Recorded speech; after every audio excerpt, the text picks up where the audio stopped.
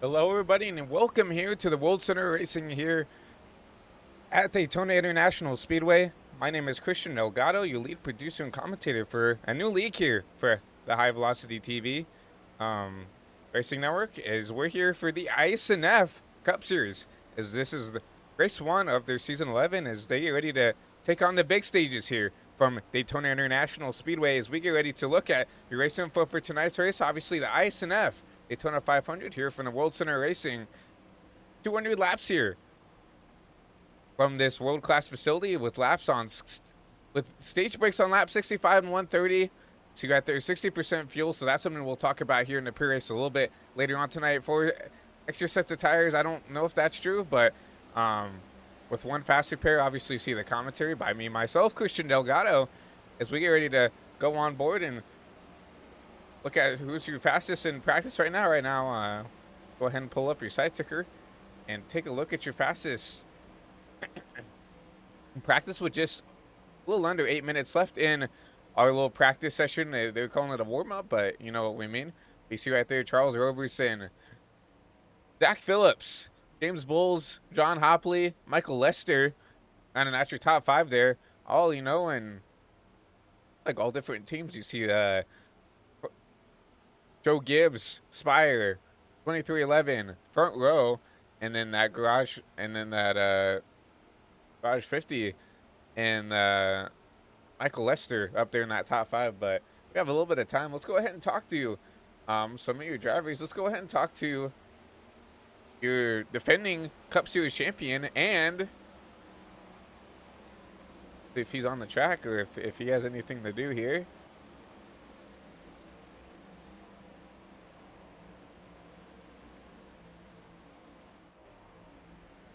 If we can talk to him here.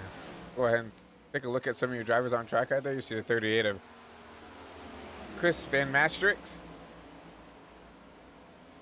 The 38, a common sight to see him in that 38 machine. You see his teammate right there in the 34 of, getting some used to here. You see the 34, a teammate right there.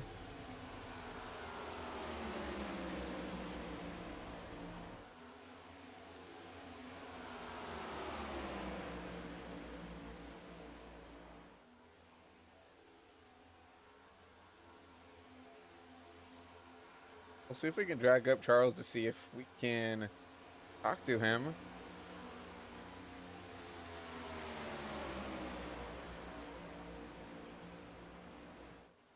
Hey, Charles, it's Christian up here in HVTV booth. Got a copy? Well, obviously, defending Cup Series champion here from iSNF Season 10. So, first of all, congratulations on that. But second of all, you come in here to defending champion here of the Daytona 500. So, once again, another congratulations on that. But once again, coming into Daytona, we know it can be kind of chaotic and hectic. What is the plan for you and your Joe Gibbs racing teammates here at the start of this race? Yeah, that's if I could just get up front and just try to stay up front, I feel like that's one of the keys. Just try to stay out of trouble and be there at the end. The last 2 seasons that I wanted, I had good help, so I feel like that's a key too. So if I can just, if I can get up there, really, in any of us, and just stay together, I feel like we'll be hard to beat.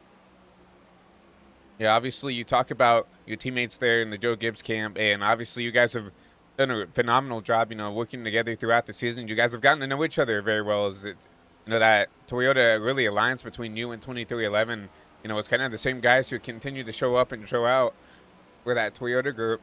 What does it mean to have, like the people like, yourself and Angel and those kind of people in that Toyota camp who you can lean on to, especially in these super speedways?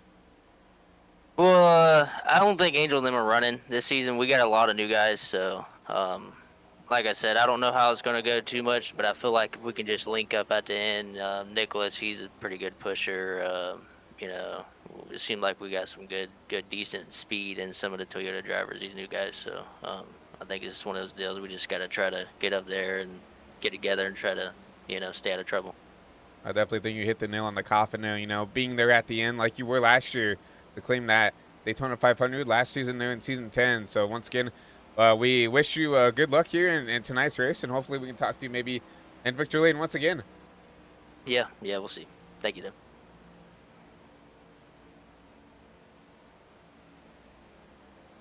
We'll drag him back down to his VC as we'll continue to wind down and count down until we start to go green here. Obviously, I was told 48 drivers are showing up tonight here at Daytona as we get ready to readjust our graphics and tickers right real quick as not all the numbers are showing up. As people are loading in, it's going to take some time for all the numbers to show up, all these custom numbers that we love to see here. So we'll continue to get that all sorted out and everything else. Obviously, we do apologize for that, but High Velocity TV, if you know of any of our content and any of our talents and stuff, tend to not use STK, so we're kind of learning as we go here. So we do apologize for that, and we'll try to get that all sorted out as soon as we can.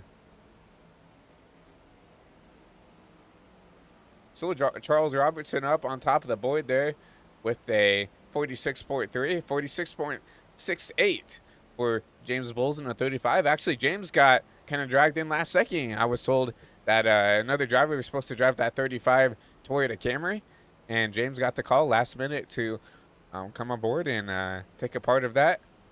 Now we have all these numbers showing up now. So you see James Bowles right there in P2 in this warm-up / practice session.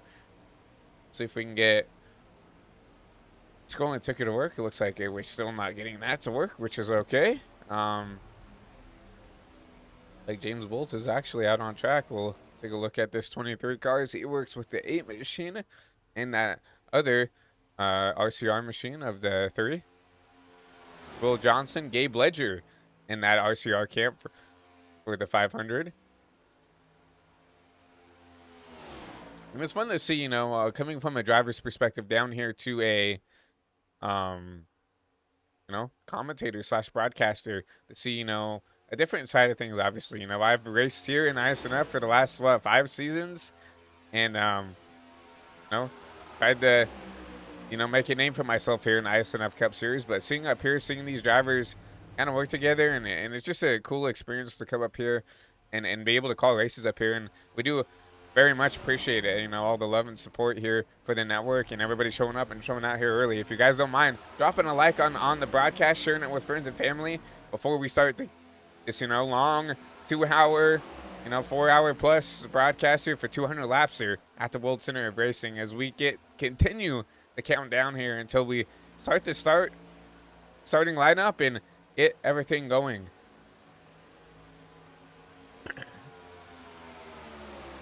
So a lot of drivers who haven't even came out on track yet, and you got a lot of dark horses who we've seen run well, especially at the super speedways. You look at someone like a Jeff Perchatsky in the 91, someone like a Frank DeAngelis. He's in very well up here at the start. And if you look at like a teammate sort of thing, obviously we talked to Charles and the Joe Gibbs in the Toyota camp. You have to look out for those Team Penske drivers as we continue to look at them. Last year those Team Penske guys worked really well. They keep themselves in contention. You see some guys here on the board. You see Cody Meadows down there in 19th. You see Justin Johnson back there in 15th. But besides that, no other Penske drivers, in the top 20 right now. And obviously it's practice. It doesn't really matter when it comes to that sort of thing. But still, have to look out for these teammates. And we're going to try to show that as much as we can here once we get up into here. But you see the timer on the ticker is starting to come down, and we'll start to see these cars disappear real quick. See these guys coming down Perry Road. They know their time to warm up is over, and it is time to, get locked in. To tighten those seatbelts to get ready for 200 long and grueling laps here from the World Center of Racing.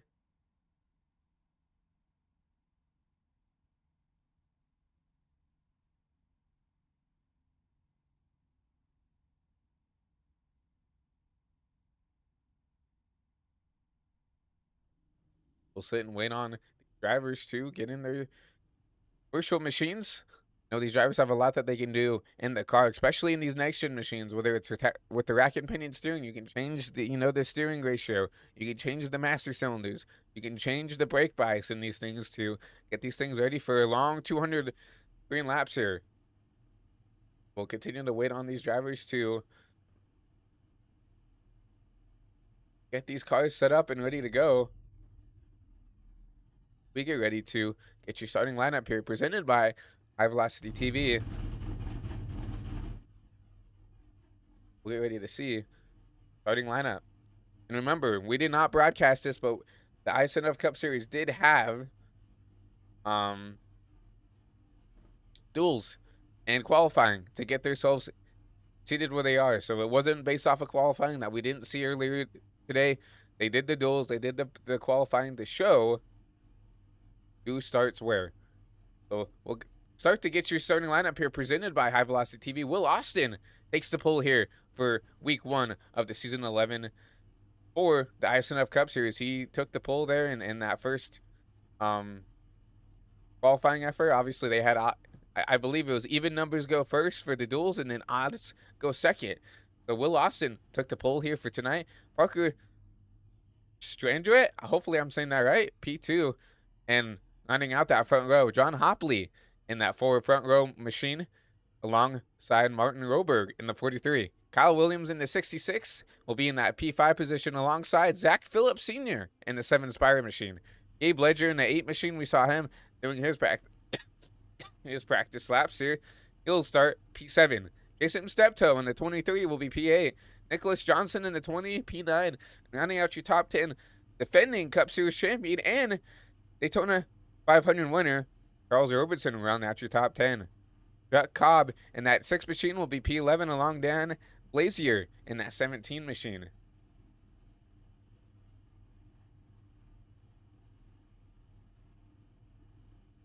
Be back there in P13. Cody Meadows going to be rounding out this first lineup here in that 12 Penske machine alongside Bob Wyckoff in the Haas factory machine. Just recently switched to Chevy, so we'll see a Chevy on that number 41 machine. Eugene Thorne in the front row Campbell start P15 alongside Blake Hollett in the 45. Blake Bishop in the 71 Spire Motorsports machine alongside Jeff Weimer. Veteran in the 60 Roush Fenway Keselowski machine. Chris Otto moved his way over to the Chevy Cam, and he'll be driving that 9 machine for Hendrick Motorsports alongside Philip Manzo in the 10 machine. Scott Trusty in the 51 alongside Frank DeAngelis in that 01 machine. And rounding out your top 24, Dylan Lanzel in that 47 and Rhea Ferris in the 21. Greg Lautenschlager in the 77 alongside Mark Gonzalez in that 2 machine. Going to be rounding out your top 26, Ben Maastricht in the 38 alongside Joey Maines, familiar in that 48. Justin Johnson in the 22 alongside Steven Sear in that 5 machine. Going to round out your top 30. James Bowles, last minute shoe-in for that 35 machine, will start 31st alongside Mike Iskandar in the 1 machine. Fabricio Lamana in that 62 will start P33 alongside Eric Jurgensen in the 16. He switches over to the Chevy team. Emily Urias in the 19 and that Joe Gibbs machine will start 35th. Alongside, rounding out your top 36, Jeff Perchatsky in that number 91 machine. We got the rest of the field here. Matt Madler in the 44. Josh Coppenwell in the 24. Substitute driver. Going to fill in for that 24 machine. Jimmy Johnson in the Colic 13 alongside Devin Trusty in that 15 machine. Clarence Prince filling in for that 54 machine alongside Rodney Roberts in the 99. Austin Rudy in the 40 alongside Michael Lester in that number 50 Miravet machine. Rounding out the field here, 45 strong, Kyle Benson in that 33 machine.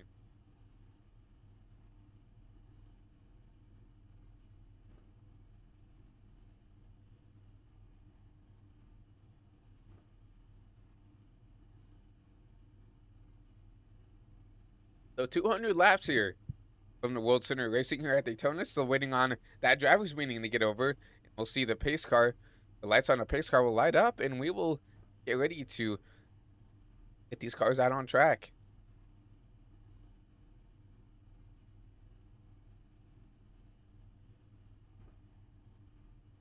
Once again, I appreciate everybody coming out and being a part of this first broadcast here on High Velocity TV. I hope everybody's had a great weekend here.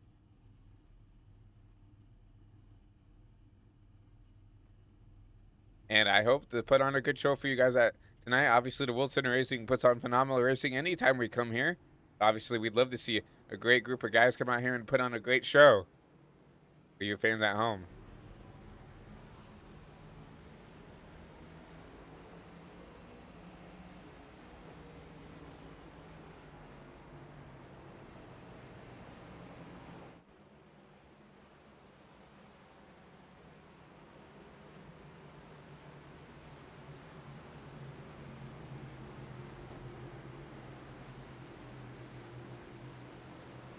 Once again, 200 laps here at Daytona. We'll go ahead and pull up your race info once again here. 200 laps here at Daytona International Raceway. And stages on lap 65 and 130. 60% fuel, so they're going to have to save some fuel here to get to those stages. And obviously, one fast repair. Any of these super speedways / crown jewel events that are full-length races, they do get that precious fast repair that they can use if they need to, if they get caught up in a wreck, maybe get some damage, whatever that may tend to be. They can use that however they need to.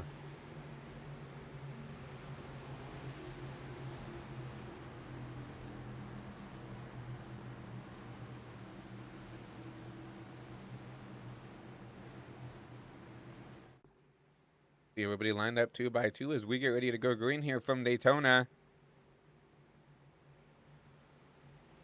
Get lights off on the pace car, which means we'll be going green once again here, coming out of 3 and 4 for the final time here on this pace lap. We'll see the number 3, the number 42, Will Austin, Parker Strandret, lead us to green here as we're going to get ready to go 200 laps here for the iSNF season debut at Daytona.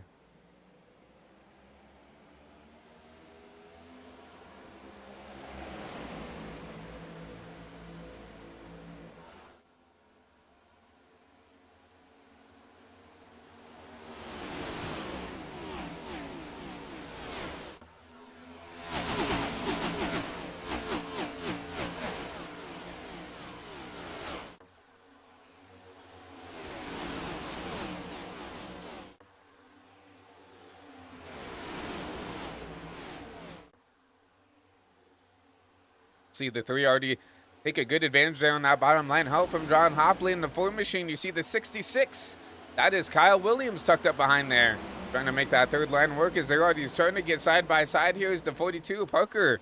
Going to make that top lane work. Going to get side by side with the 3, and Parker will lead your first lap. He'll jump down in front of that 3 machine. It will actually straighten out that Legacy Motor Club teammate, Martin Roberg. So it'll be a Legacy Motor Club front row right now as they control both lanes. You'll see the 43 on the top and that 42 on the bottom, but the top just has a lot of mo right now.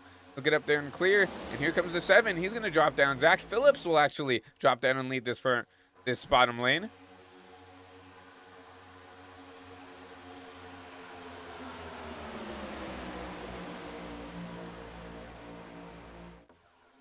Everybody side by side, just trying to find their way through and where they want to be. Zach Phillips will go around, try to lead this bottom lane. We'll see who gets the lap led here at the line. Give it to the 7 machine. Zach Phillips leads lap through, going into lap 3.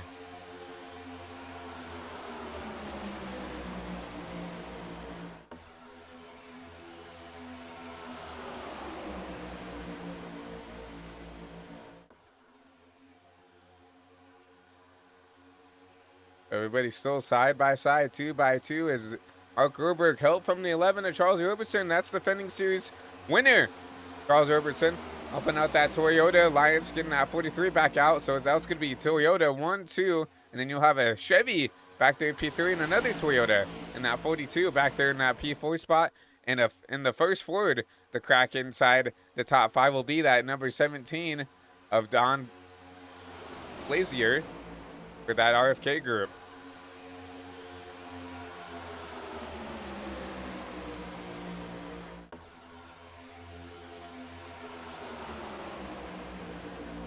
The bottom line starting to take advantage here is that 9. Ooh, I think that's Chris Otto trying to push that 17 out. Just could not get hooked up with them. You'll see that top lane continue to start to fade here Now everybody's starting to leave out this top lane.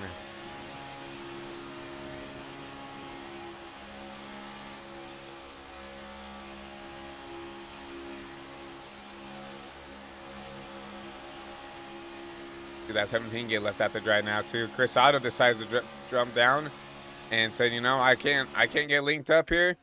I'm gonna go try to lead this top lane. But they're gonna leave that 17 out to dry there in the back. Gonna have to try to navigate. Now Chris Otto by himself on the top. No help right now. You have the 13 trying to get back up to the rear end of that machine. And here he comes, trying to help. I think that's the 71, actually. That's Chris Bishop, another Chevy teammate. Trying to work there. You see those two Spire teammates line up. That's the 71 and the 77. Chris Bishop, Greg Lautenschlager. Greg, one of your Fast Four in the championship last season. Got himself all the way into the championship 4 at Auto Club. Just could not seal the deal, unfortunately, for that 77. But you'll see him back here outside the top 10, trying to work his way up through the field here with help from that teammate in front of Bishop. That top lane just needs some help. Get a number advantage definitely to the bottom, and they're starting to slowly pull away, but the 9, Chris Otto, trying to do everything he can to push this car forward. And you're starting to see the top start to build some momentum. He's starting to work his way back up through the top there. Remember, he was side by side with that 20. Now look, he's all the way up here inside the top 10 now, with help from the 71.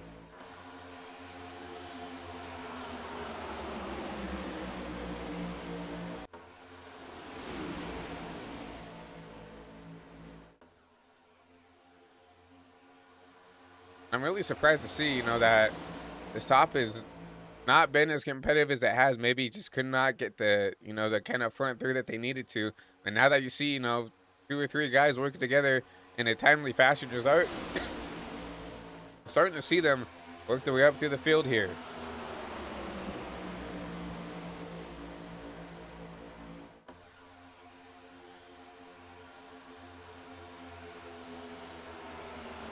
We'll see the 43 of Broberg leading the race here. The 11 of Roberson. Intent, just kind of sitting back there, pushing out this 43, trying to get this bottom lane to work. And then you have that other spiral car, Zach Phillips Sr. up here. Kind of surrounded by a bunch of Toyotas, but right now trying to make his own here with the Chevy.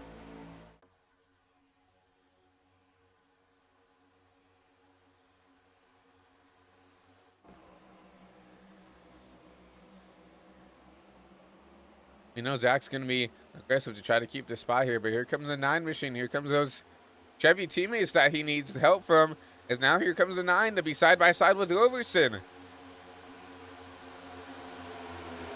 Chris Otto has gotten his top lane to work, and now he's on a roll. New lead going here in the 1 and 2.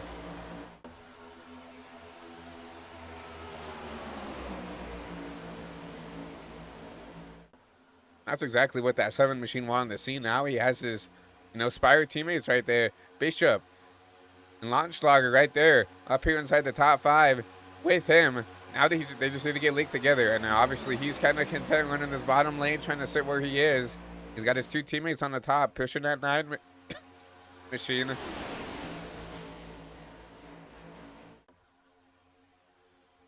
Everybody's trying to, you know, find where they need to be. Figure out where they want to be, where they need to put their car.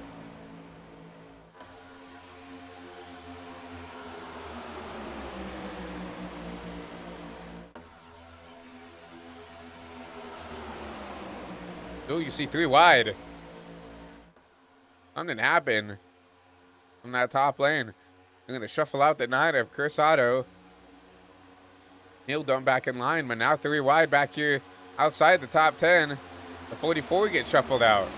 The Matt Mettler. He tries to negotiate his way back to the back of the pack.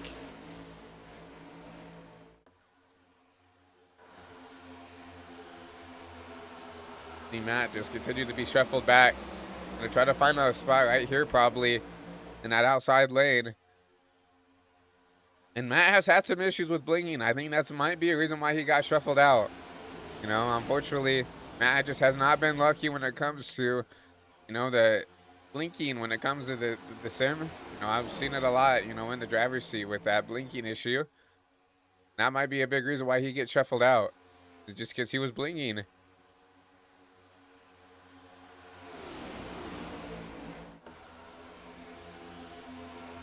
See, this bottom dominance once again is the 43. Since he got this lead, has not given it away. I think Casado might have gotten a lap from him, but you saw that top lane start to get shuffled out and start to get all separated and all wonky, and it allowed this bottom lane to claim its resurgence. But here comes once again the top lane trying to make something happen. Those two Spire teammates on the top lane. This Bishop pushed by that teammate in the 77, trying to make something happen.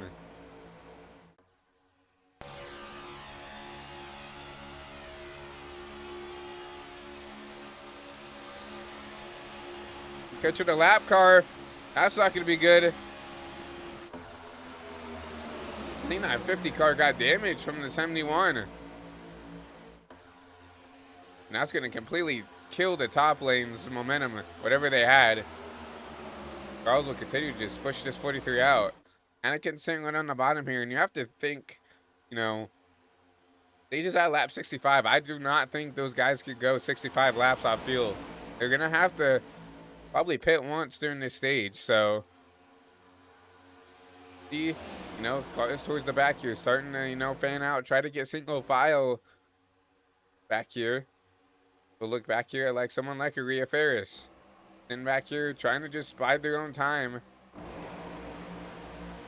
We can even go further back here. We'll look at someone like Frank DeAngelis. We're just sitting back here riding around, trying to maybe save some fuel. You see him, a Chevy and a sea of Fords and Toyotas right now, so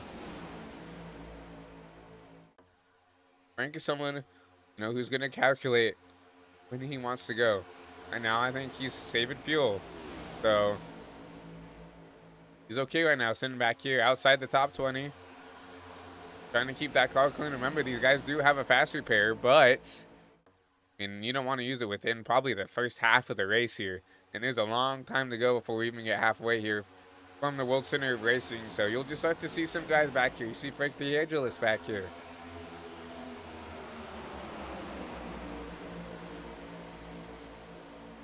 I think the last person in line here is Fabricio, maybe? No, we have some more back here. We got Perchaski back here, grinding around back here in what it looks like to be 32nd. Finding his P's and Q's. I know you do see that Trackhouse teammate right in front. Why Rodney Roberts in the 99. You start to see some guys sitting back up here, but we're gonna go back to the battle for the lead. This top lane has gotten moving a little bit, I believe. 71 trying to get his way back up to the front. They're looking 3 wide. Right there, it looks like the 33 trying to be aggressive. Kyle Benson gonna make some interesting moves there to try to get himself back with his Chevy teammates. And there they go, the 40. Go around. That'll be a caution for sure. Caution will wait for the first time here from Daytona.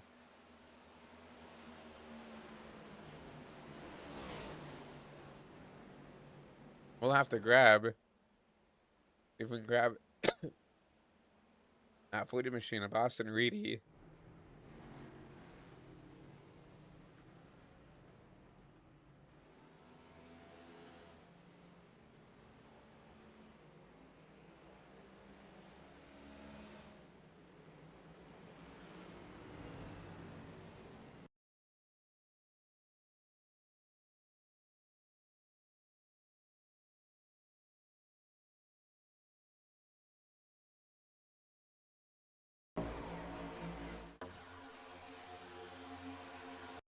You'll see right here, we'll go to our chopper cam.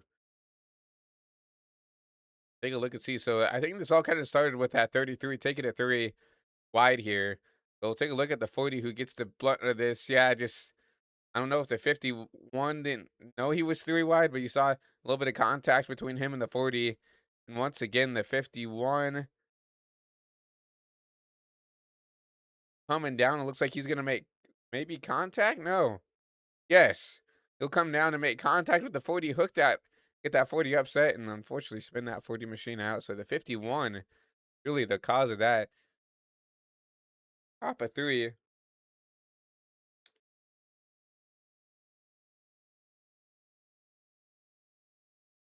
And we'll get that 40 upset. You saw the 41 get involved. It looks like the 35 caught up in this as well. So, but luckily he kind of stays up here on the top of the track. Everybody you see down there getting off the track, trying to get away.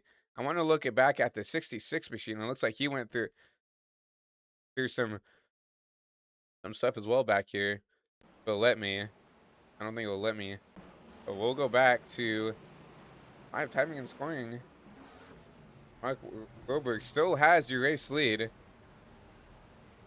This will be a good time for, maybe some green flag pit stops. Maybe you'll see some drivers come down, top off on some Sunoco race fuel. You guys do coming down pit road, led by Chris Bishop.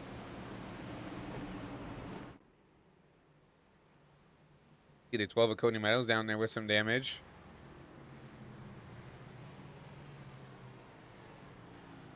I don't think we'll see tires yet out of any of these guys.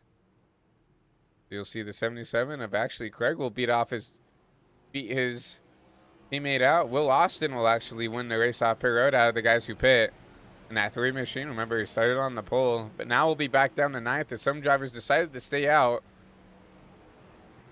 Martin decided to stay out alongside his teammate, Toyota teammate, Charles Roberson, Zach Phillips, Parker in that 42, John Hopley in the 4, Leah Ferris in that 21. Looks like, I thought she got caught up in that wreck, but it looks like that car looks pretty clean and green. And then Emily Urace back there in the 19 will stay out as well. Everybody else back. Like Nicholas Johnson also in the 20 stayed out, but everybody else on back pitted here on this caution on lap 17. Will at least come down, top off on fuel, and I imagine everybody could be out here doing that. Looks like Frank DeAngelis out early potentially.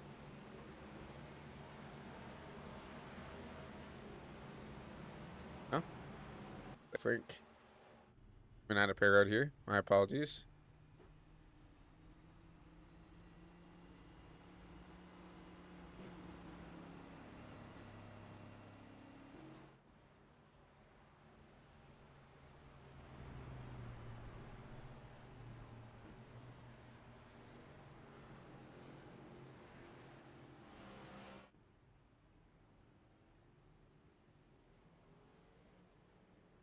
So 17 a play here, and I felt like everybody was kind of being cordial around each other, and it was going to be clean and green there. But as soon as we saw that 3 wide, saw calamity start to ensue, and that's just something that these drivers are going to have to deal with. Lap 19 of 200, I understand you want to make up some spots, but maybe not the time to make it 3 wide and put some people in some bad spots. But taking out and already giving some damage to some fast guys. Looks like Bob Wyckoff down pit road with some damage. It looks like the 50 also coming down pit road once again to get some damage fixed. The 10 coming down, maybe topping off on some fuel, but it'll be interesting how some of these drivers take this. Obviously, we saw the top 9, top 8 stay out, so they're 17 laps ish behind on fuel.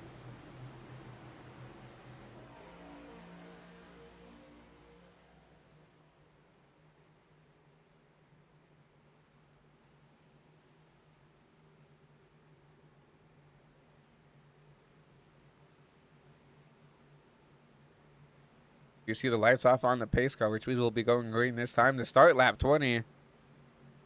End of the way done with this race already.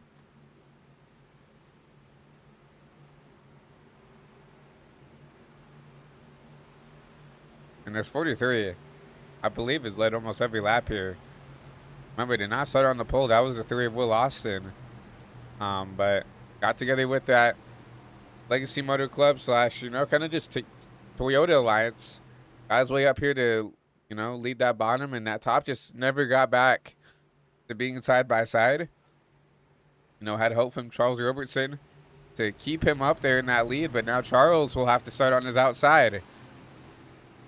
It'll be Toyota front row, a Chevy Toyota rounding out that row too. We'll have to see, does the 43 let this 11 in? What's going to happen here? You see the pace car take that hard left turn on the pit road, and we'll be green once again here from Daytona.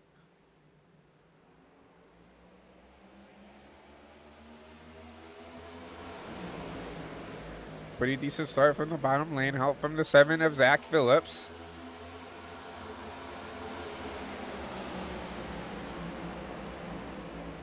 That top lane help. Got out to the lead early here. Will Charles stay to the top? Will he drop down in front of that 42 who he has been working with all week? I think he's trying to get that 42 clear, as he is. There'll be a Toyota top there. And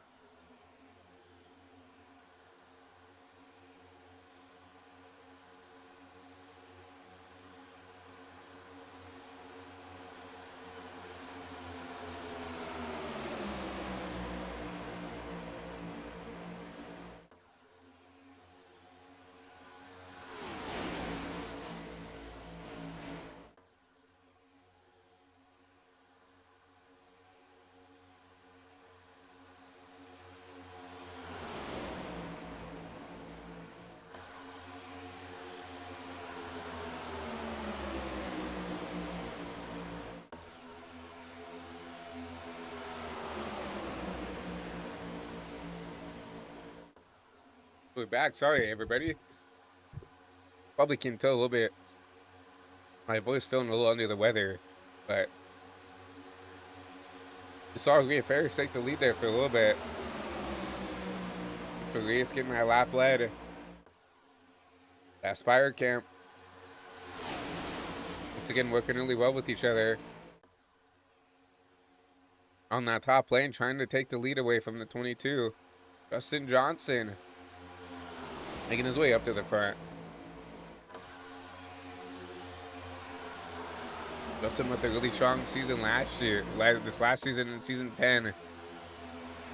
Actually got eliminated, I believe, in around the 12, but super quick race car driver. I'm going to look out throughout the season if he can consistently show up and have these good finishes. But you'll see Justin now go up there in that top lane. He's going to need that 99 of Roberts to get up there and suck up right behind him. A big push to the 22 machine as Team Penske will now lead out of 3 and 4.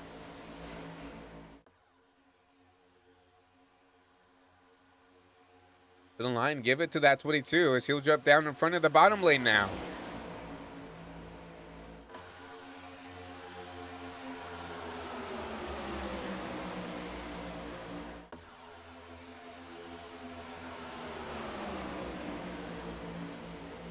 The kind of a Toyota top lane right now. You see the 99 of Roberts, Kyle Benson in the 33, and now Chris Otto. Remember, Chris Otto was trying to make that top lane work earlier this race. Now you see him trying to push this top lane out. Now it's in the 99. Dropped out of the bottom lane. I'll give the 33 of Kyle Benson now the top lane, the lead, and try to get himself up to the top.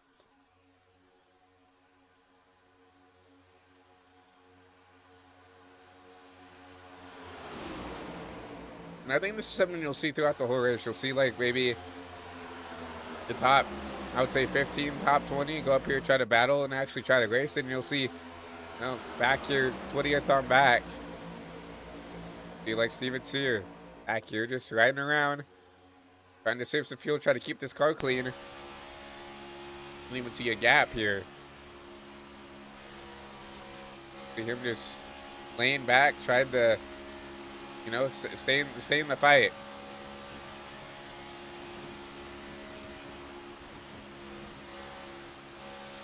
You'll see this a lot here for these guys who are just trying to ride around. You'll see an odd, like a very visible gap that they give to the front pack here. We'll continue to see Steven try to ride around here. You see now, Jeff Prochaski make his way up to the front. Oh, wrecking, they're wrecking. Caution will wave. I think I saw the one car involved in that.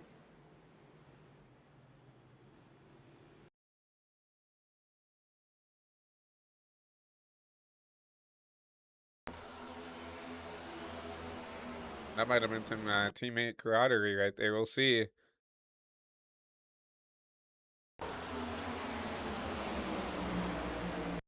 Yeah, just a huge checkup. So it looks like the one. Take a different angle at this. We'll maybe go back to our chopper cam.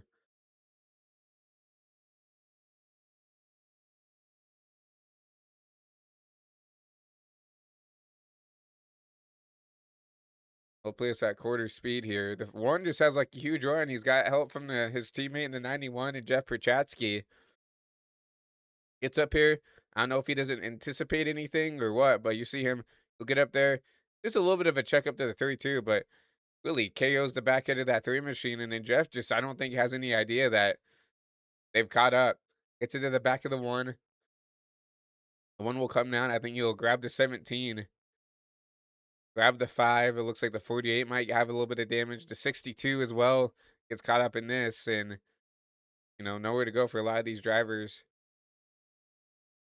And once again, it was just kind of, I would say, a lack of communication from the one. I mean, I believe that those two should be in a VC together to say like, "Hey, check it up, check it up." Um, but unsure to see how that went about. But caution will wave once again on lap 26, down lap 27. I'm on lap 27, not 127. While we're looking back there for the Rick in the back, looks like Kyle Benson in that 33 took the race lead away. I presume you'll see everybody come down. Period. I believe if they come down now, they should be able to make it to the stage here at lap 65. So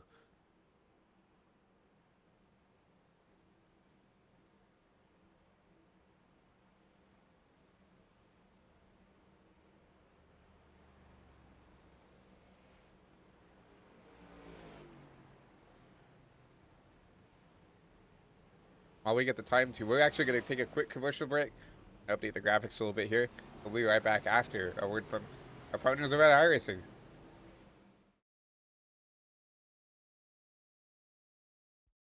Racing isn't easy, but experiencing it is. iRacing puts you in the driver's seat with the industry's leading sim racing game. Drive on laser scan replicas of the greatest racing circuits from around the world. Go head-to-head against other drivers chosen by skill-based matchmaking to ensure competitive racing at every level. Compete across all your favorite series. In officially licensed cars, engineered to deliver the most accurate driving experience possible.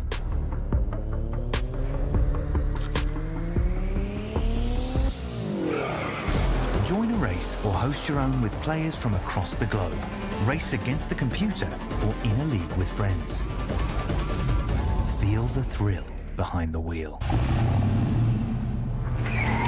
Visit iRacing.com.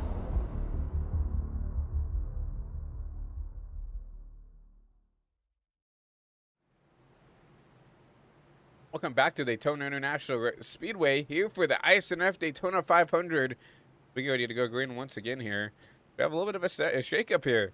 Clarence Prince decided to stay out here. So he will lead us. Clarence pitted on lap 17 along with a lot of the rest of the field here, but decided to stay out here for this caution. So it's going to be interesting to see what he can do there in that 54 machine.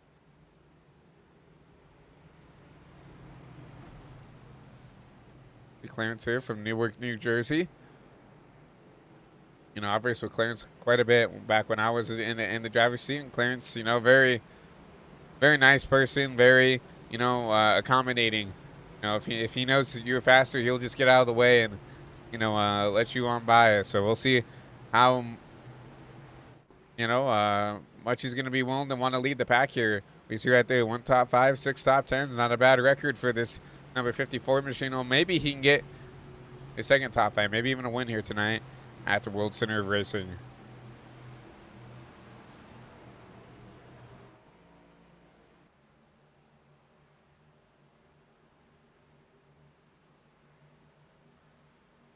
Did you see the lights off on the pace car? You'll see everybody double file once again. So it'll be a Toyota, Chevy front row, Prince, Benson, Metler, Auto, do fast for Van Maastricht, Johnson, Robertson, Lautenschlager, Lansdale, and Uraeus. Your top 10. You'll see right there the last top 20. Austin, Gonzalez, Phillips, Strinderett, Roberts, Cobb, Bishop, Ferris, Hopley, and Weimer, and around at that top 20.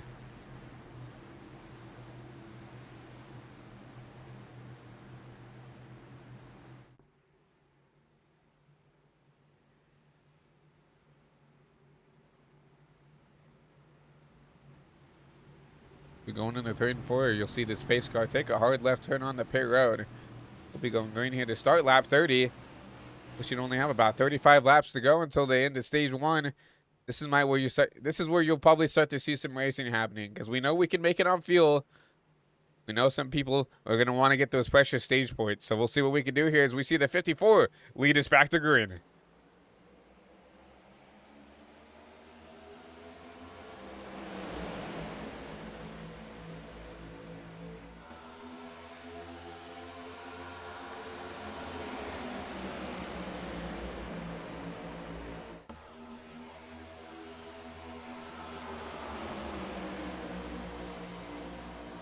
A good jump by the 54 Clarence Prince. Help from Chris Otto.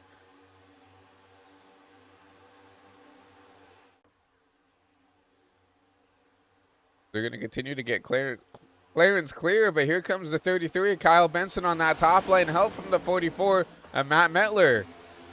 Matt, one of the veterans of this series. Going to try to get that 33 up to the lead. Matt had to lag off right there for a second there, but not enough to really slow the momentum. Here comes the 30, the 33 of Benson. Now they try to take this lead away from the 54. Got two Chevys on the top, and you see a Toyota and a Chevy trying to work together on that bottom lane. And then a Ford back there. That's Chris Van Maastricht trying to get some stage points here.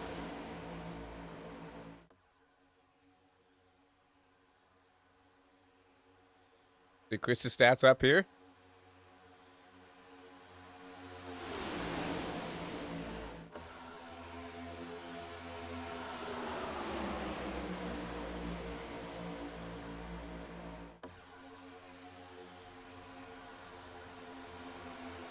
A good run for this 38 right now. But anything could happen here at Daytona, so not going to give the commentators drinks on anybody yet. So, but you do see the 33 jump in front of that 54. He's going to lead this bottom lane. That's going to lead Matt Metler with help from Justin Johnson to try to get this top lane working. And trying to do everything he can to get that car out there.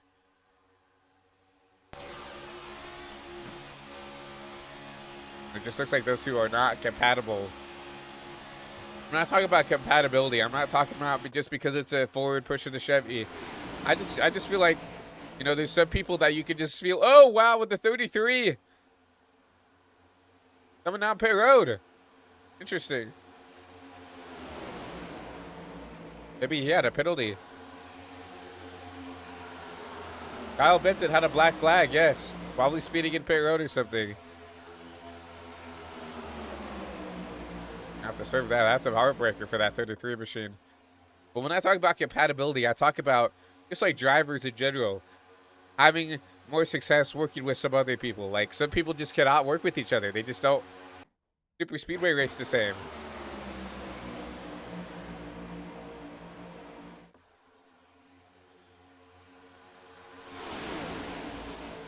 There's just some people who can just work really well together and work and cut their way through the pack and get to the front very easily just because, you know, usually there's like a pusher and a pushy, and usually like when you can find someone that you can just kind of get linked up with, it's a very dangerous combo. See Justin Johnson take the lead here, help from that 77 machine.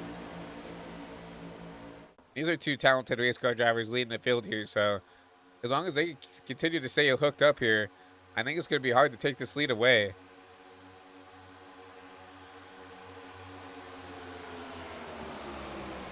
71 with a run. No help from the bottom, though, so I think that 22 will stay up top for now. Here comes the bottom lane. Help from the 42, I believe. Try to get that bottom lane working now. It'll be Aspire second on the top and leading the bottom, but right now that bottom, it's funny to see that because the bottom was so dominant of the first, I would say 20, 25 laps, and now once you get someone who can come up here, you on the top, well, you see the top actually starting to pull from the bottom lane. And here comes the Toyotas. And Nick Johnson alongside Charles Roberson, the JGR Toyotas, driving their way up to the field here. You see the 54 of Clarence Pritz still up there inside the top 10. This is what I was talking about. This is why I wanted to talk to Charles. It's because these guys work together so well everywhere you go.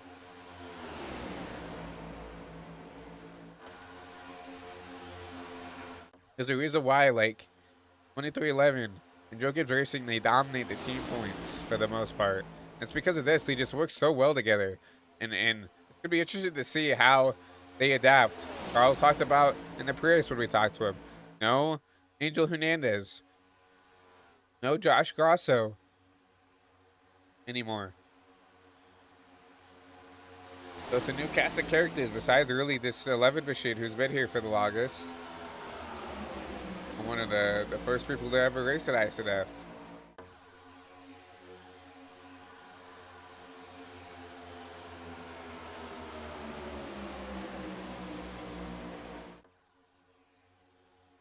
We'll continue to see him try to push out his Toyota teammate there, Nick Johnson.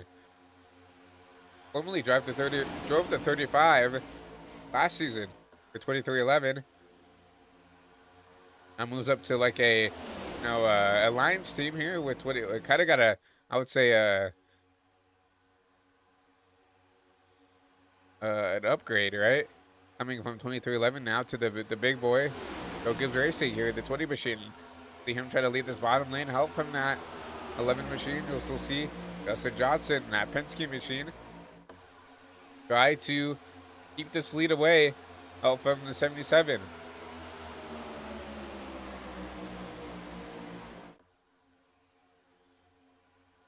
Catching a lap car, that is. The 33 of Benson, remember, had to do that penalty. See him right there in the 4 shot. He'll be swallowed up very quickly here. Like he's going to hold bottom.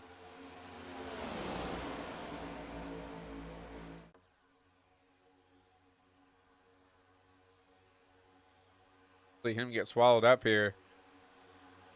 A little bit. Like they're actually going to give him room to kind of merge back with the pack, but that really affects the 71. 71 will get squeezed back. Chris Bishop probably was not a fan of that, but gets back in line. Right behind that 43 and right in front of the 35 of James Bulls.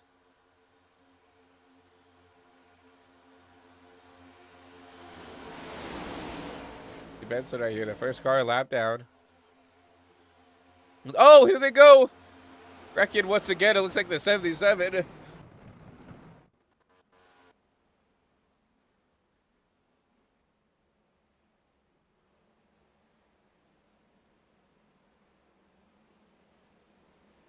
I'll have to go back, take a look and see what happened here.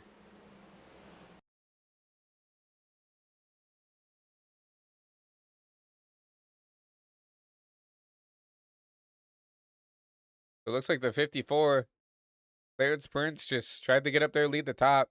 Fortunately, the 77 was there, not clear. Nowhere to go for the 45. Looks like the 7's going to get involved. The 42 gets hooked.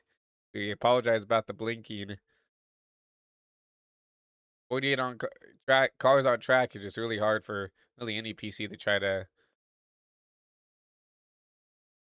get going here. So, and this is what happens when you have these big wrecks. So, looks like a lot of guys get through though, but you see the 42, you see the 77. It looks like the 45 also gets spun out here. And yeah, unfortunate to see that, but once again, that's just part of the game here.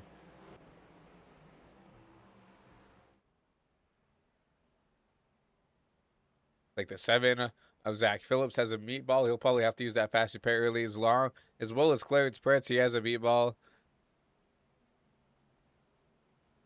Looks like the 42, maybe.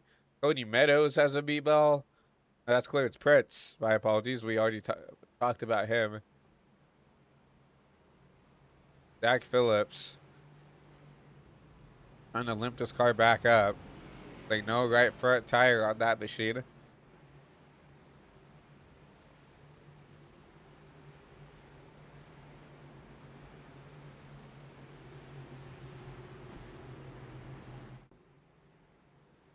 Just a tough break for a lot of these drivers.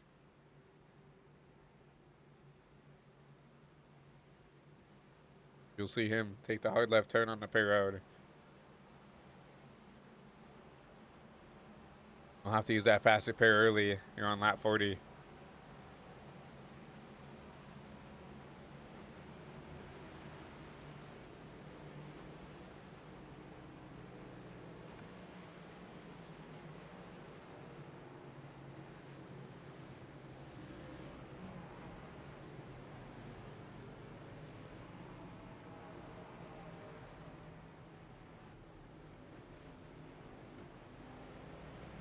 See if we could talk to Zach up here in the booth. Hey Zach, it's Christian up here at HVTV booth. Got a copy? Yeah, what's up, man? Well, fortunately got caught up in that one. Just walk us through what you kind of saw in front of you right there. We were going through the turn, and I seen a car get sideways in front of me, man. That's all. Nothing really much I could do there. I think it was a 77. I'm not sure. Just unfortunate that we got caught up and had to burn that fast repair this early in the race. So we'll try and keep our nose clean for the rest of it. Yeah, and talking about that, it looks like the 54 kind of just tried to go up there, lead the top, not clear. Fortunately, kind of self-cleared on your teammate there in the 77. But, you know, talking about having to use that fast repair early, you know, what is kind of the mindset now? Are you kind of forced to kind of just riding it around in the back here and after they give up these stage points? Personally, I wouldn't ride in the back. I think being up front is the best in this situation, but we do definitely have to be conservative, you know, watch who's around us and where we are on the track. We definitely don't want to be stuck on the high line. But yeah, definitely more conservative here. Can't be pushing it like we were, trying to pass cars. Well, you and all your kind of Aspire teammates have looked really quick all race night. So I'm going to drag you back down to get ready for this restart. But once again, good luck on the rest of the race. Hopefully we can talk to you later. Yep, thanks, sir.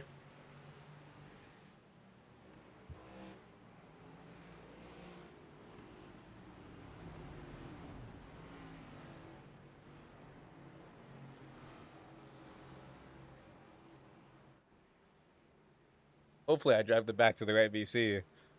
But that was Zach Phillips. Unfortunately, got caught up with that one. Yeah.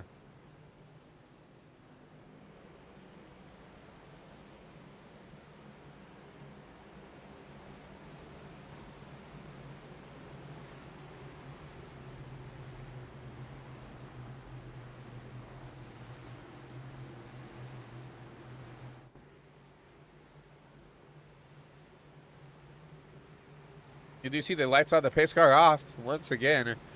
That'll be two Johnsons leading the pack, a Nick and a Justin. No relation there, I believe, so.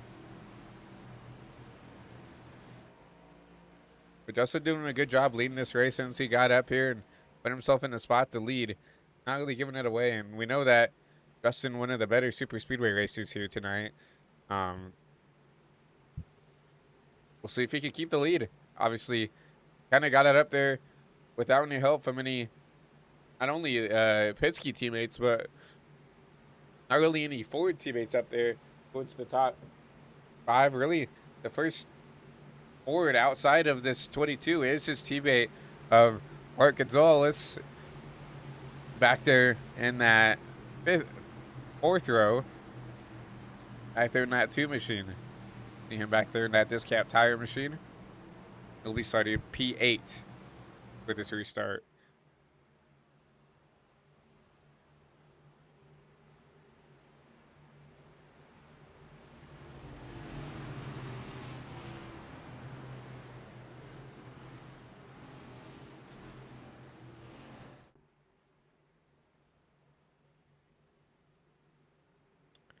You'll see the pace car take a hard left turn back on the pit road once again. And Nick and Justin Johnson will lead us back to green.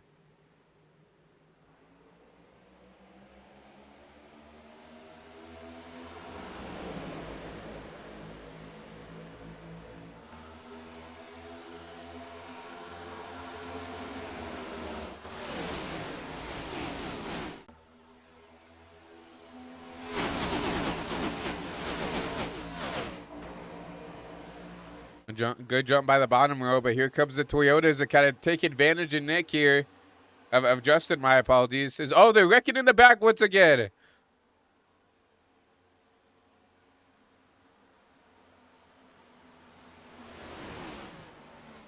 Oh, Nick, I saw Frank caught up in that.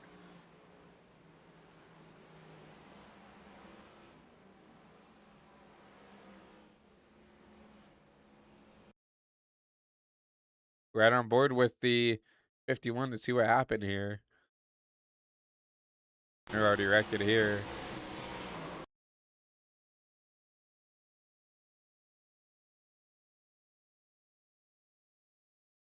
They could start up there with the 5 of Steven Sear.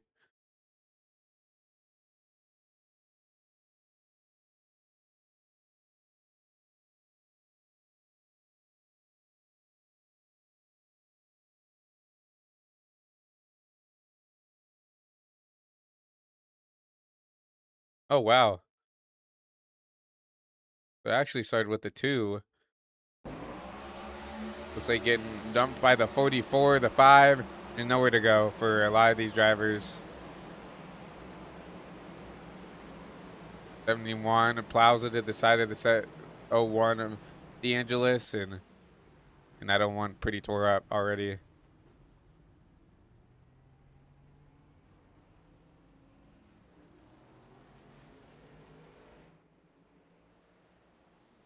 Honestly, could be worse unless he's got some, toe damage. He's got a dipple in the rear end, maybe a little bit of left front damage. I know mine. That front is pretty bad. Might have to use that up early.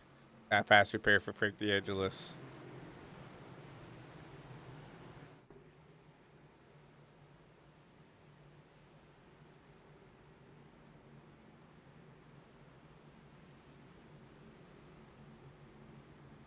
We'll see who decides to come down pit road here. This would be a good time for the guys who stayed out to come down pit road. Someone like a Jimmy Johnson back there in 15th. He'll actually stay out, but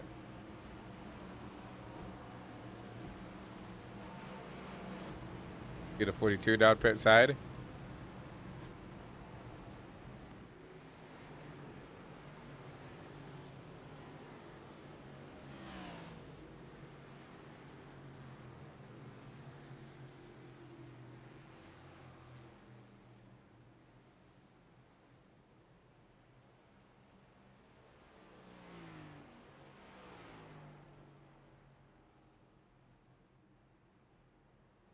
Continue to go back to your front runners here.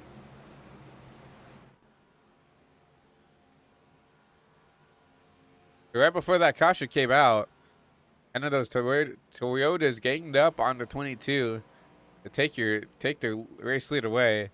Charles Roberson leads. You're on lap 45.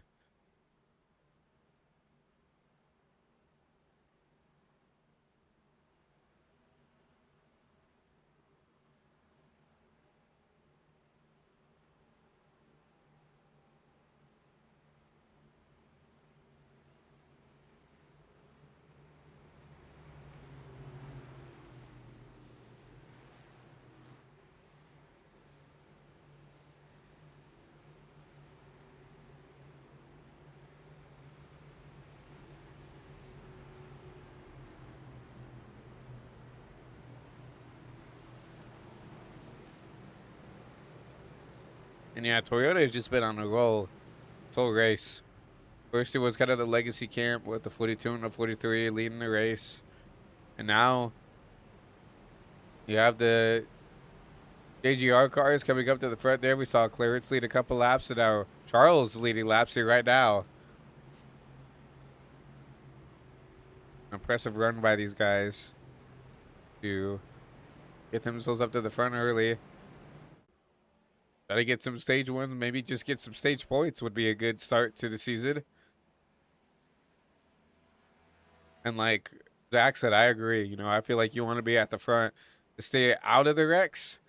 You know, if you could be ahead of the wrecks, you don't have to worry about driving through the wrecks and potentially getting caught up by someone maybe, you know, not knowing where you are.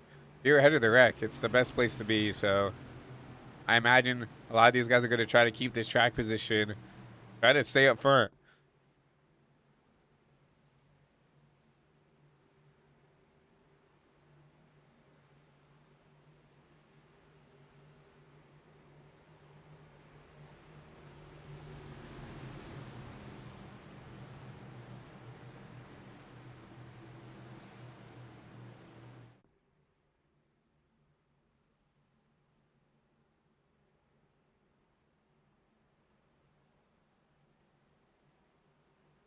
Just under a quarter of the way done with this race, and been racing for a little over an hour here at the World Center of Racing, and it's been interesting to see, you know, people go from the back to the front. You know, some people who did well in their duel who decided to drop to the back early, and I really haven't really shown their nose at all today. But some people who didn't really qualify that well or didn't really start the race that well who driven their way to the front. Someone like a Justin Johnson started well outside the top 20.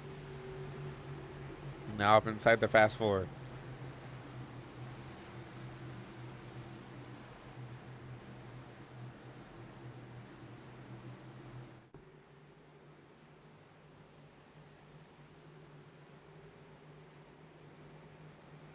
See the pace car take a hard left once to get out of the pit road. Toyota front row, Ford Toyota will got up that fast four.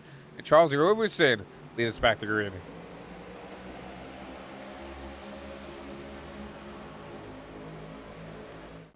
Good jump by the 11. He's going to jump up. One of those, three other Toyotas in front of him. I think he's going to be content just sitting up there right now. You'll see that 35. Now James Bowles will go up there right behind that 11. We'll try to push the stop lane out.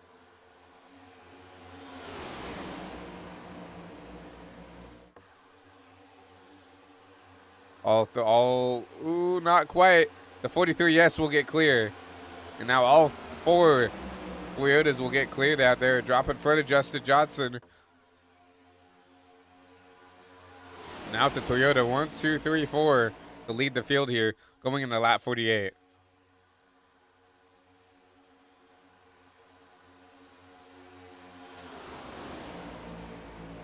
We'll see single file until you get back to that 5th place spot. Now you see Joey Maines trying to make that top lane work side by side with the 22 and Justin Johnson. But that top lane just has no help right now. Now 47 needs to get tucked up behind that 48 if he wants to try to do anything. He's doing it now, but was not before.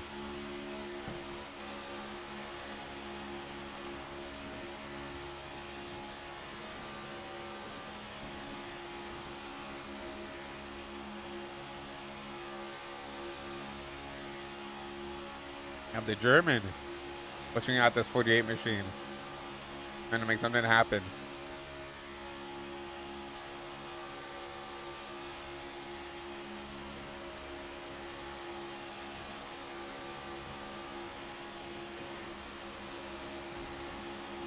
And Lansdale, I don't really know his road background, his racing background. I don't know if he's a road guy who is kind of switched over to the oval side of things, but I know for a lot of road guys who come over to the NASCAR side of things, especially, they're scared to push. They're kind of timid and want to put the bumper and actually make contact just because it's a no-no. Like when you're doing road racing, and that 47 just needs to know you need to be on that bumper of the 48. Like, don't be afraid to actually shove that 48 out. An aero pusher can do sub decency, but you know, if you really want to get up there and help a line get forward, you have to be up there, you know, pushing like that 48 is doing to the 22.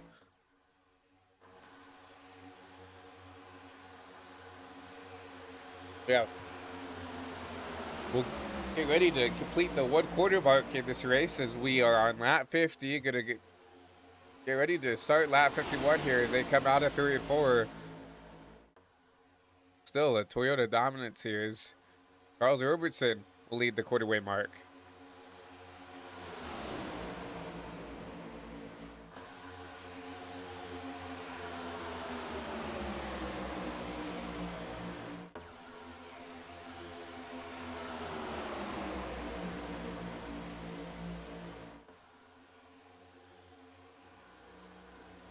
Justin Johnson jump up to the top here.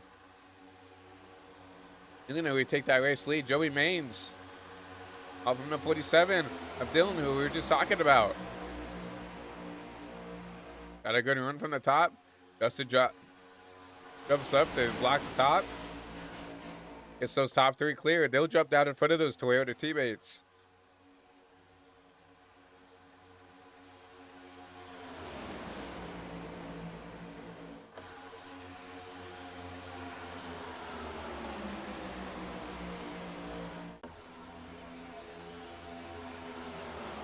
Now I believe we have the 38.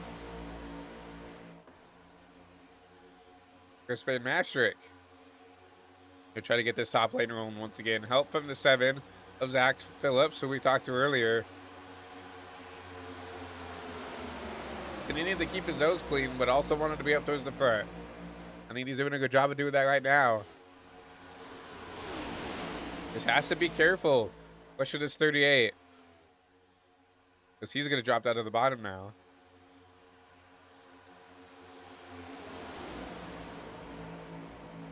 Is that lap car? I believe that was a 10.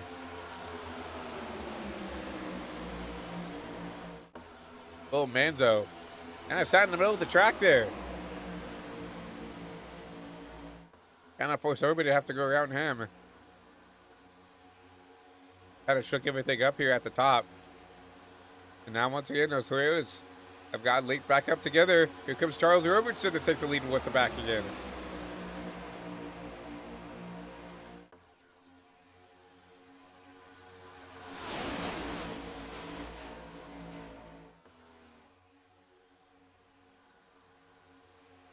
Here comes Justin Johnson once again. And Joey Maines, I would say, one of the better pushers in the league when it comes to keeping someone up front. Right on board with it right now. We'll see what it takes to be the pusher here at the Daytona 500.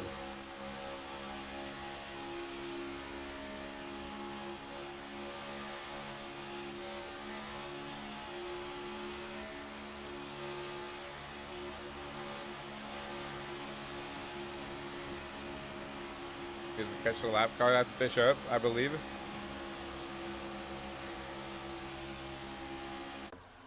That's going to really stack up that inside lane once again. Oh, there goes the 43.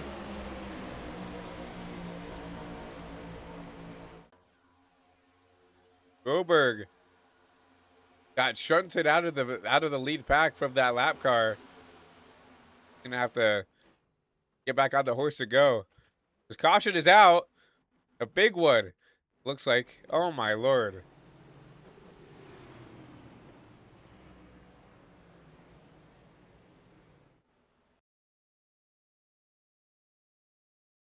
Like if we turn away, the big one happens. We'll see what if we could try to decipher. Like I started with the 47. We could try to grab him.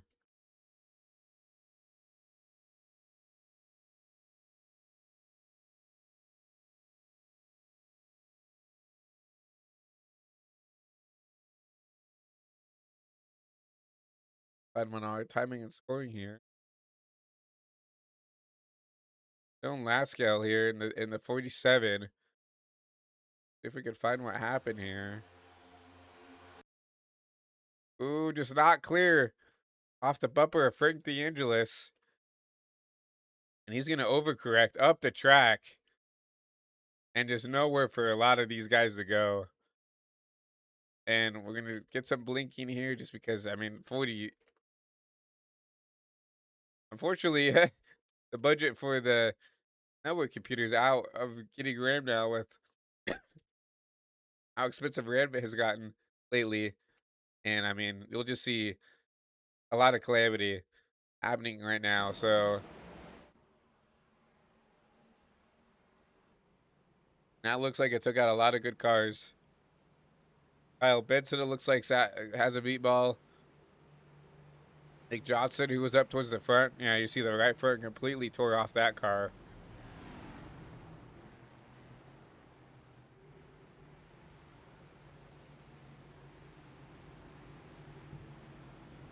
See the 35 with a lot of damage as well.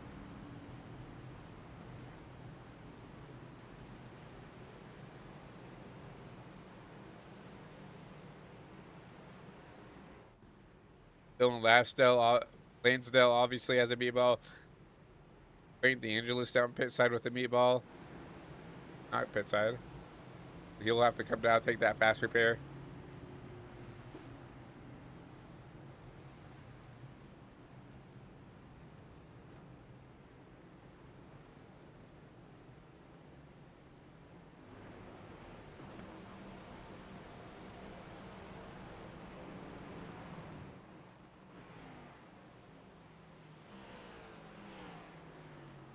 Like 20 coming, take his faster than 33. Collapse the pit wall.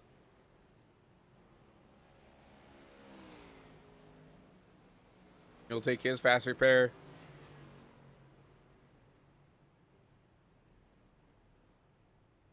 A lot of fast repairs being used up in the big one that happened here on lap 55.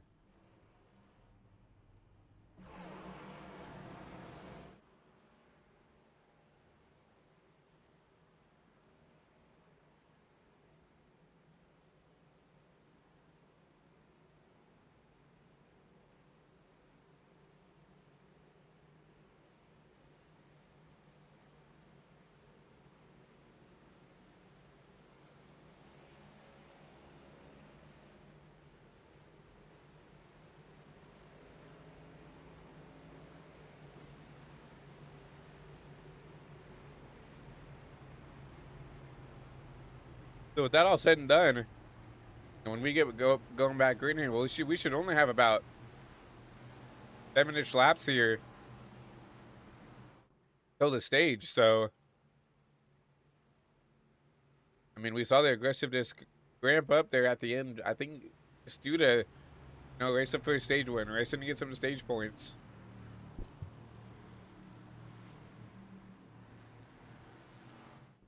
Fortunately, took out a lot of good cars.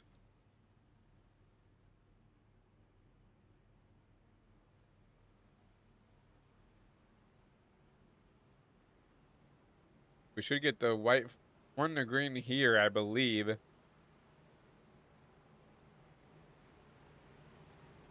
You do see lights off on the pace car, so it'll be Joey Maines and Justin Johnson in your front row.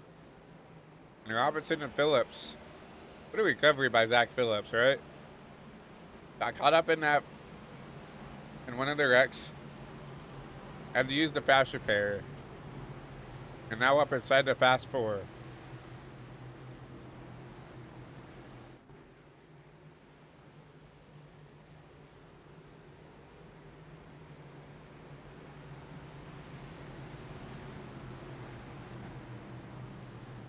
He did say that he wanted to be up towards the front primarily, kind of be ahead of the Rex, and he did a good job doing that. I'll give him that.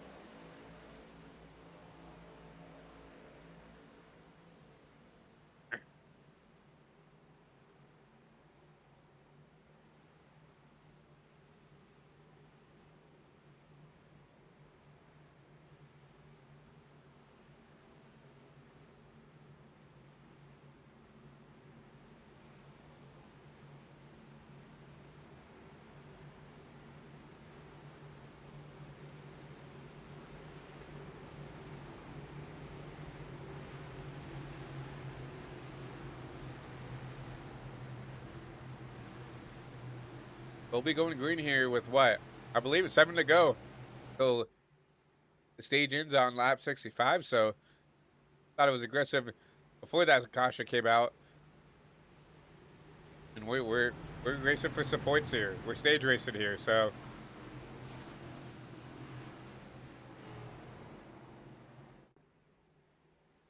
continue to look and see guys to look for here.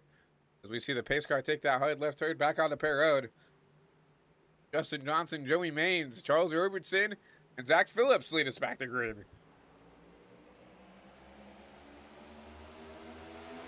A good jump out of bottom lane. And, you know, Charles has been a good pusher all race here. So hoping to get that 22 out the lead. He's going to jump up to the top lane.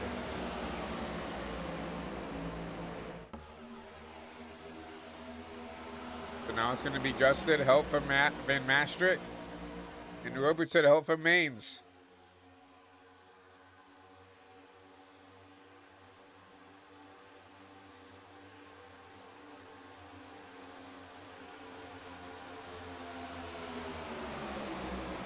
Got the 19 of Emily Urias up there as well. Trying to help that 38 get to the back end of that 22. And then you see back there, look at that, Jeff Perchatsky in a 91 and made his way up inside the top 10. We have Ferris inside the top 10. A lot of new names making their faces known here at the end of stage 1.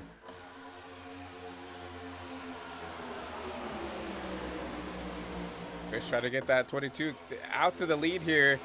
Doing a good job on quarter entry. We'll see that top lane get wound up on the exit here. Whoa, a little spicy there for the 22.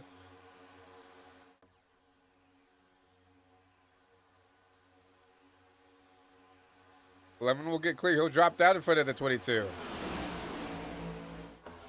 Now Joey Maines help with Zach Phillips will try to take this lead away.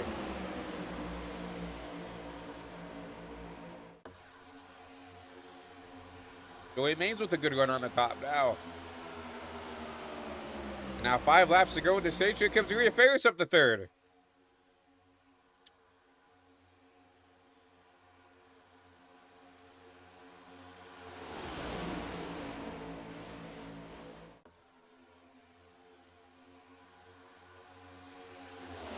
Bottom lane starting to pull out a little bit. Robertson's going to need a little help. Oh, here comes Rhea Ferris, help from the 22 now to lead the top.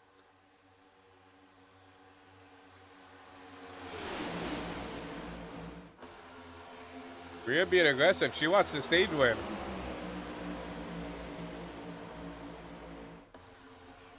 Rhea Ferris leading her first lap tonight.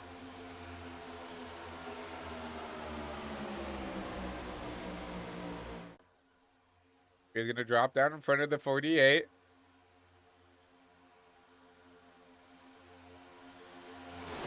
Now it'll be a Team Kretschke front row. Now Roberson will try to help this 22 get out here towards the front. Rhea Ferris trying to, now we'll get taken. Oh, Justin Johnson will get taken 3. And he'll go in the sucker hole.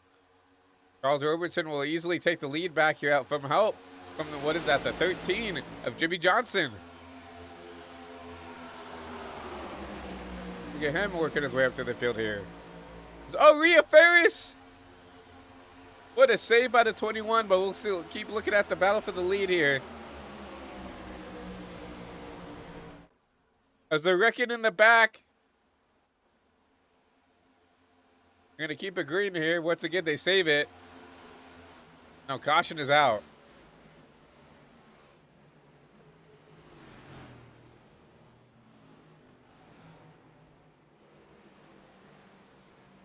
We can look back at Eugene. Looked like he was a part of it. It looked like everybody kind of saved it, but we'll take a look here.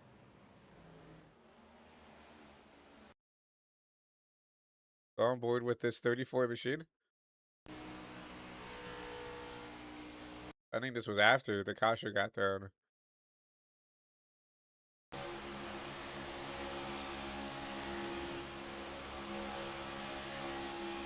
Maybe the 3.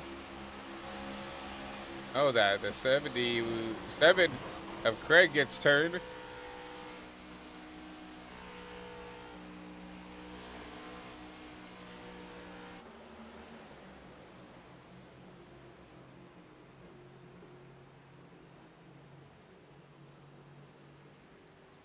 Interesting. I don't know if that should have been a caution, but it's iRacing caution, so no, iRacing does its thing there. So actually, Charles Roberson will now cross the line. He will take stage 1.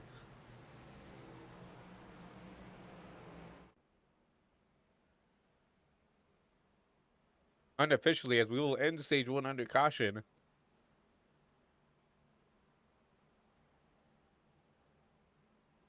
Let's talk to that 11 machine once again.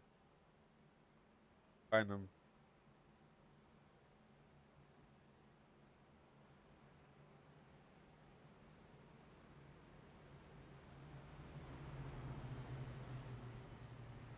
Hey Charles, it's Christian up here at HVTV booth. Once again, you got a copy? Yeah, I got you, man. Well, once again, congratulations on stage 1 here. Winning under caution, but nonetheless, getting that first stage under your belt. Walk us through your race, and what got you up here this earlier.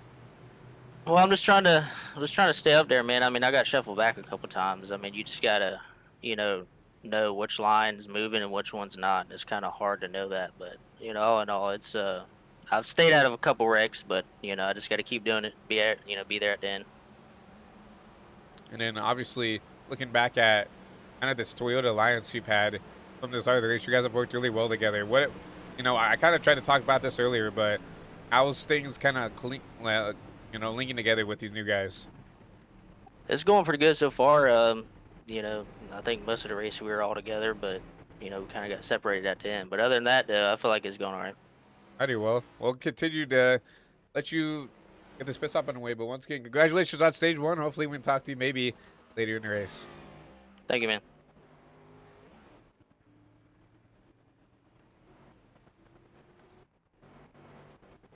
Once again, I apologize for the blinking, but I'm out of our hands here on the sim. So Nick Johnson will actually stay out here after the stage here. So it'll be Nick Johnson, Blake Holitz, Scott Trusty, Devin Trusty, the 2 Rick Ware teammates. John Hopley will be your top 5.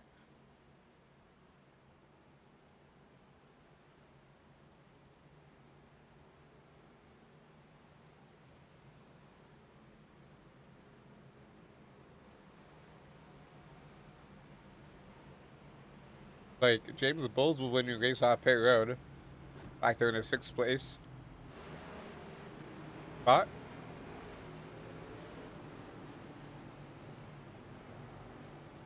James has worked his way up to the front and has stayed up there pretty consistently. And I'm so used to this driver running a Chevy, I keep forgetting he's in here. But remember, subbing last minute for the driver in the 35 who could not make it tonight's race here for the Daytona 500. And James has done really well, in my opinion, for kind of the situation he's been thrown into, kind of last minute and thrown into a car. So we should be going 1 to green this time. We'll see 2 Toyotas lace to green here. 1 JGR Camry and 1 311 Camry, and not the 45. You're used to that 45 being Angel Hernandez, but unfortunately, Angel decided not to renew his contract with the 45 team and take his talents elsewhere. So now it is Blake Hollitt in that 45, driving the 45 machine for 2311. And alongside them, you see the two trusty brothers, Scott and Devin. Now, Scott, the team owner for Rick Ware this season, for season 11, alongside.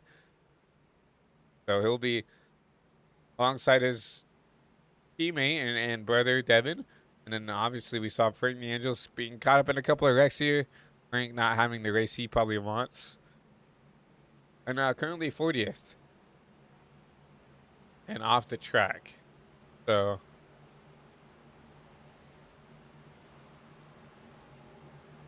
fortunate for the 01 machine. But, you know, it's Daytona. You know, you have to come in here and embrace those kind of things sometimes.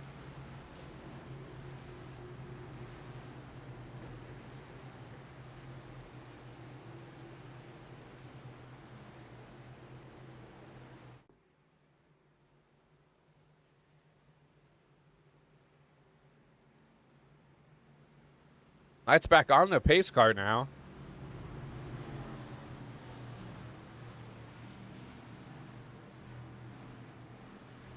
We'll do another extra pace lap here. Once again, I appreciate anybody, you know, whether you're on the Twitch, whether you're on the YouTube watching the broadcast from home, whether you're on your couch, whether you're on your computer, whether you're on your phone, whether you're in the car, listening in. I appreciate everybody coming in and watching our first iSNF broadcast here on High Velocity TV. If you don't mind hitting that subscribe button down below, it really means a lot. Obviously, we're a young broadcasting network, just trying to get our foot in the door, and we appreciate everybody showing their support so early. If you don't mind dropping a like on the video, on the broadcast, and sharing it with friends and family, that would also mean a lot to everybody here on the network as well. But just completed stage 1. Charles Roberson took home stage 1 in a cost and shortened stage 1. And he will actually start back there. You see that 11 machine back there at P8.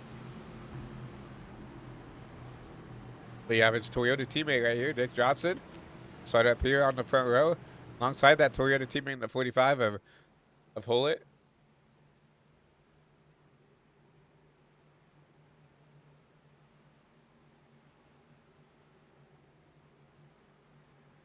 Looking at some of your biggest movers tonight.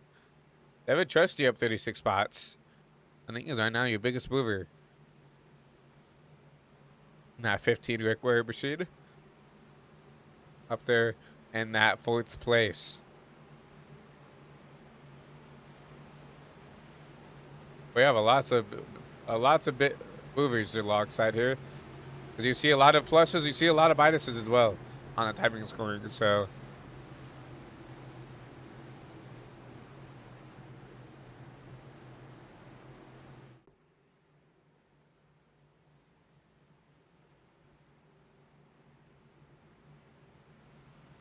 now you do see the lights off on the pace car, so it'll be a Toyota front row, Ford Chevy locking out that second row, and a Ford Toyota rounding out that top 6.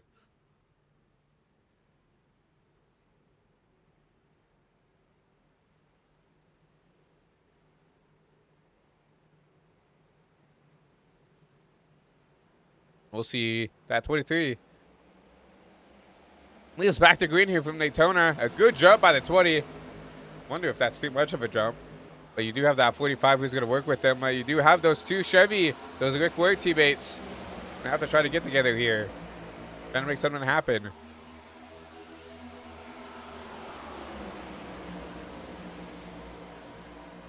The 45 going on the outside of the 20 here. The run was just too big to try to help that 20 out. And now will be the 45 help from the 15. Look at that. Devin Trusty up here into the P2 spot.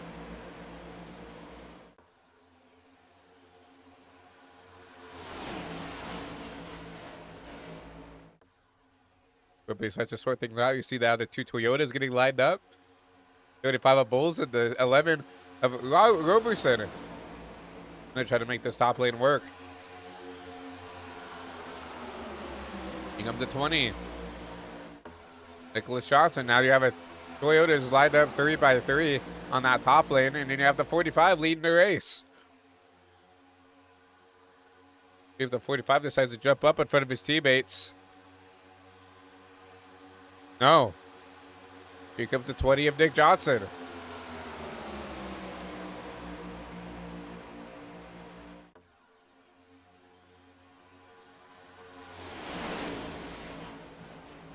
Caution.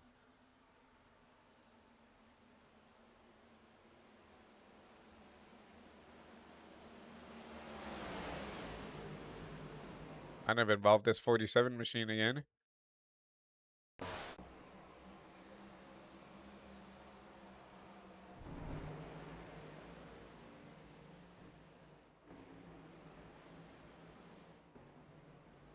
Wish we could get a camera on this, but unfortunately, it looks like the 43 did go around.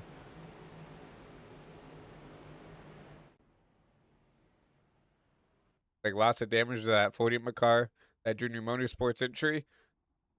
Fortunately, so caution will wave once again.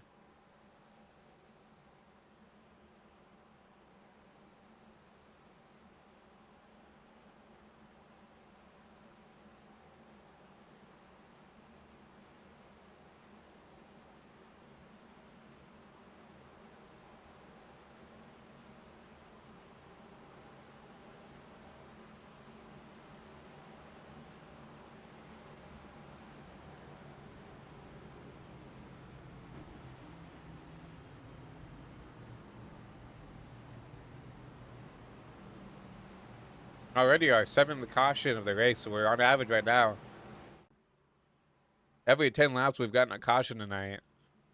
I don't think this is how anybody expected this race to go. Maria Ferris, our league owner here, told us we average about 9 cautions here at Daytona, and we're well on board to break that average, because we're already on our 7th caution here with 70 laps complete. So at this rate, we're on board for 20 cautions tonight, which I hope isn't true, but we'll just have to see.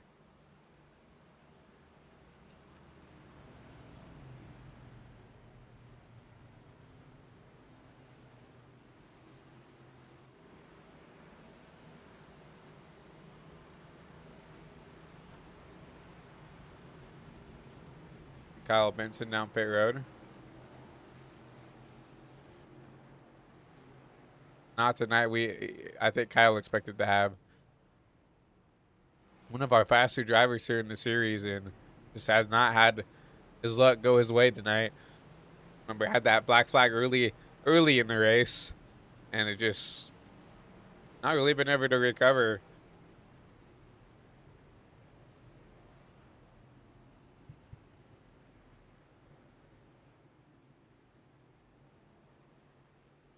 See him back there, I believe in 29th place. The driver out of Pennsylvania. Is not the race I think he expected to have.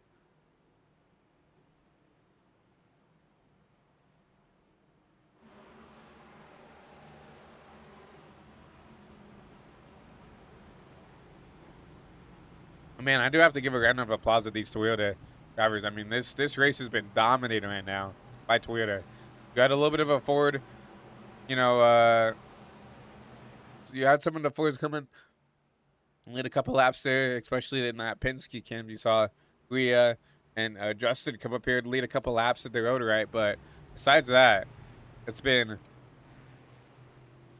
just every Toyota team has come up here and led some laps. Remember, early in the race, we had Legacy Motor Club. They haven't really been able to come up and lead laps after that, but it's just because 2311 and Joe Gibbs have just taken over this race.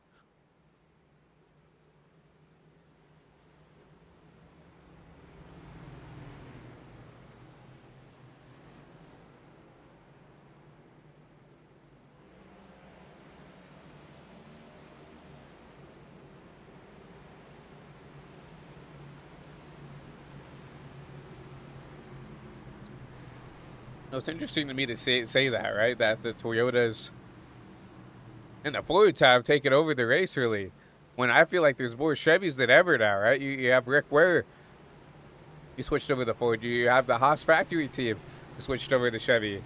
You know, Obviously, you still have Trackhouse, you still have Hendrick, you still have RCR, Spire, right? So many Chevys in this race, and just has not been able to get their cars up there.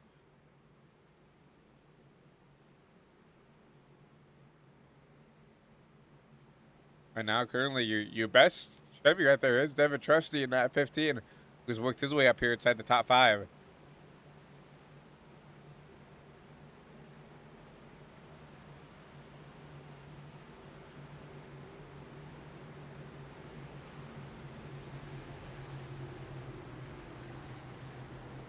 He's done a great job. I mean, he's up 36 spots where he started all the way back outside the top 30. So,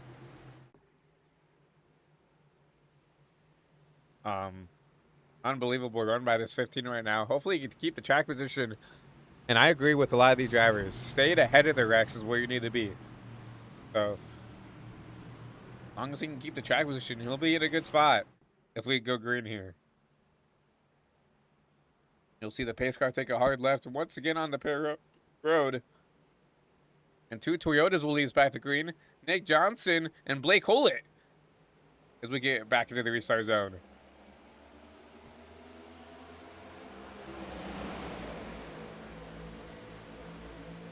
A good jump by the 45, a good jump by the 15. Devin Trusty moves his way up at the P2. He's going to drag along his teammate in the 51. Here comes Scott Trusty in that Rick Ware machine.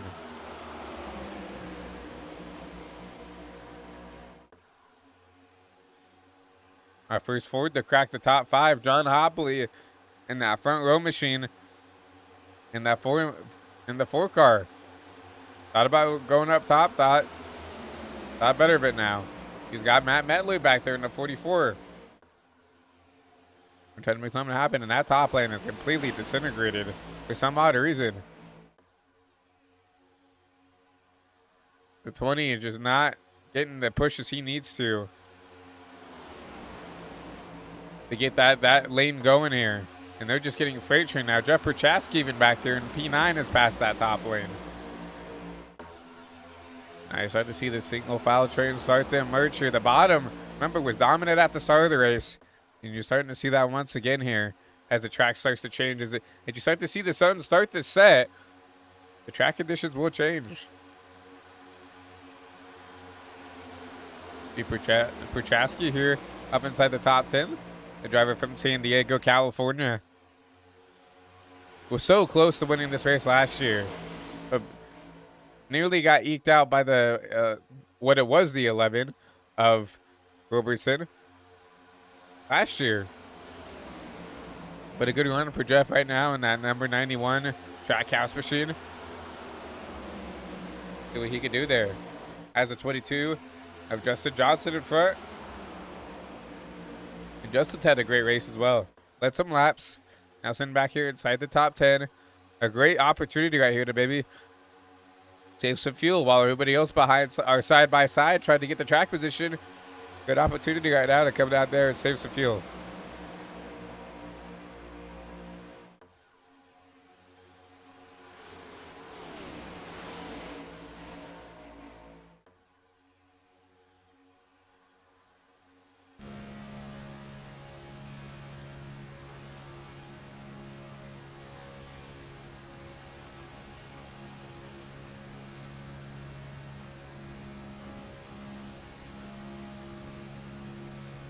And on board with the 22 of Justin Johnson.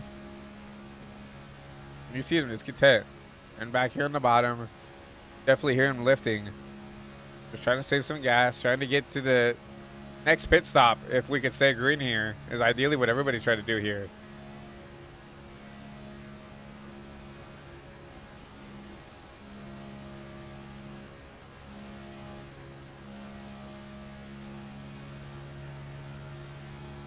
You can hear him. Instead of like a lot of the times what you want to do when you are trying to be quick in a package, you'll drag the brake, but you hear that 22, he's lifting out of the gas. So that's only just to save fuel, trying to prolong this pit stop as long as he can.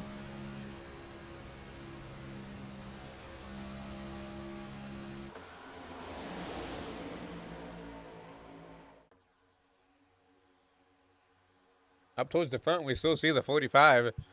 Blake Collett holding on for dear life here with this race lead, and he's got the two brothers, the two trusty brothers, Devin and Scott, pushing them out, right?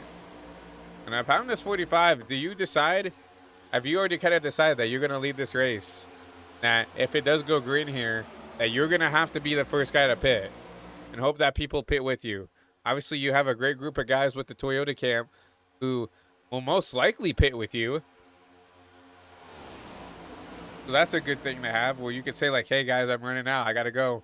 Some guys might go with you. But also, if you think about it right now, those Toyota guys have not been there. You look back, the first Toyota is oh, they're wrecking in the back.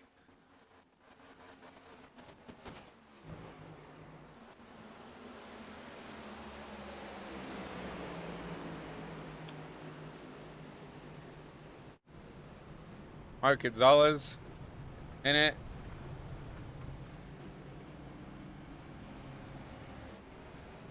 Chris Otto has some damage.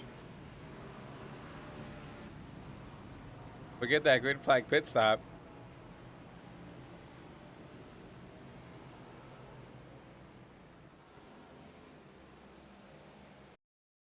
Think back and see what happened. If it'll allow us to see what happened here. And we do apologize for the Gria Ferris 34. Looks like the 9. It looked like maybe a 3 or 4 car wreck there. Now we'll bring out the caution here on lap 80. Yeah, we're right on the dot right here. Averaging a wreck every 10 laps here.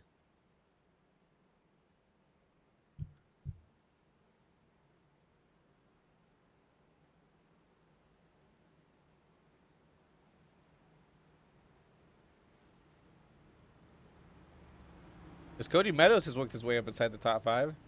Go ahead and talk to the driver of the 12 machine.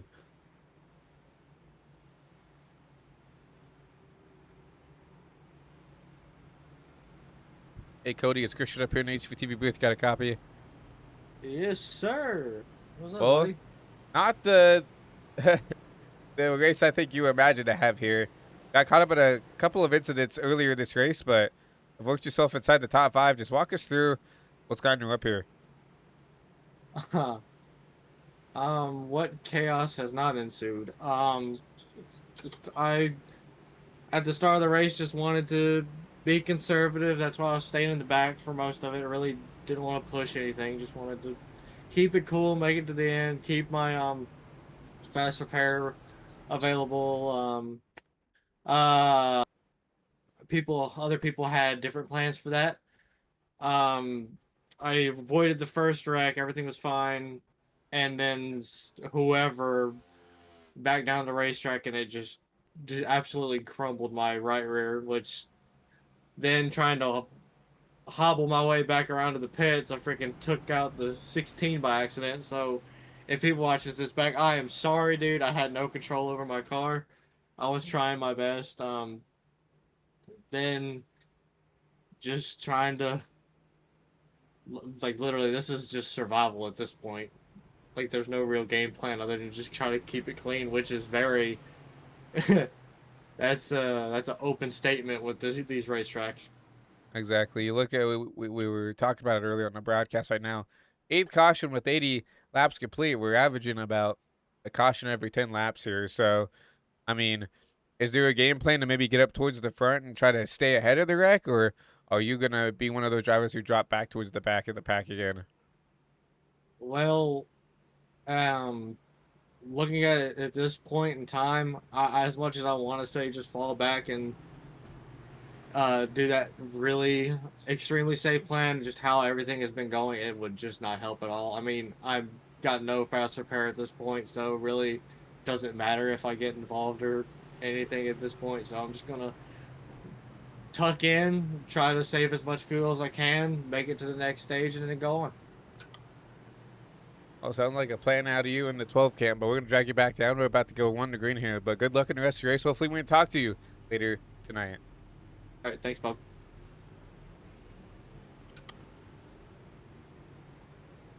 That was Cody Meadows in the 12 camp. Heard it from him. No fast repair left, so gonna have to be a little bit more conservative with how he puts his car in some places here. But look at that. Imagine me saying this in really even now. 2 Rick Ware cars gonna be leading here at Daytona.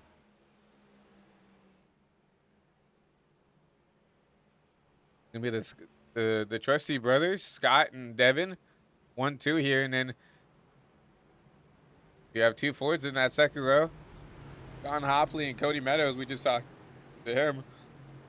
Down at that fast forward, and 2 Chevys running at the top 6. Mike Iskandar, Jimmy Johnson in that 13 machine. Jimmy's had a quiet day, and so is Mike, honestly. Mike is probably, think I've talked about him all night tonight, so Mike doing a good job, at least right now, keeping that car clean. And giving himself a chance to maybe stay up front here.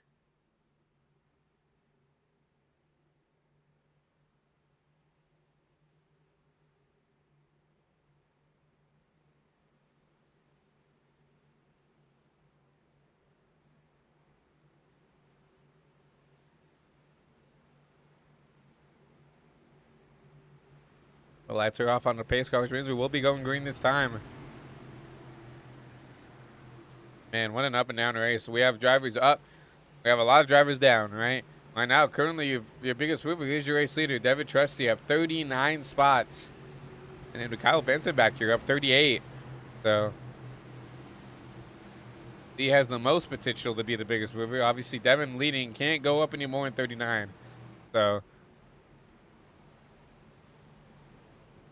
we know Kyle Benson's been prone to be aggressive here on these super speedways. He can make his way back up to the front. So we'll see the pace car take a hard left turn in, and now the 2 Rick Ware cars will lead us back to green.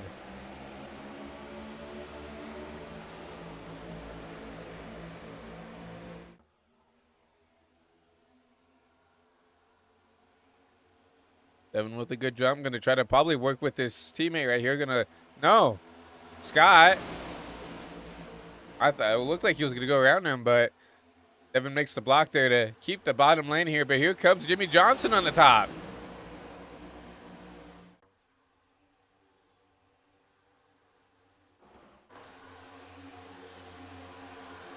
Oh, from Jeff Perchatsky in a 91. And they're going to be 1-2. The Chevy 1, 2, 3, 4 on that bottom. And then you'll have the Toyotas line up once again. 1, 2 on that top lane. That's the 20 and the 35 of Johnson and Bulls.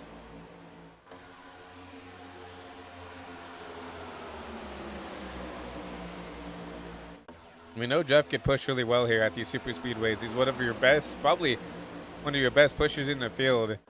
And he's going to try to do everything he can to keep that number 13 out in front.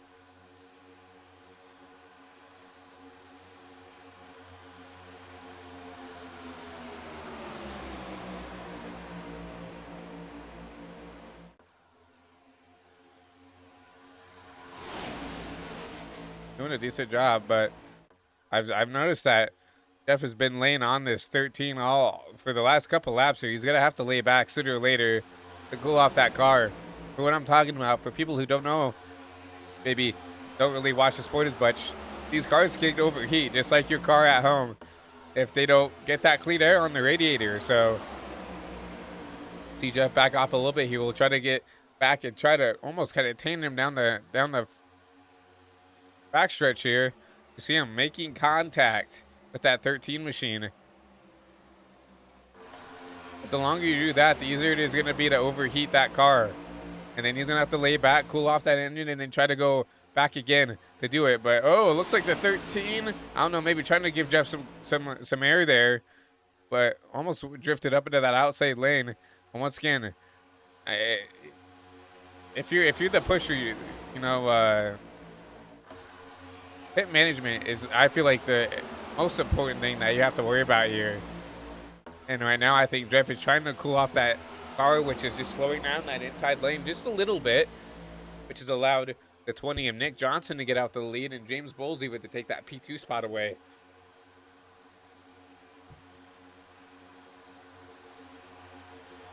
See how longer that 91 can go before he really has to back it off.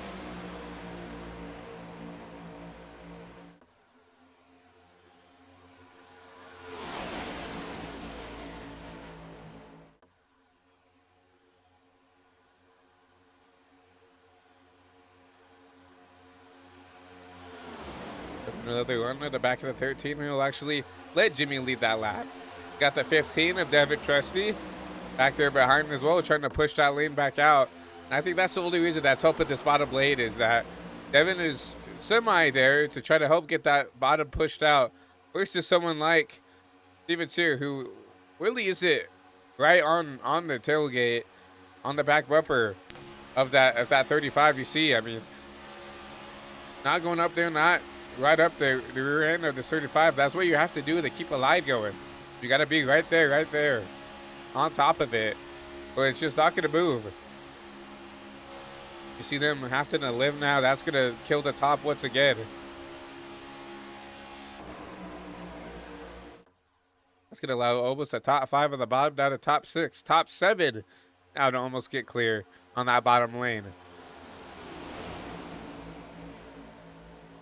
And if I'm Jeff Dow, there is no pressure from that top lane right now. You do not, you back off right here, and you just worry about keeping those temps cool for the little time you have to do it.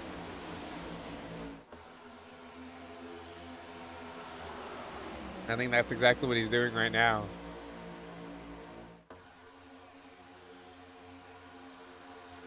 And maybe the 33 of Benson. They jumped up to that top side. Try to get this top lane going.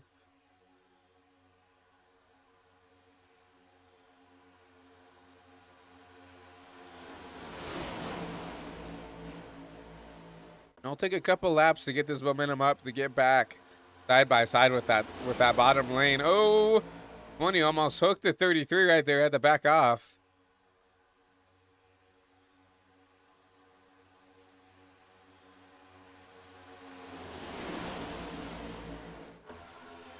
And even now, if I'm Jeff, I'm not really pushing yet.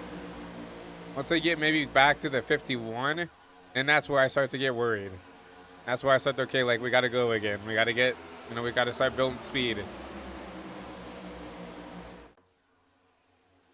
Like, right now is where I would start to, if I'm Jeff, to start to push hard. Start to try to, get that gap back out.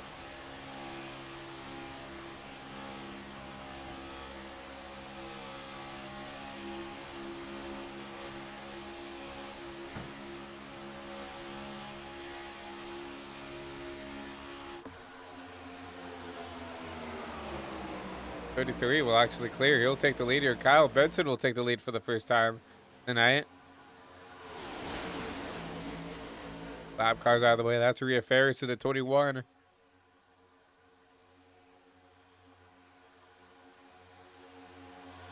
Jeff Gattent working with that 13.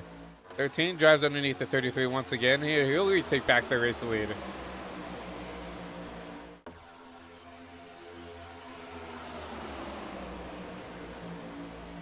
The 33 with no help once again on the top. And have to wait on that 20 of Nick Johnson to get back to the rear end of that 33. They start that momentum gain again on that top side.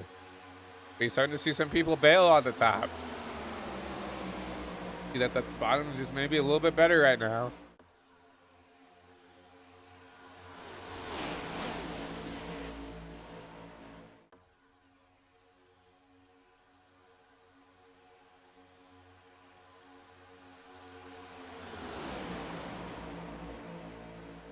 Still 2 by 2. It looks like third on back.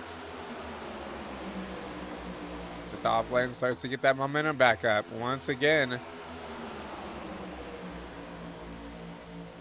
Comes the 33 on the outside of the 91. Oh, whoa, a super good push by the 20. Almost got that 33 sideways. But the 33 will clear once again if he wants to drop down. Yes, he will.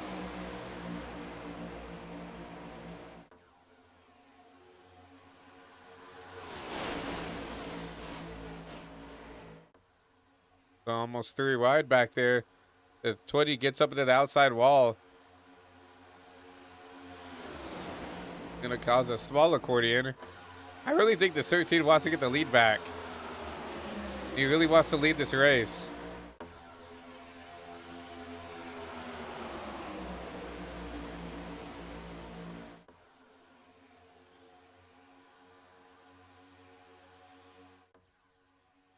There he goes, up to the top. I think he expected Jeff to go with him. Jeff stays on the bottom now to push the 33. Now the 13 will lead the top lane.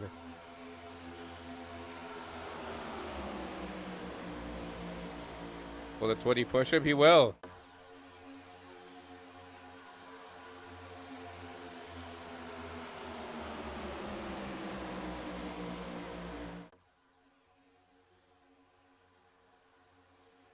And the 13 will drop back. Once again, that top lane is going to have to build momentum to get back side by side. This time we'll see the 33 block the top lane if it gets back up to how it was before.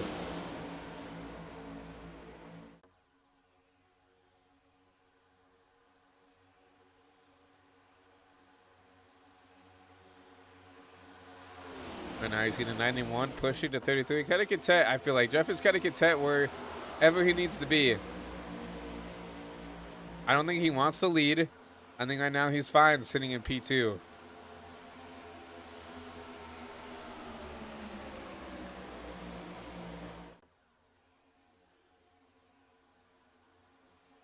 Some of these drivers might have to start thinking about pit stops. Get back here, Devin Trusty. Last time he pitted was on lap 56. So we're almost going 40 laps now on this strat here.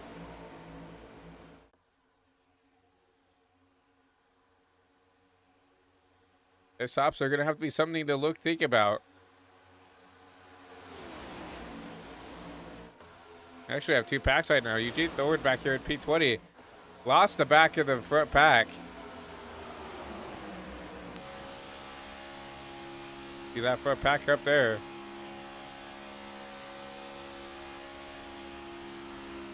Just over a second behind now. Almost 2.5 seconds back here. Now you see Chris Master going to come up here and pull up in front of the 34.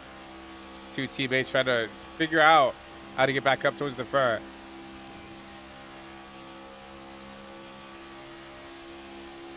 See a bump.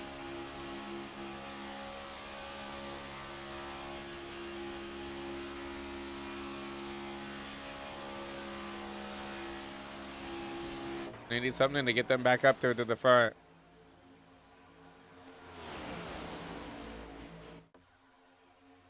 Back up here towards the front of the pack here. That top lane has died completely. Everybody's starting to bail.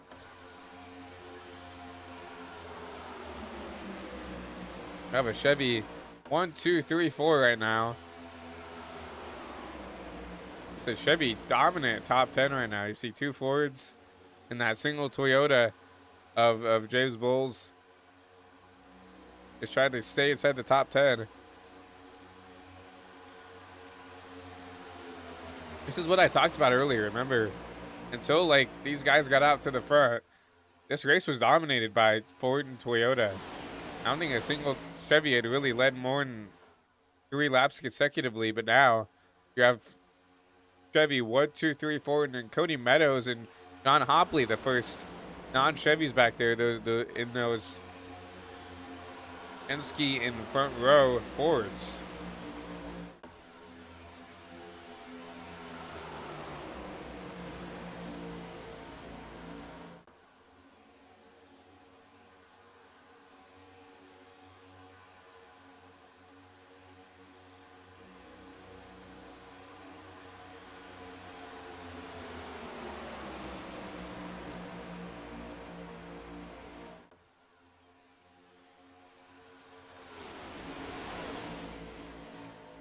You'll see that this bottom lane continue to not really give up any ground to that top lane.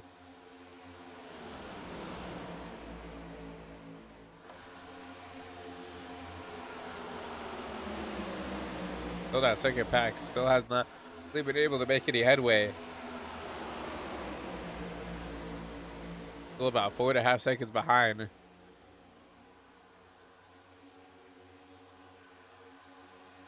main pack.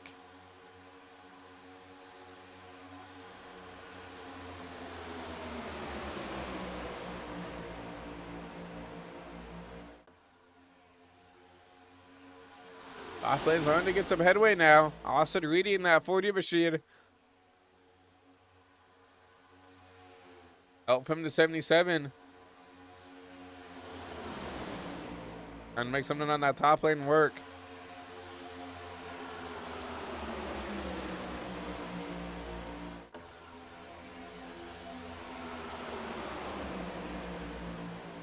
If I'm being completely honest, I think the reason why that top lane does get some sort of a run sometimes is just I feel like these guys on the bottom, besides your race leader of Kyle Benson, is just saving fuel. I mean, you see Jeff tandeming right now, but I definitely know that those Rick Ware cars are not trying to push to like get time. I think they're content just sitting back there third and fourth, saving fuel.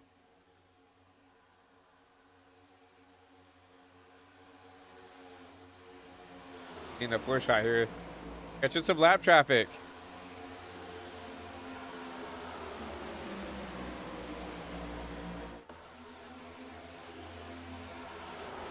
There's Auto in the 9. Looks like the 16 car as well. Gonna go more laps down.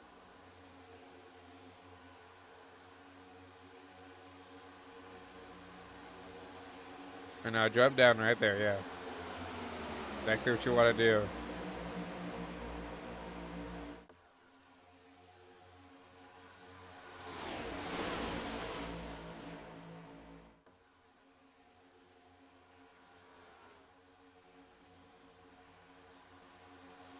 To the 51 of actually Scott Trusty. He's going to jump up and try to lead this top. Oh, not clear almost. 16 had to cut up a huge break right there.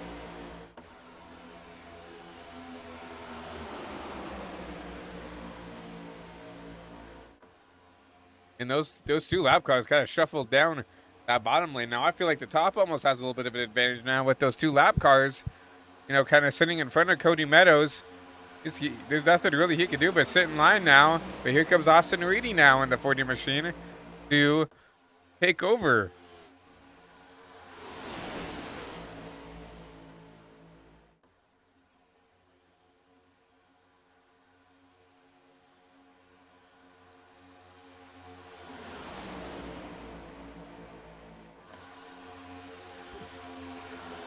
Austin Reedy, help from the 77 car. Craig Lautenschlager.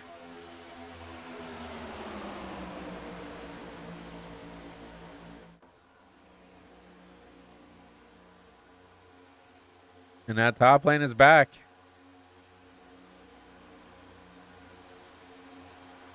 Does the bottom lane have any defense to the top right now?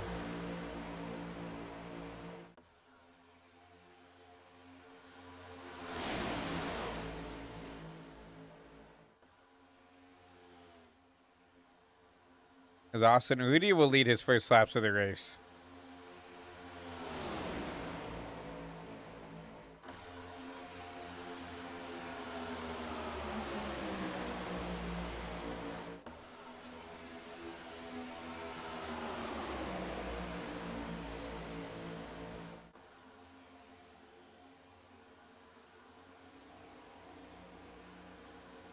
Now to 12.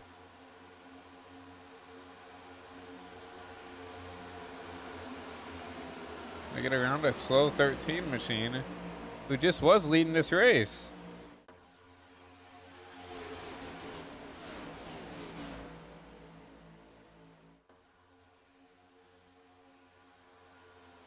What has happened to Jimmy Johnson?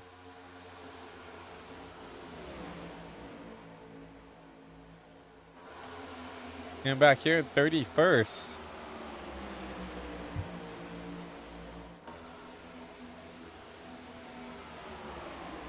Very interesting. Back up to the lead. Austin Reedy still continues to lead this top lane.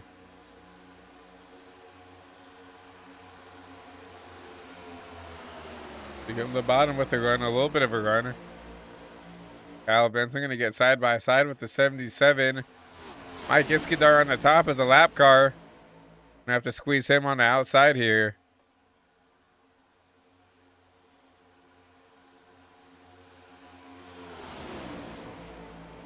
The green flag pit stop should be imminent right now. Looks like we have the floor of John Hopley coming down pit road.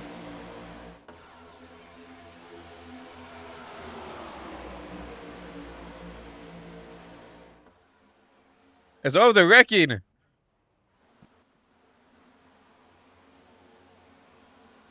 One of Mike Iskadar, I think, is the one who went around.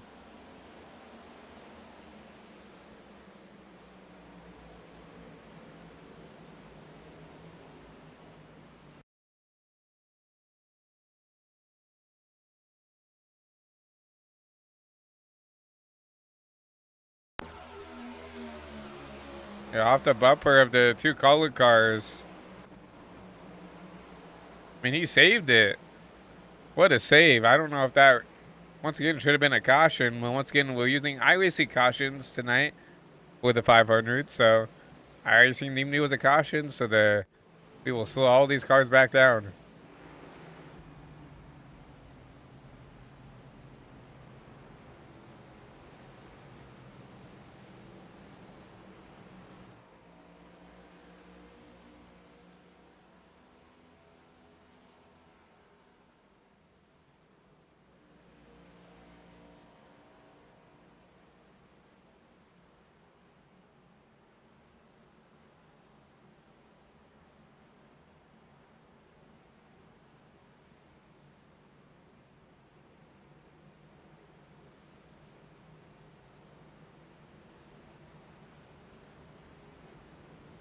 Just like that, it'll be a prime opportunity for everybody to come down. If they want, take some fresh new tires, but at least come down and top off on some Sunoco race fuel. A lot of these guys haven't pit for a decent amount of laps. Like someone like Scott Tressy hasn't pitted since lap 56. I don't even know how he's still good on fuel. So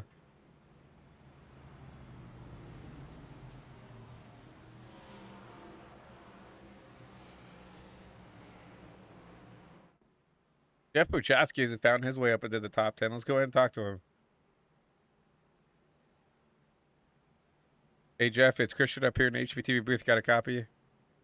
I got you, man. We're doing the pit stop right now, and we got to put a hat on because we got the stream alert by Carter. We got to put a hat on really quick. Give me a sec. Well, Jeff getting ready for his pit stop and, started towards the back of the field here tonight. But slowly and methodically have worked your way. I think we're okay. You got me? Yeah, I got you. Well, started towards the back end of the field tonight, but have slowly and methodically worked your way back up towards the front. Walk us through your race so far. Yeah, it has been ridiculous out there. I don't run iSNF a whole lot, so the 500 and maybe a few other races is usually what I'll do. And the beginning of the race, I was really just trying to survive. I mean, I was in almost every caution and got a little bit of damage here and there at 10 seconds, 30 seconds and stuff.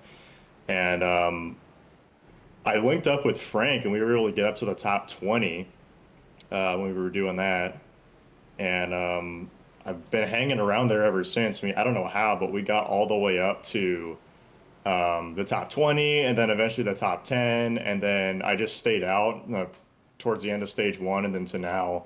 I'm like, I'm not bidding. Let me just stay up here. We got the track position and see what happens. So that last run or two there, we've been able to stay all the way up at the front because we got that good jump on the outside in that last restart.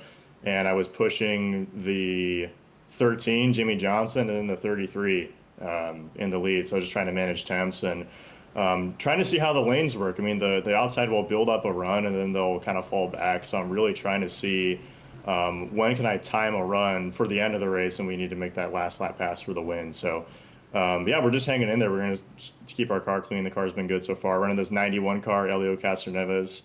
Gotta love it, man. Looks like you'll be starting P8 there for this restart. So we're going to go 2 by 2 for 1 to green. So we're going to go back and drop you back into your VC and good luck for the rest of the race. Good talking to you, man.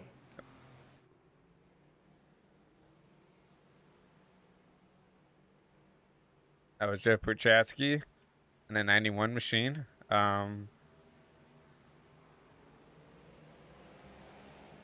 I said, starting P8. So Good jump for him. You see now Nicholas Johnson gonna be up here. Looks like gonna be starting P2nd. Looks like we got some lap cars gonna try to take the wave. It looked like they were gonna try to at least. I don't know what's going on here. Looks like Frank DeAngelis dropping to the back.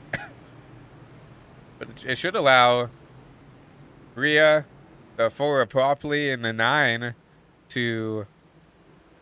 They should be able to get their waiver out, I believe.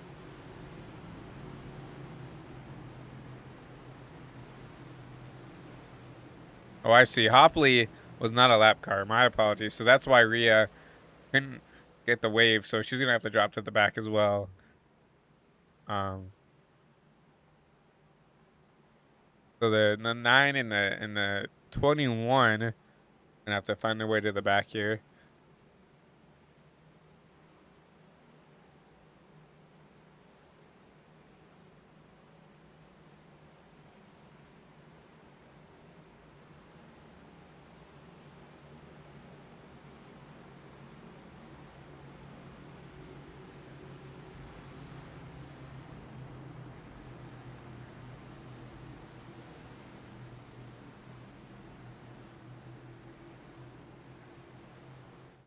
The first lap's led for John Hopley tonight.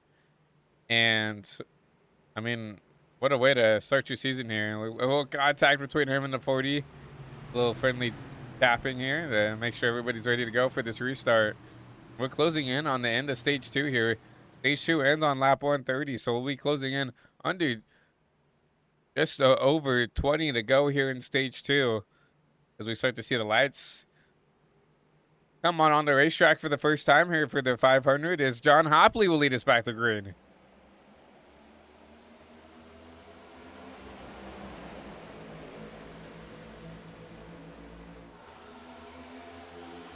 Hopley with a huge jump. We'll see if he can keep that lead now.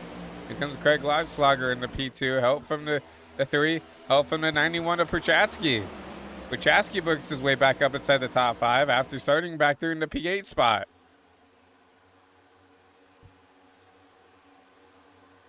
Will Austin, your pole sitter, has made his way back up to the front as well. I haven't seen a whole lot from him today outside. Him starting on that front row. Austin Reedy help from the 2 of Mark Gonzalez. Gonna try to get this outside going.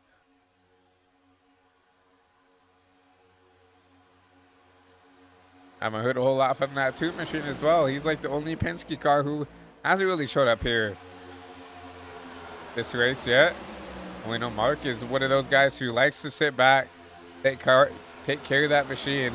We'll be there when it counts. It's hard to see here. As stage 2 starts to wrap up, this 2 starts to come to the front.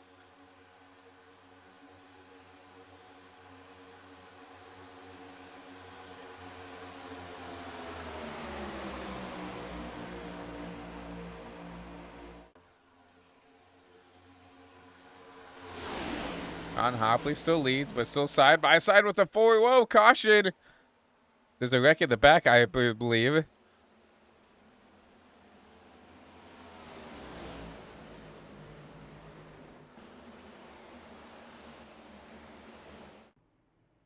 As well, the 19 of Emily Reyes all tore up.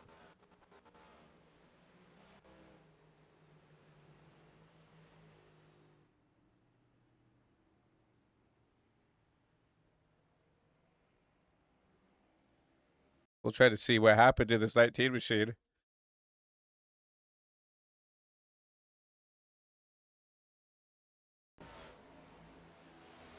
Looks like a wreck ahead of her. She just unfortunately got involved in it. Oh man. It looks like the 17 self-spun in. Nowhere to go for Emily. That car is going to be probably put on the hauler. If she has a fast repair, that'll be a lifesaver, but we'll see if she does. But a hard hit for that 19 machine.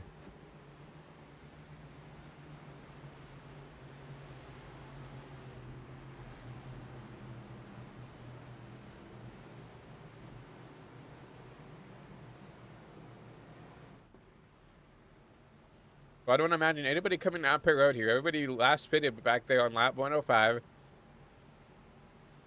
We should have more than plenty when it comes to gas to get to the end of the stage.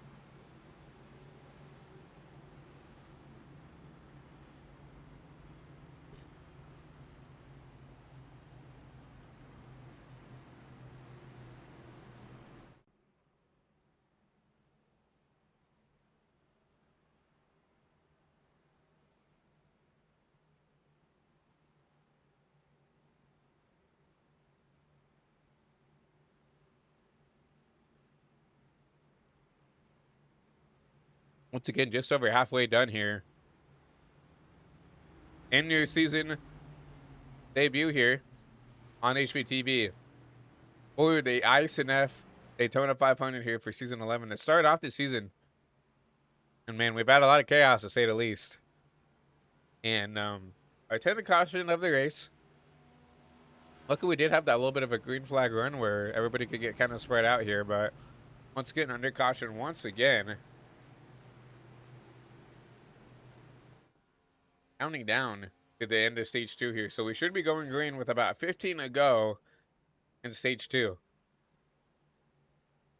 Which will be on lap 130. And I wish I could see on my timing and scoring what people have their fast repair lift. Because that's going to be a huge talking point.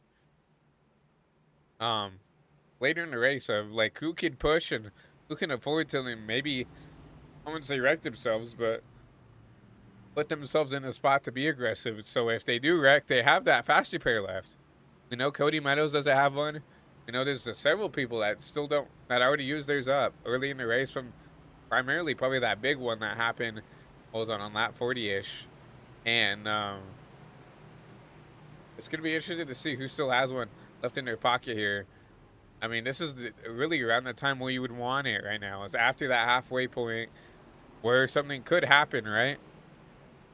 Because if you don't have it now, I mean, you're at a big risk to potentially not finish the race. I mean, we still have over 80 laps to go here tonight at Daytona.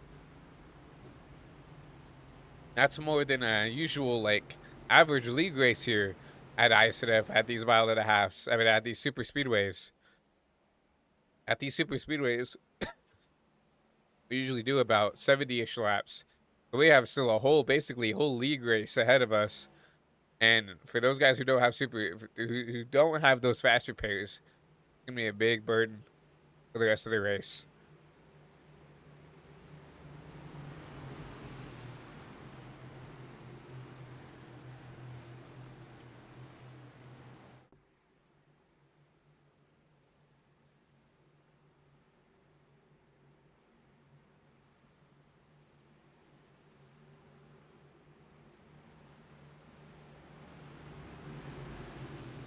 Once again, we do see lights off on the pace car, which means we'll be getting back to racing here just real shortly.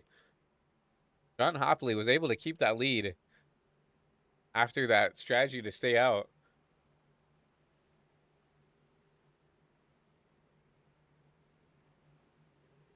So he'll take the race lead back. Austin Reedy of that 40 machine up 41. No. Yeah, up 41 spots. Gonna round out that row too. And then Ford Chevy front row as the 77 of Craig, and the 2 of Mark will round out that fast 4.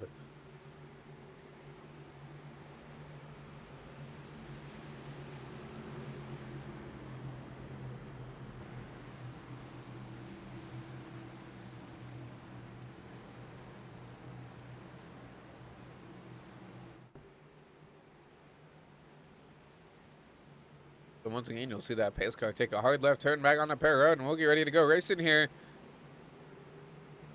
for 16 laps to go in the stage.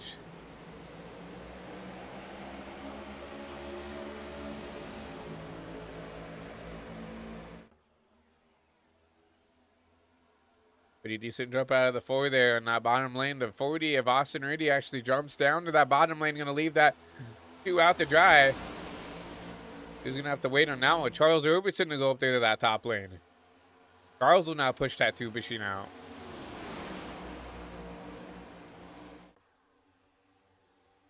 And you see now that's the 77 going to jump up in front of the 2. Now here comes Austin Reedy to leave out the 40, the 4 machine.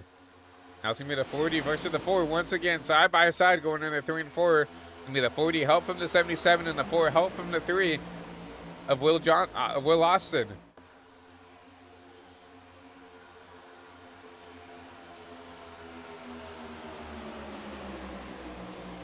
That top lane really moving right now. Once again, you have 3 really good drivers there. Really 4 good drivers up there on that top lane. Now here comes Mark Gonzalez on the bottom. He's going to jump down in front of that Ford manufacturer teammate of John Hopley. The option to get that run off the top. That should allow the 40 to clear if he wants to drop down. Not going to make it happen. Now they're starting to go 3 by 3 right there. Here comes Charles Roberson to the bottom.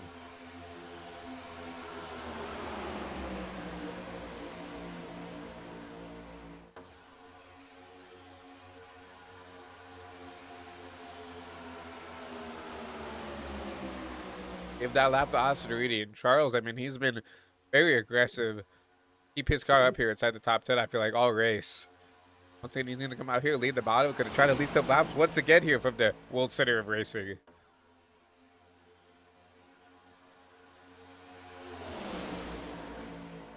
Oh, maybe a little bit of a blink out of the 11. Able to keep the car going straight, though.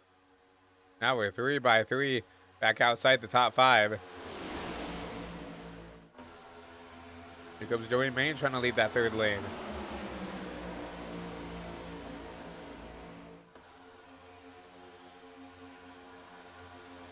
After that 3rd lane starting to die out, Joey Main's got to where he needed to drop back down. Now it's 2 by 2. 3rd on back.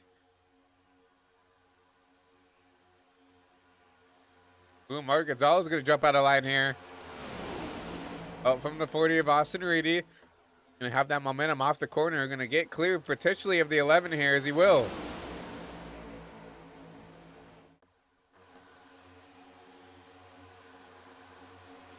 Here comes the 48.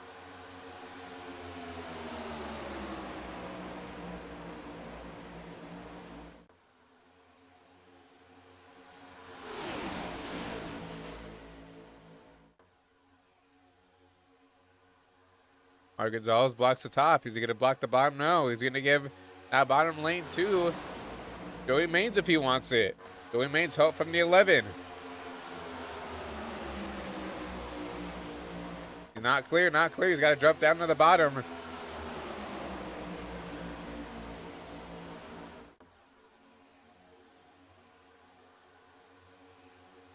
Now the 40 with the run off the top. Help from Craig.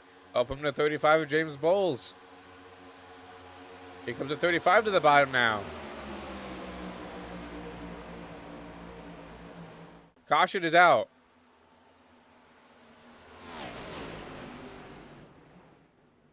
They're looking on back there. Looks like the 50 machine. Michael Lester will close it into stage 2. No, will not close it into stage 2. If we can find out what happened to this 50 machine.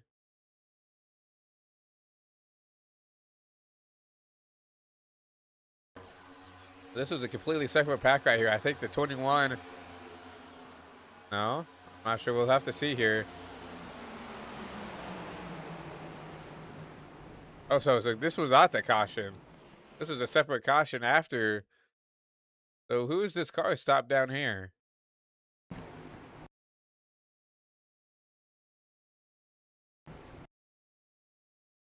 That looks like maybe the 51.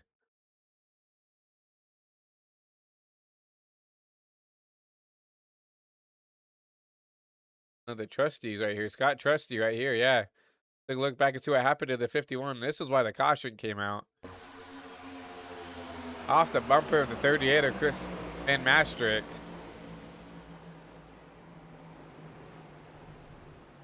And then there's a caution after that. Just try to get around that wrecked car.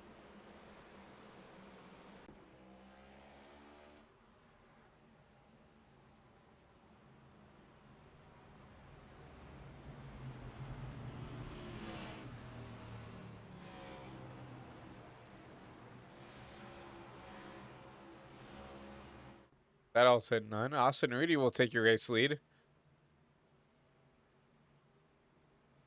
Now we're closing in. Now we really are closing in at the end of stage 2. As we'll cross the line here. 11 to go into stage 2.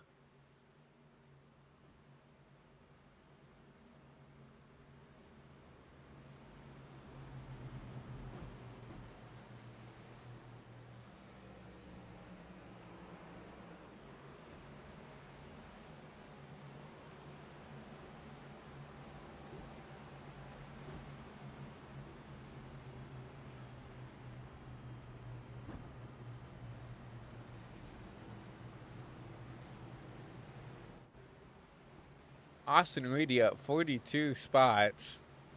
We can find him in here.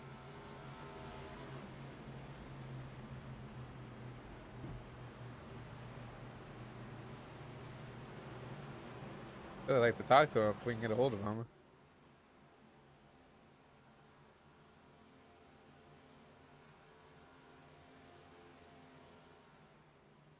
I don't see him in any chat here, so unfortunately not gonna be able to talk to your race leader.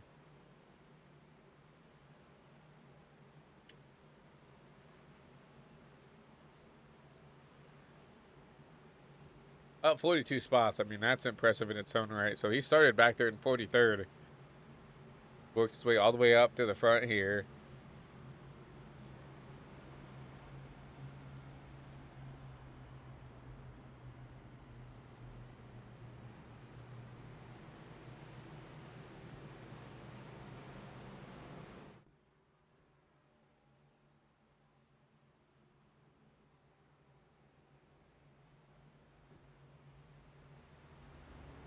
So 80 laps to go here from the World Center Racing. I mean, and we've seen so many ups and downs tonight, chat, that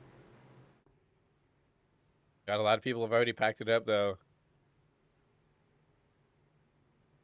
Gabe Ledger, Rodney Roberts, Clarence Prince, Philip Manzo, Matt Metler. Frank D'Angelo is still on the track, but he is about 15 laps down. Ferris still on the track, about 10 laps down. Bob Wyckoff, 6 laps down, 7 laps down. So a lot of these guys just hoping that something can happen here. I think the first car laps down is maybe Steven Stewart, maybe Emily Urias back there, 29th and 30th.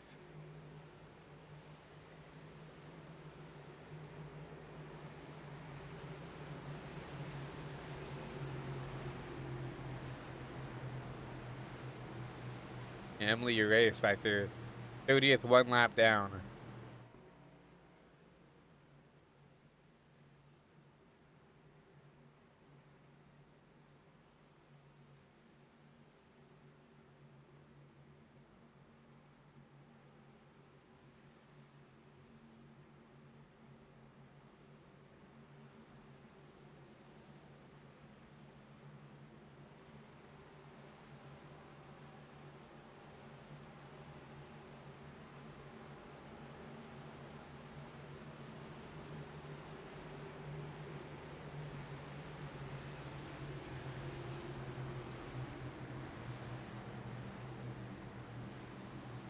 Lights off. Let's get on the pace car. We'll be going back to green here with 9 laps to go.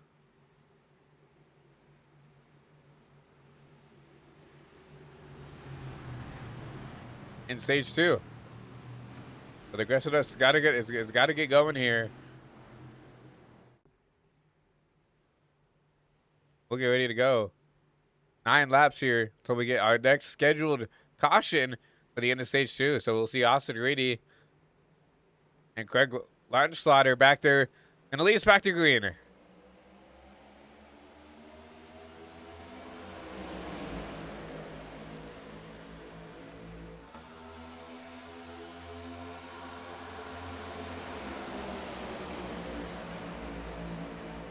Good jump by the front two. Now we're gonna have to decide what line they want to block here. Caution out once again.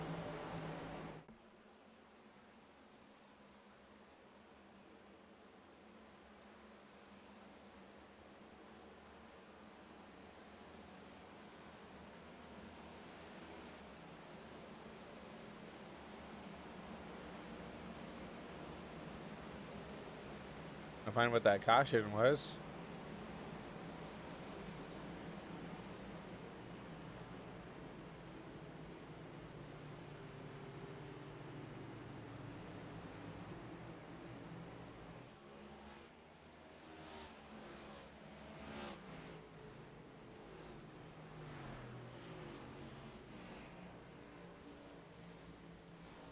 Yeah, I'm unsure of what that caution was for that one. So, but fortunately, caution will wave once again.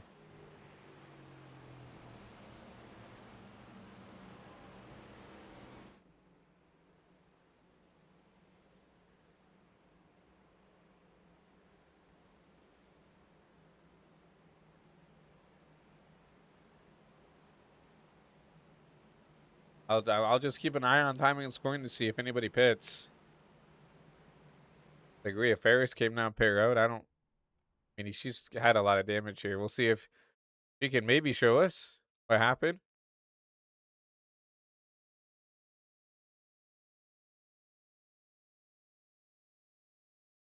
I agree has been down pit road, unfortunately, so not gonna help us there.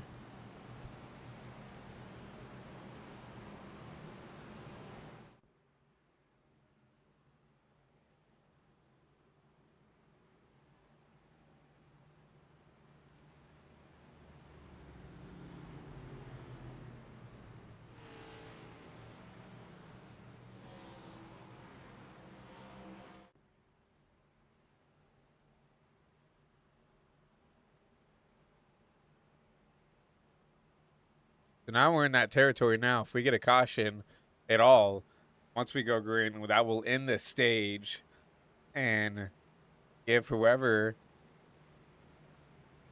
is leading at the time of caution the stage win. So hopefully we can keep it green till the end of stage 2.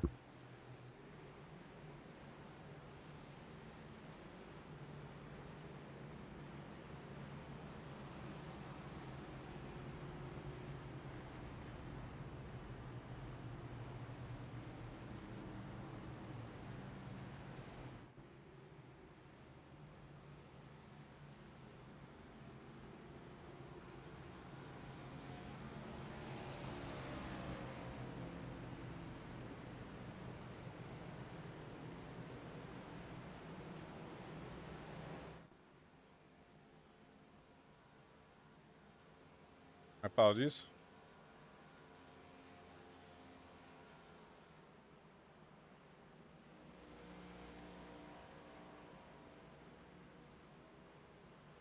The lights should go off on this time on the pace car, which means we should be going 1 to green this time by.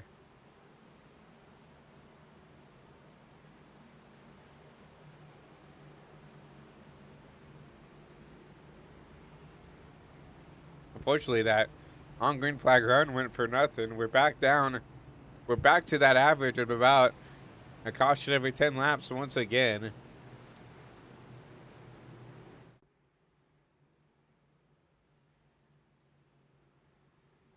And we bounce it out maybe once every 11 laps since it came out on lap 123. But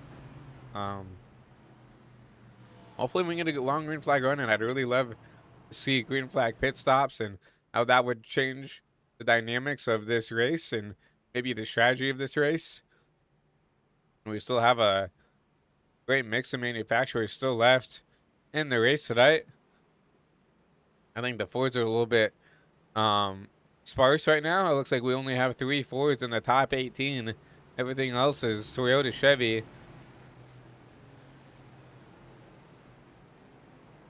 There's a pretty even amount of Toyotas and Chevys in the top 20.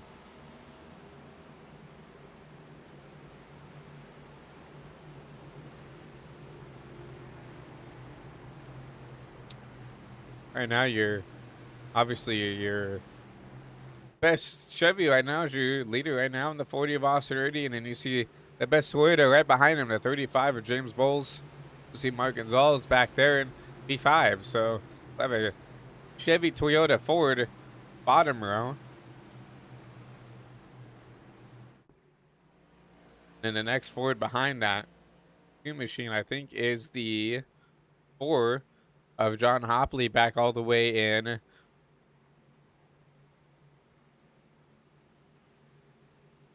Oh, it'd actually be Jeff Weimer back there at 16th.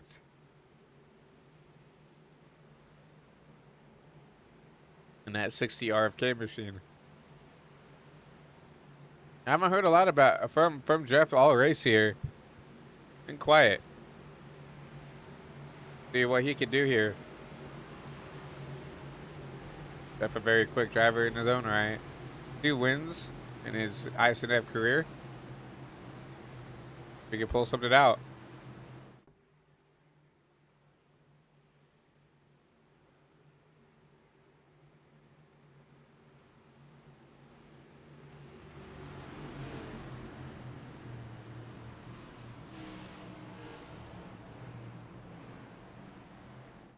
Once again, you'll see the pace car take a hard left turn back on the pit road.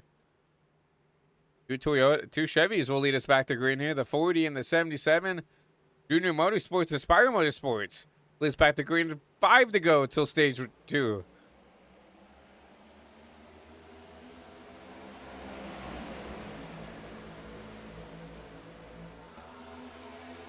We're dropped by the 40. Here comes James Bowles on the top. Gonna leave that 40 out to dry. Arkansas is gonna have to be the guy to push that 40 out.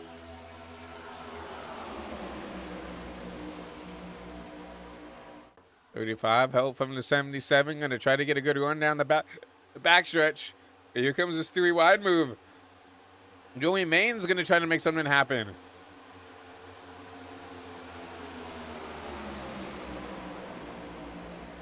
Kyle Benson down there at the 33. He's making some moves now here. He's going to lead the bottom. He's actually going to try to lead this lap here. 2, 3 wide. 5th on back is now Joey Maines gets left out to dry. No one wants to go through yet, but here comes Charles Roberson now. Going to try to make that work.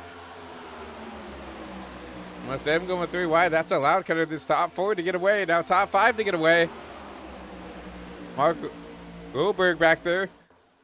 Gonna be that first car out of the getaway now. Here comes his teammate, Parker Stranger. Gonna try to get this 43 out.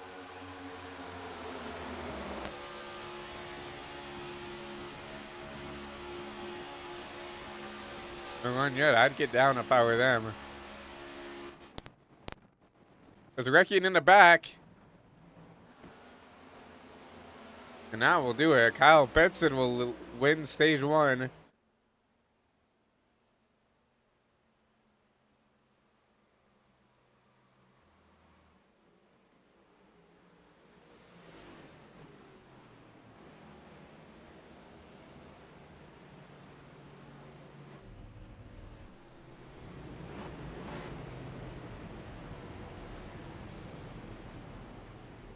We'll go on board with this 15 and see if maybe he can show us what happened.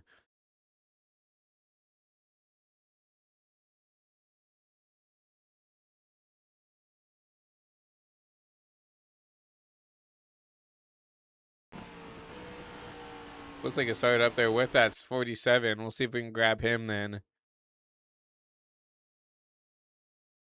See if Dylan can show us the way.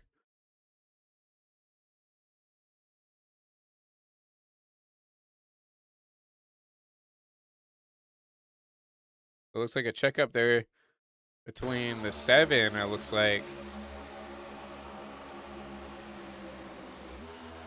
Zach Phillips gets hooked, just gets 62, comes up the track a little bit. Gets into Zach Phillips. That might be a race-ending move for Zach right there. And Kyle Benson will win stage 2.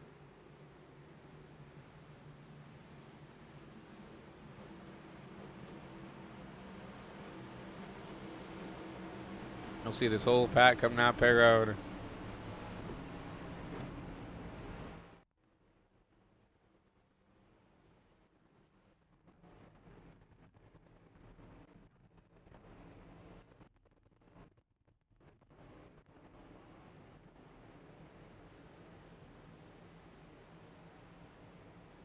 And people deciding to stay out.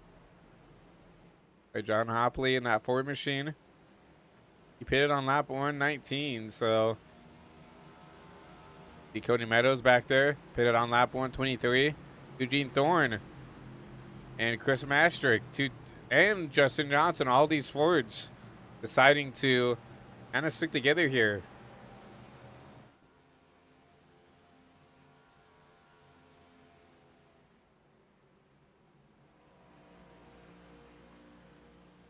Fortunately, that's going to trap Frank DeAngelis. I think he wanted to maybe get a waiver around here.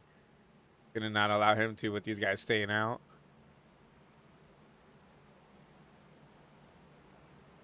And not tonight. I don't think Frank wanted to see one of our, I would say one of our best super speedway racers to show up tonight. Unfortunately, just not the race that he expected to have at all. So tough night for the 01.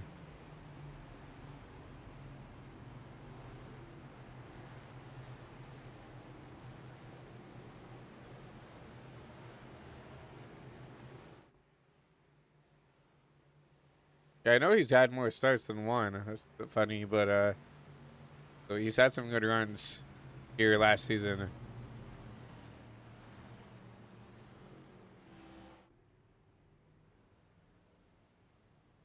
The Hopley, Meadows, Thorne, Van Mastrick, and Johnson.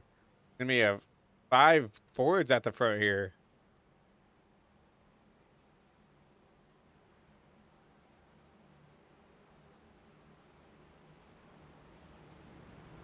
I saw it on the pace car once again.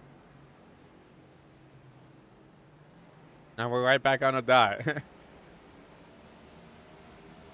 Caution every 10 laps. We're on 13th caution on lap 130 on the dot. So,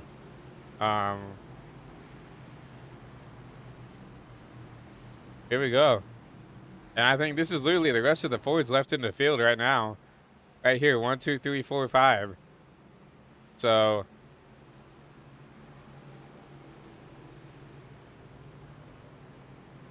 looking back, it looks like Jeff Weimer is still in the race. Mark Gonzalez, the other Team Penske machine, might still be in the race, but everybody else, Chuck Cobb, Rhea Ferris, Don Blazier, out early tonight from Daytona.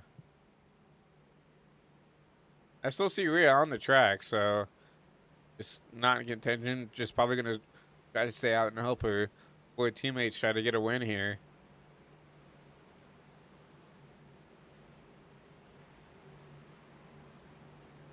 Get a 3 of Will Austin.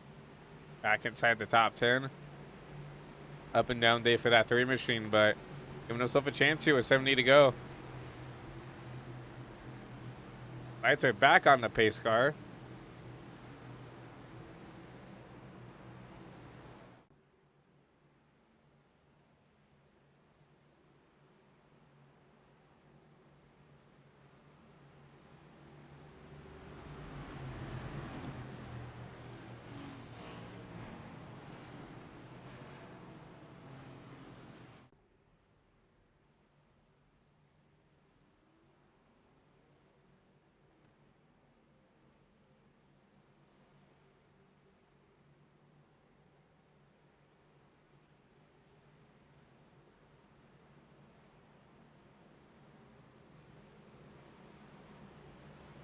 Lights on the pace car should go off this time. Once again, we'll have a forward front 5. So, really, the rest of the competitive Fords right here, 1, 2, 3, 4, 5. This has to be, I would presume, some type of strategy playing here because it's the front row and the Team Penske guys all up here. And those guys are all in the VC together, working together with their team alliance and stuff like that. So, you got to assume that this was some kind of plan. They all pitted around each other. The only kind of guy that's kind of left out of the loop is John Hopley, who has, what, 4 laps less fuel. So if anything, if they want to shuffle John out so he could save maybe that 4 laps, if we go green, then maybe that's a decision that they have to make. But right now it's shown throughout the whole race that we haven't gone more than, I would say, 15 laps green here. So hopefully that stat could change, but we'll just have to see.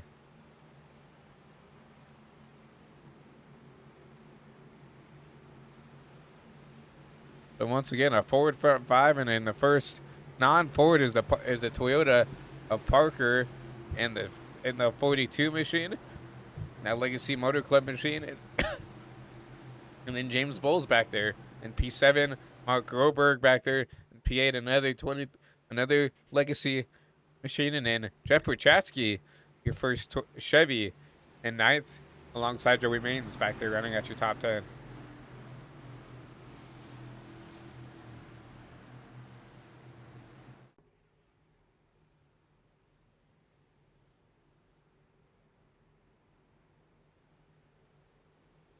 The pace car takes a hard left turn, down pit run once again, and John Hopley will lead us back to the grid for the second time this race.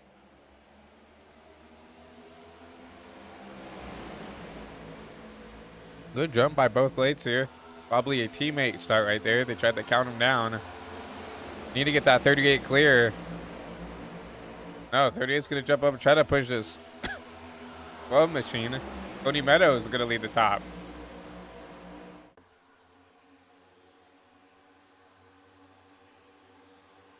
So this might be a planned thing. I think maybe that 38 trying to push that 12 clear.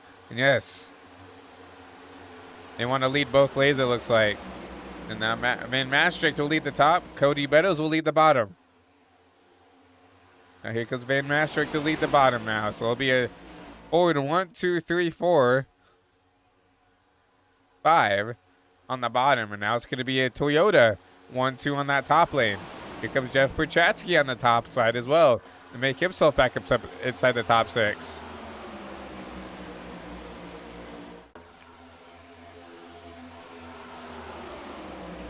Now 3 wide back there for about 7th. Charles Roberson help with his teammate and with 3 middle.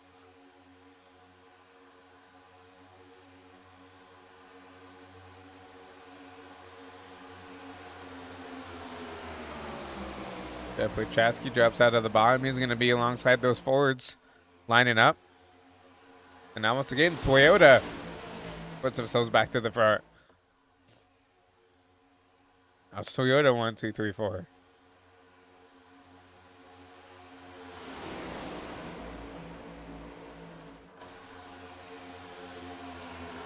Austin Reedy. Oh, from the 77. Now here comes the Toyota. Now here comes the Chevys. Now the Chevys are lined up 1, 2, 3, 4 on the bottom.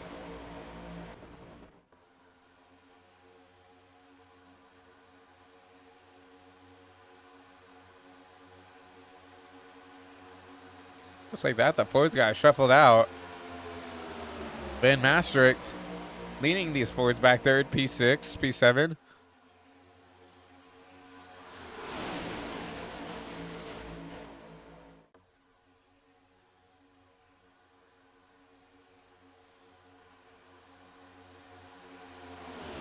Boom, Chevy 1, 2, 3, 4. And remember, never really since these Chevys took the lead, they have not given it back up. These guys just get linked together so well and just stay at the front.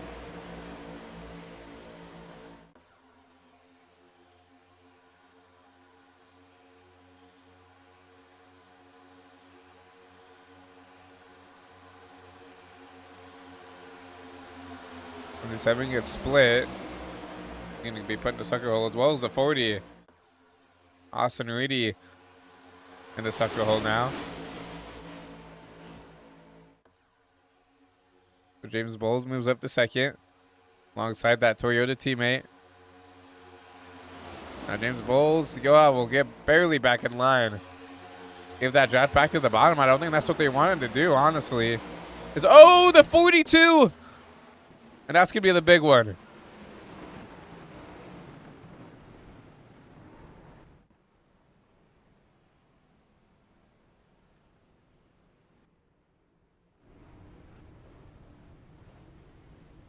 I have a lot of cars tore up here. Like the 38's around here. Looks like the 45. The 62 tore up.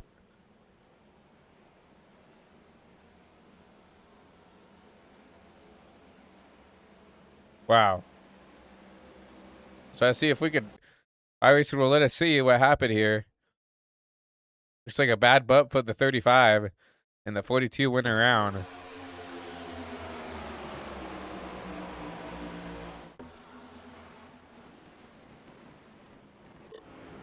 You saw the rest right there on your screen. So James Bowles will take the lead away.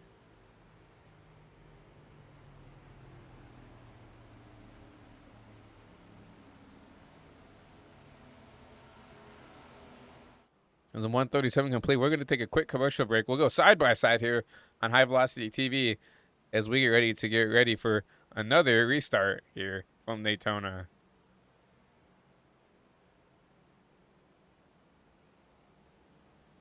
Racing isn't easy, but experiencing it is. iRacing puts you in the driver's seat with the industry's leading sim racing game. Drive on laser scan replicas of the greatest racing circuits from around the world. Go head to head against other drivers chosen by skill-based matchmaking to ensure competitive racing at every level.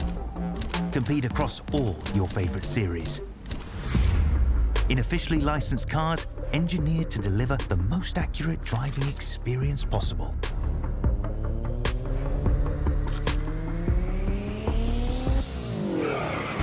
Join a race or host your own with players from across the globe. Race against the computer or in a league with friends. Feel the thrill behind the wheel. Visit iRacing.com.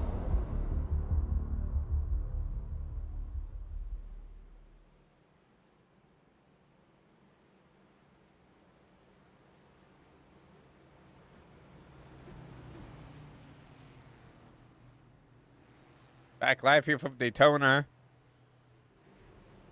And we appreciate everybody coming in for the start of the season here for the iSNF Cup Series. Season 11 here for the iSNF Cup Series. And it's been a ride. A long race. You know, lots of wrecks, unfortunately, tonight. But we do appreciate everybody coming out and watching it. If you don't mind hitting a like on the broadcast on the YouTube side, sharing the broadcast with friends and family, and of course hitting that subscribe button over there on the YouTube side. We try to grow this channel as much as we can.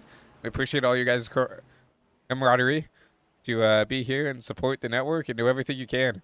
We appreciate all the love and support. And yeah, we're just super grateful to get the opportunity to continue the broadcast and do what we love here on High Velocity TV.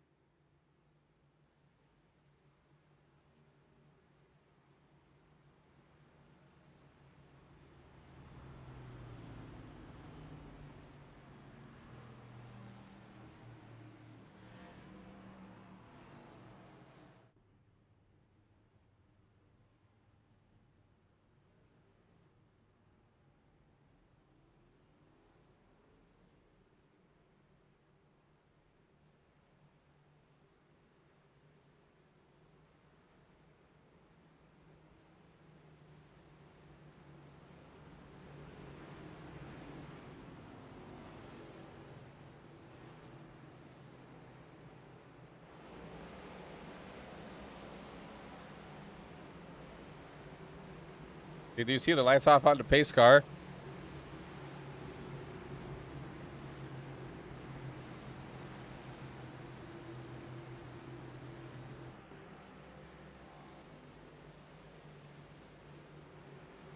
We'll have a Toyota front row, Ford second row, and a Chevy round out that third row. So look at that. Toyota, Ford, Chevy. 1, 2, 3 on those rows. So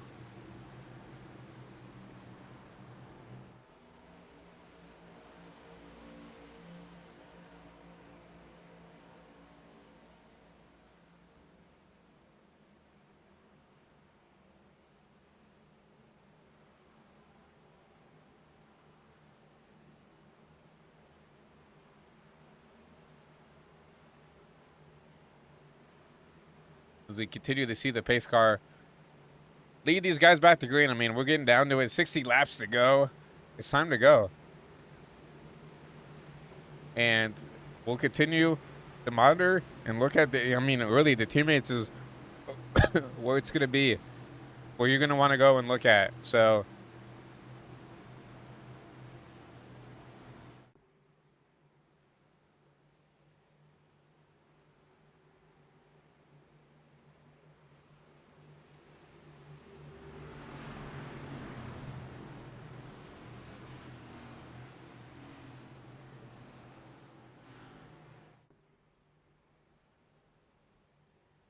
you'll see the pace car take a hard left turn back on the pit road.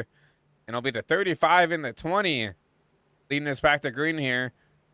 But now 61 laps to go here from Daytona.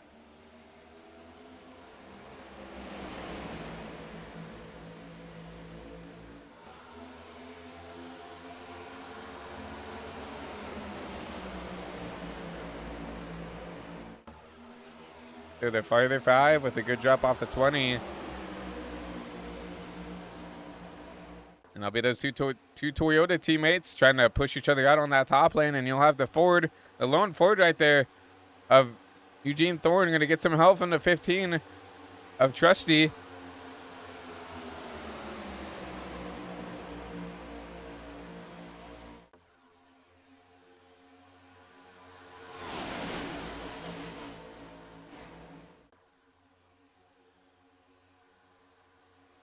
The 35. Gonna lead us back to the line here, and once again, you see those Toyotas line up. 1, 2, 3, 4 is that 11. Gonna now try to block here. Now the 40. Austin Reedy gonna go jump up to the top lane. You'll see Charles Roberson drop down to the bottom. Gonna need help of the 62 of Fabricio. Fabricio, oh, as the 4 gets hooked. Gosh, will wave once again.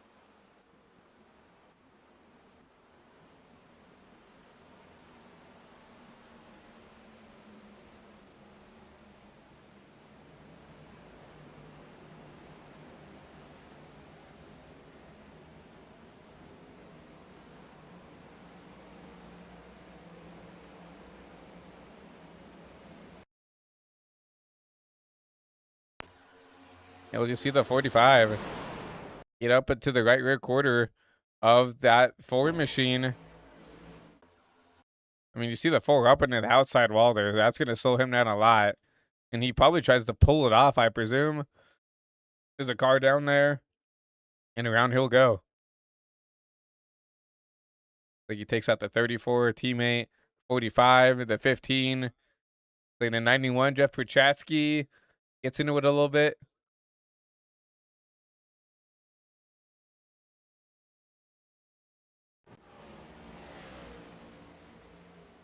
I'll definitely caution.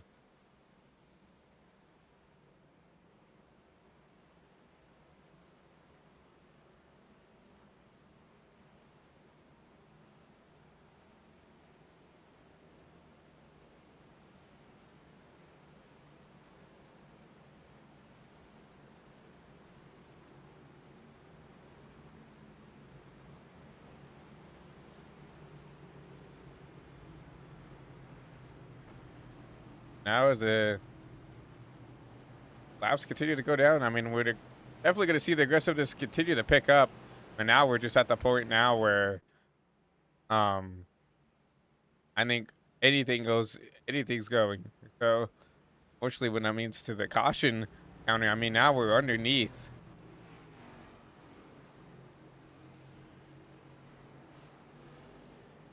the 10. Now we're more than less than 10 laps, so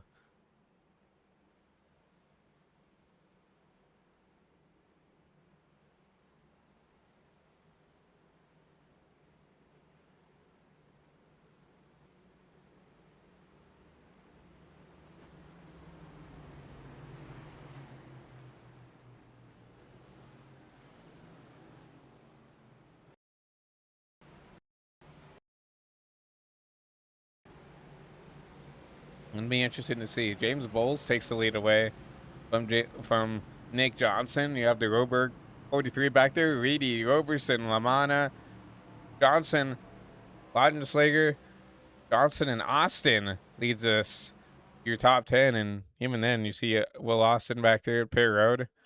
And that just shows how many cars are left here with still what 55 to go. So just over.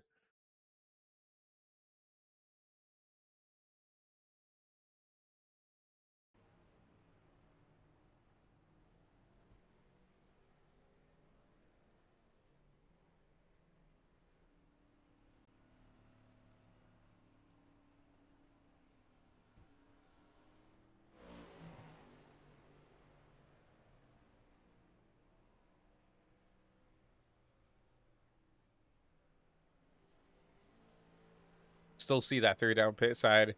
We'll go back up here to your race leaders.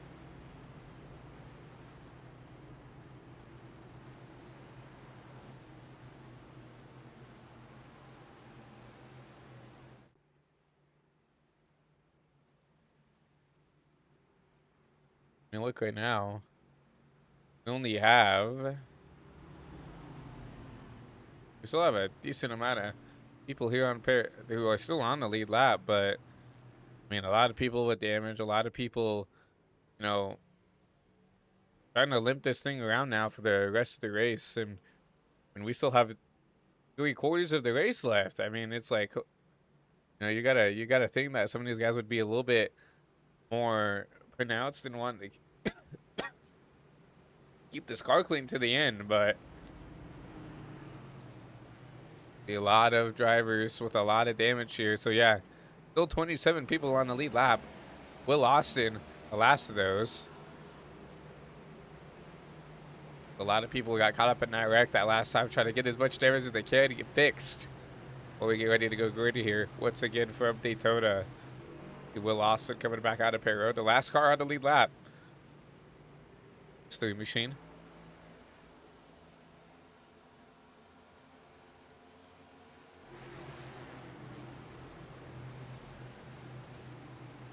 And you'll continue to monitor, you know, just this Toyota dominance that's happened throughout the race. And right now you have the Toyota 1-2. You got a Toyota back there in the second row. You got a Toyota in the third row. It's just something we've had to monitor all race. These guys just have been able to stay linked together all race long and been able to keep these cars up front.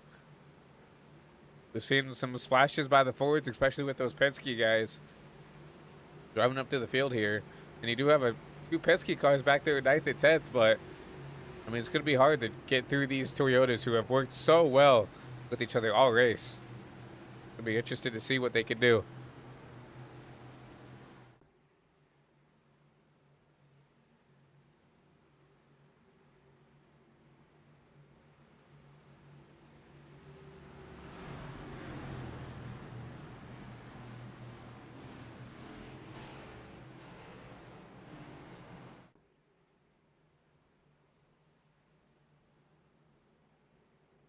Here we go. Pace car takes the hard left turn off pit road. Starting to count down the laps in this race as we get ready to go. 56 laps to go as the 35 of James Bowles will lead us back to grid.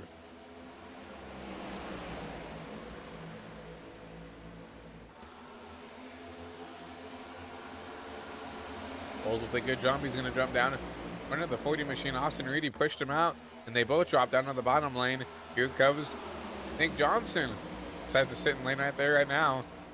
They decide right now he's kind of sandwiched between 2 Toyotas on both sides, but looks like those 2 Toyotas decide to keep that 35 out in the lead.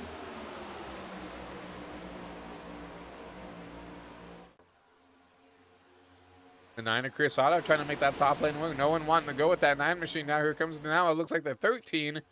Jimmy Johnson going to go up there and try to help that lane.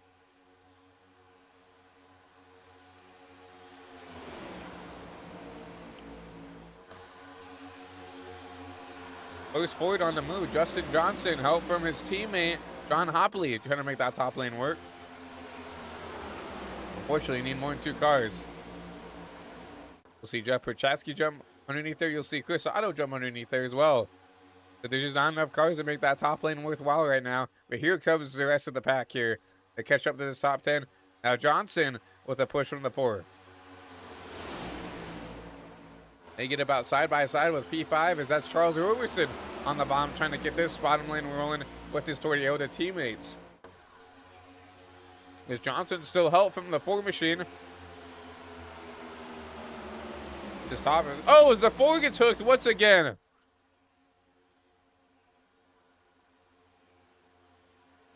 I don't think that one would a caution, but that 4, that's basically the end of his race. He's on copping so much. That's definitely a broken tire. I would be surprised if he hasn't used up that fast repair yet. That's one less Ford that these Toyota guys have to worry about.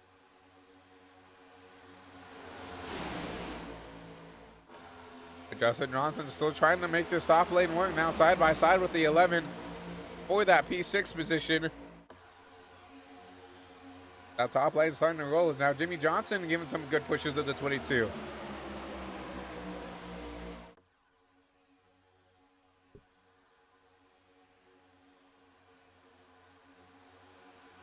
James Bull's doing a good job leading this race right now. Help from the 40 of Austin Reedy. Here comes Justin Johnson. Johnson now side by side with the 35 for this race lead.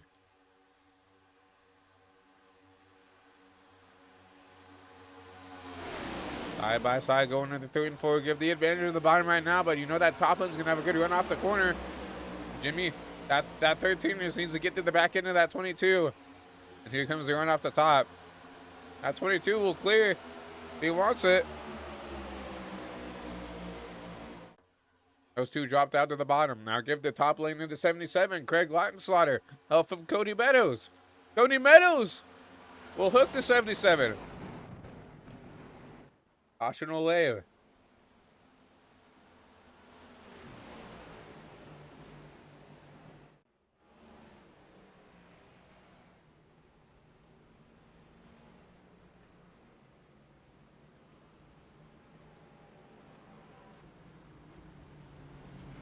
Right on board with the 12, see if he'll show us what happened there.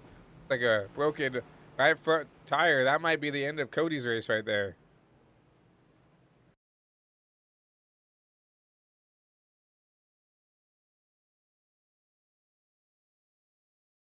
Go back just a couple seconds here.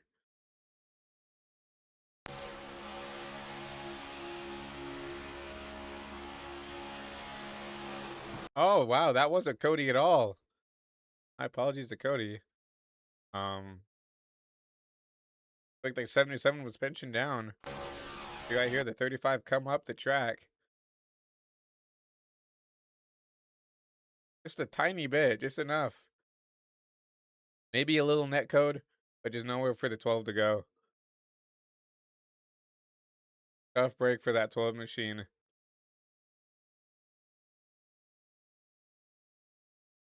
Yeah, just a tough break.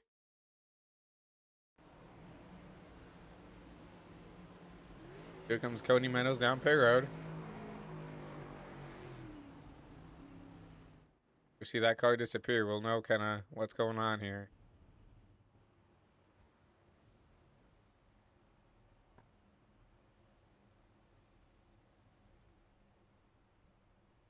I don't see that car getting jacked up at all. I think that might be the end for that Penske number 12 team. Unfortunately, it's such a tough day for Cody and that whole team. Yep, there he goes.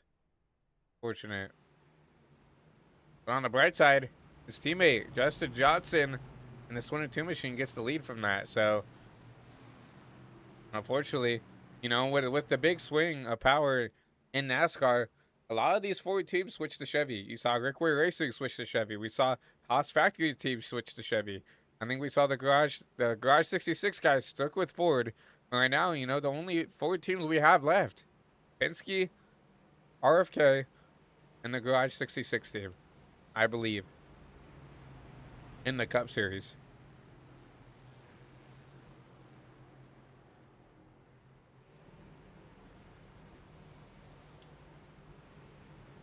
So there leaves a lot to be desired when it comes to teammates.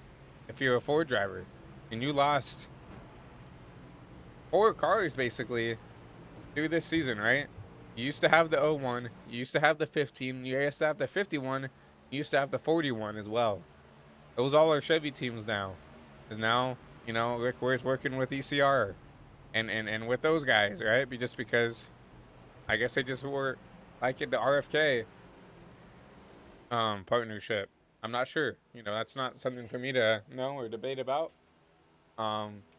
But now that's just really giving it, making baked these 4 teams just so much harder to, especially at these super speedways where, because now what, there's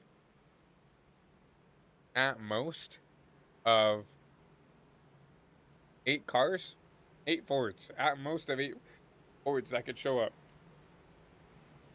The 4 Pitskis, I'm including Wood Brothers, the 3 RFK, and 1 Garage 66. That's 8 cars total.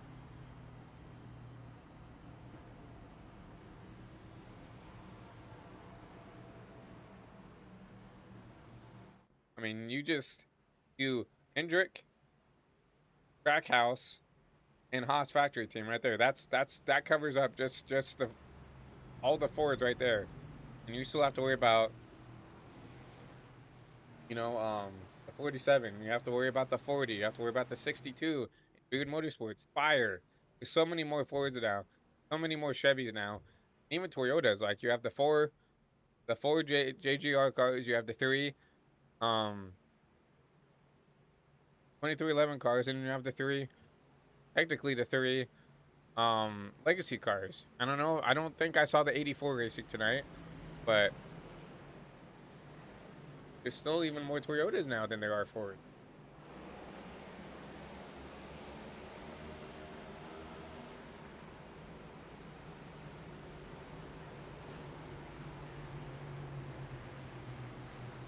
Obviously, we've seen how dominant the Toyotas have been all race, really.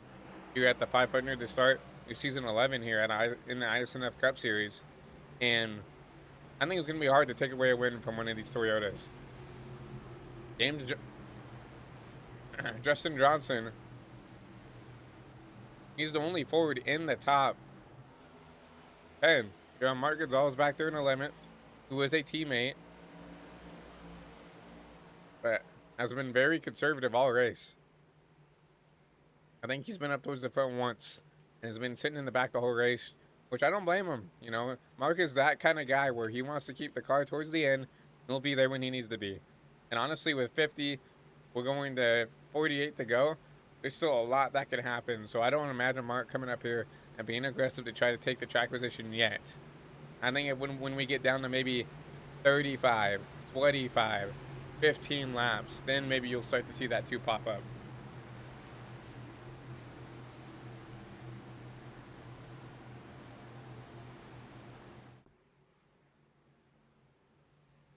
Mark has won a Coke 600 doing this exact strategy. Staying out of trouble, keeping out of the wrecks, and being there at the end. So it's a proven strategy. You will see the lights are off on the pace car, and you'll see it take a hard left turn down on the pit road. It'll be a Toyota Ford front row as a 35 and a 22. James Bowles, Justin Johnson leads us back to green with 48 to go.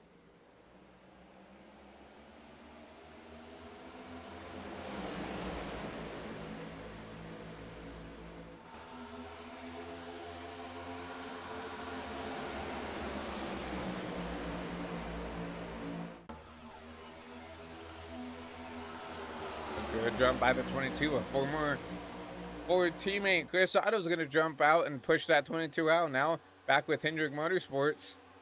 He's going to push that top lane out. It looks like that front 4, now front 5 on the top is clear. If they want to get down, looks like they will. Devin Trusty. Now Jeff Perchatsi's going to lead the top lane. Here comes the 2. Mark Gonzalez, he's going to push out that top lane. See how good Jeff is at leading the pack here.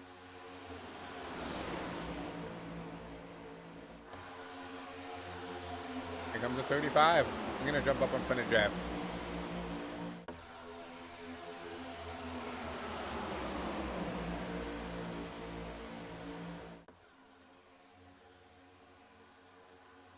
And I've talked about having the matchup, right?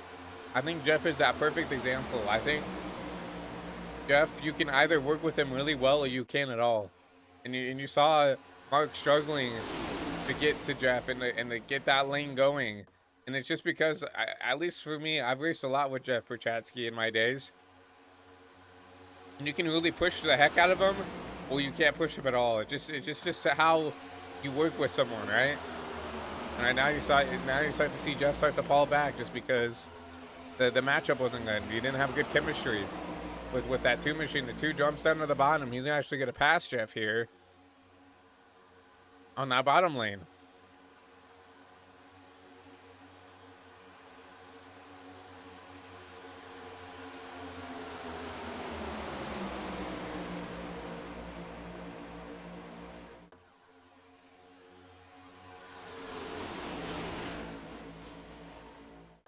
You see Justin Johnson leading the field here, but here comes the Toyota. Once again, Toyota 1, 2, 3 on that top lane. Been very disciplined and keeping together, making sure that they're sticking together, making sure that they're racing with one another, working together to keep themselves at the front here. But this bottom lane is starting to really put the heat on here. Here comes Devin Trusty on the inside of the 11 machine.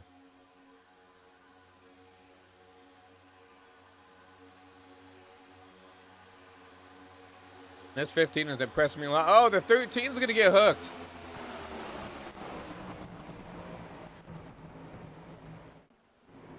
James Johnson, to be exact.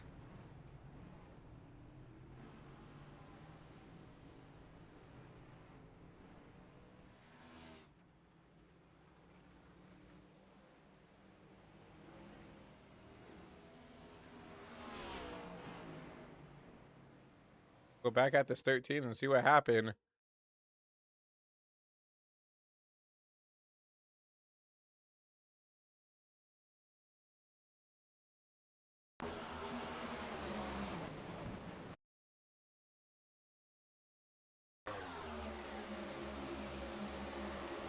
I thought that was the 13.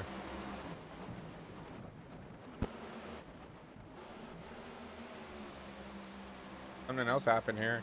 Might have been the 77.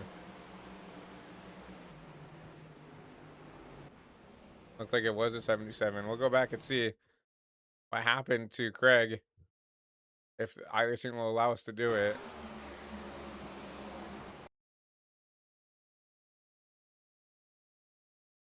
Oh, this was way further ago. Okay, here we go. I'm just behind. My apologies, everybody.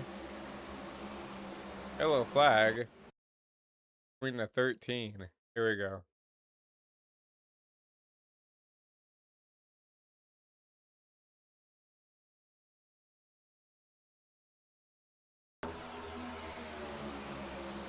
Go back here. The 71. Right there at his quarter. I just don't think he expected 71 to be there. And he's just trying to come up the track there. But there's a car there. And the 13 will hook himself off the 71's nose. I don't think it got anybody else. I think everybody else got off the track in a safe manner.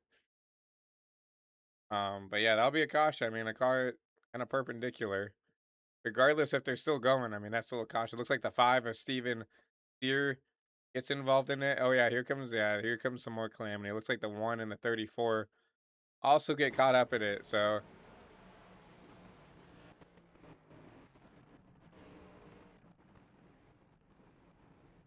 the drivers coming out pit side there.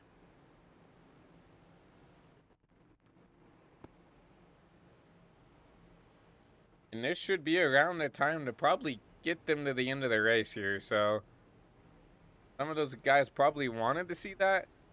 I don't know how many, but that really basically makes it to where green flag pit stops aren't going to happen tonight, unfortunately. But you do still see the 51 pushing this 15 machine, maybe trying to save some fuel. Oh, this 51 caught up in a couple of wrecks. Not on the lead lap. Yeah, Scott Trusty back there in 30th. Obviously off the lead lap. And it looks like he's actually pushing his teammate. Gotta save some fuel. I've never seen this before. I guess it's technically not against the rules, the iSNF rules, to do something like this. But I guarantee you, you're going on board with this 15. And he's got the clutch engaged. He is not. He's trying to save some fuel here. He's got his teammate, his brother Scott, back there, pushing him to the pace car.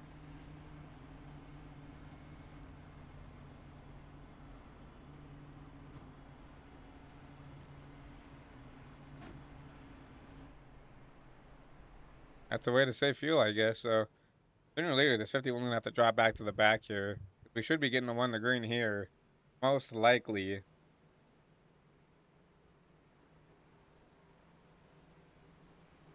There it is. So this 51's gonna have to drop back.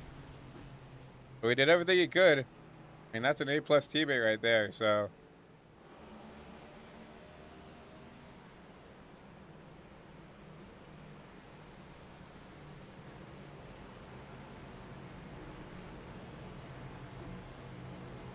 Scott Trusty last pitted on lap 150. So he's got to be close. It's going to be close for fuel on this 15 machine. So if I'm him, I'm not leading the race. I mean, obviously you have to lead going in the green here because you have, I believe he starts the race here because he stayed out. So he's got 7 lap less fuel than the rest of the field here. Gonna be interested to see if he can make it. You look at this pit strategy right here.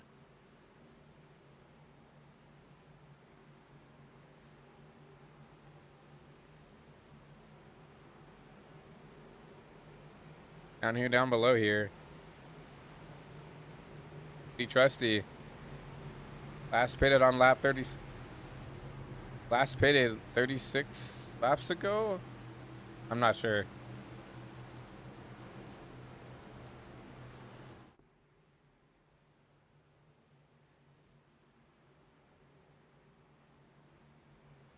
I'm not sure if that's telling us the information we need to know. Fortunately, I'm not the SDK expert here, but regardless, you see the lights off on the pace car.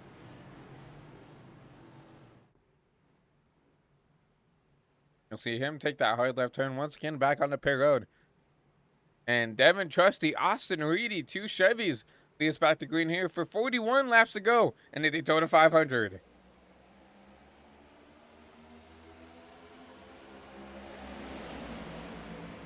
Devin with a pretty good jump on the field here.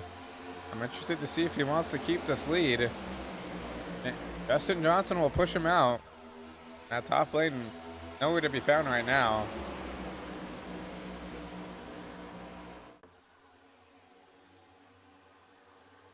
Here comes Justin Johnson on the top. Help from Chris Otto. I don't think this 15 will fight this at all. I think he wants one of those guys to jump down. I don't know if that's going to happen. Here comes Jeff Perchaski. He's going to push out this 15 machine.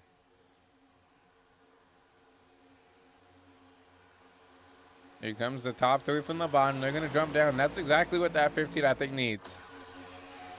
Be like here, 4th in line, 5th in line. Going to sit right here and try to save some fuel. Clayton, Georgia native. Right now in a good spot.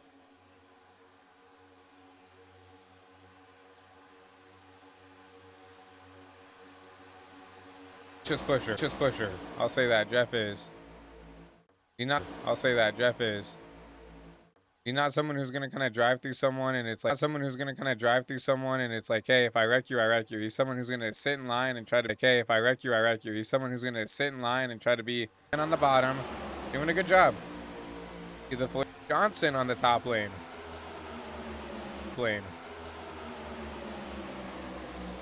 Justin Johnson continues the lead. Help from the 9 and help from the 40. 2 Chevys, and this is something that Justin has to think about. He has no Ford help, and he has Now, 4 Chevys lined up on the bottom.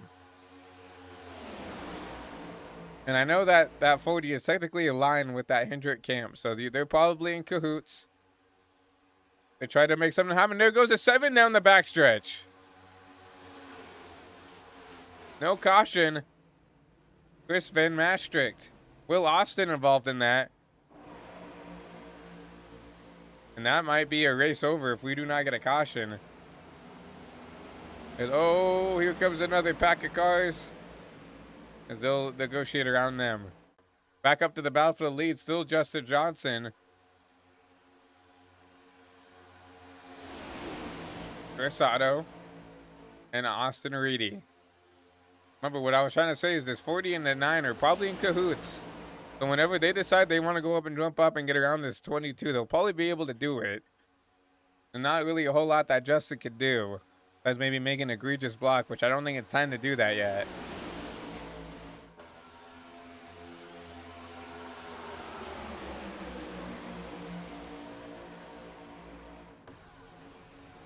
The 15 is kind of in his own camp, as well as the 91 of Prochatsky. Jeff technically teammates with this Kadar, but I don't even know if Mike is still in the race. It looks like he's still in pit road 35th. So this 15 is a 91 are kind of running for themselves and by themselves. Obviously, they have that Chevy Alliance, you know, right in front of them, but I don't know if that means that they're going to go out of their way to work with these guys. They're not really in cahoots with anybody. Here comes the 40. He was going to try to jump up in front of the top. Whoa, swervy. Goes the 40. That's definitely going to kill a little bit of the momentum of that bottom lane. Here comes the 43. Roberg, help from the 48 of Joey Maines. That top lane just cannot get rolling for some reason.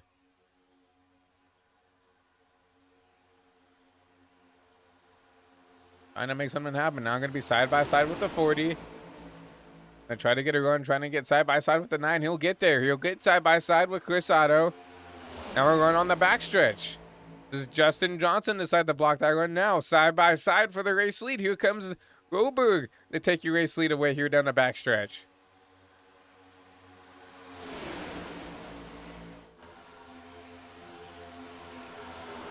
Chris Otto pushes out that 22. Really good shove.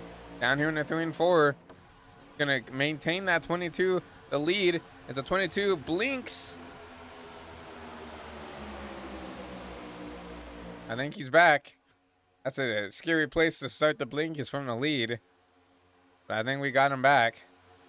Oh, he's blinking again a little bit. He might get a warning from these race admins that if he continues to blink, he's gonna have to drop to the back.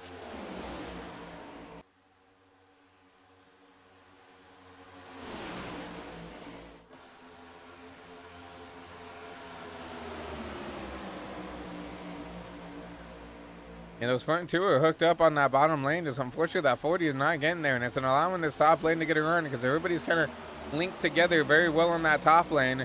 43 loose, and there they go.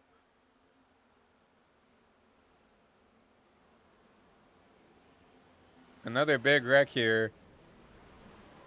Taking on most of the field. See Jeff Prochatsky backwards here out down on the apron. We'll take a look and see what happened. From that 43, it looked like just a bad bump from the 48, and we'll take a look at it.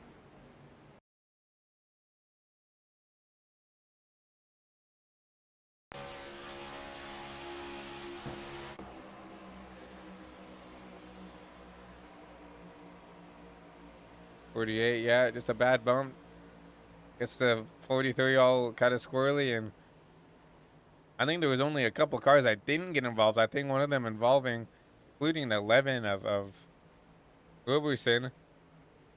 Yeah, and that'll be a caution. I think Roberson gets out scot-free right there. I think everybody else that was behind the wreck got involved almost. Obviously, Johnson and Otto got away scot-free. Austin Reedy got away scot-free because they were just ahead of the wreck. But our 18th caution in the night on lap 168. Now going to lap 169. Man, I mean, I don't know what to say. You expect them to kind of be a little bit more tame here until we get down to maybe 25, 20 laps to go, maybe. We haven't even cracked 30 to go yet, and they're still doing this. But it is what it is, I guess.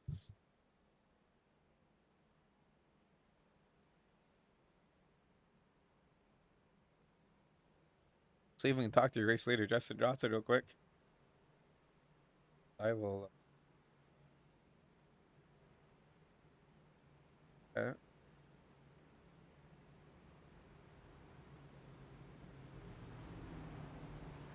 Hey, Justin, it's Christian up here in the HBTV booth. Got a copy.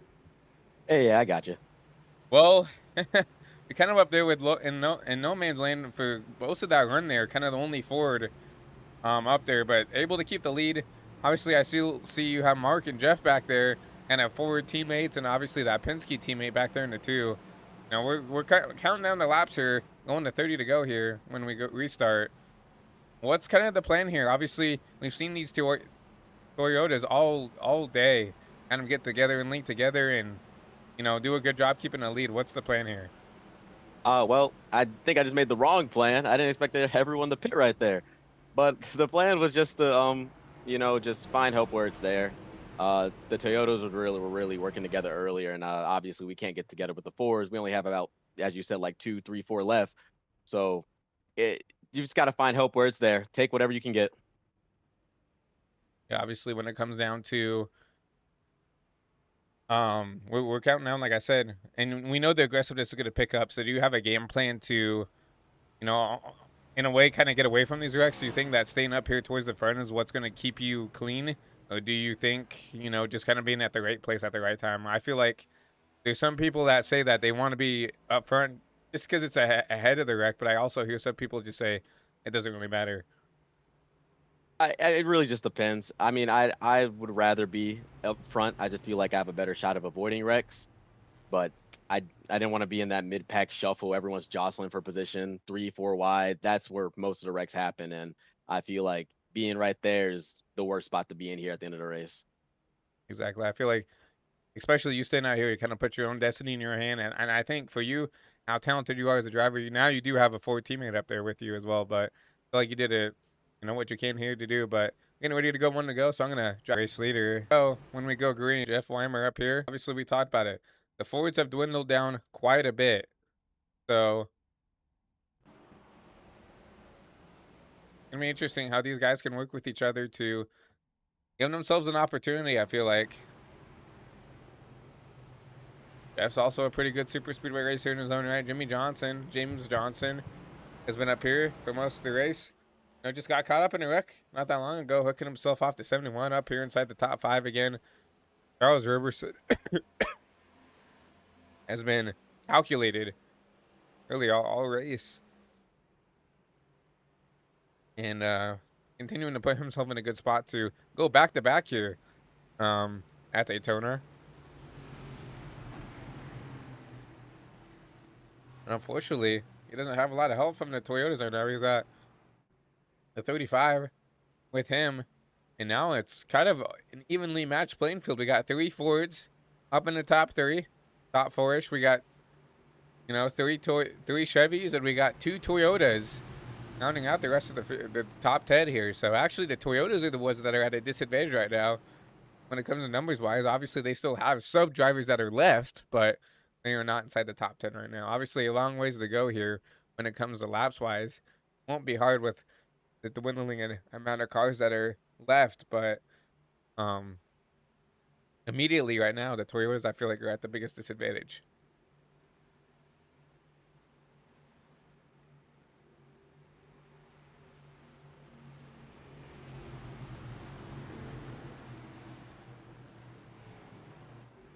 But you do see the lights off on the pace car, which means we will be going green here, coming out of 3 and 4.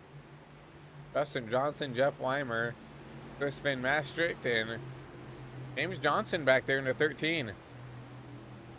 It'll be your fast 4. Charles and Austin Reedy around at that top 6. Chris Otto, Chris Bishop, Zach Phillips, and Mark Gonzalez, your top 10. See that pace car take a hard left turn once again. Justin decides to pick the top, so he'll lead us from the top here. Help from the 38 as we're green once again.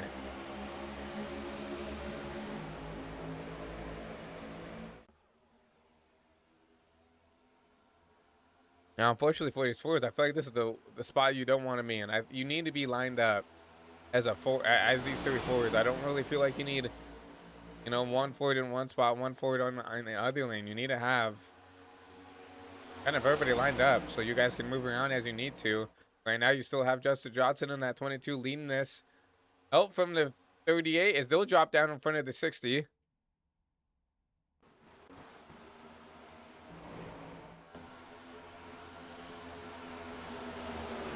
And now those three forwards will lead the bottom lane here as we'll have the 22, the 38, the 60, all forwards leading that bottom. And here comes the 40, Austin Reedy out from the 35. We're going to try to make that top lane work. If I'm Justin, you just kind of have to take the runs as they go. And right now, it's not the time to be disciplined to kind of your manufacturer, but it looks like that's what he is going to do. Austin Reedy going to have a good launch off the quarter. Should be able to get clear of the 22 if he wants it.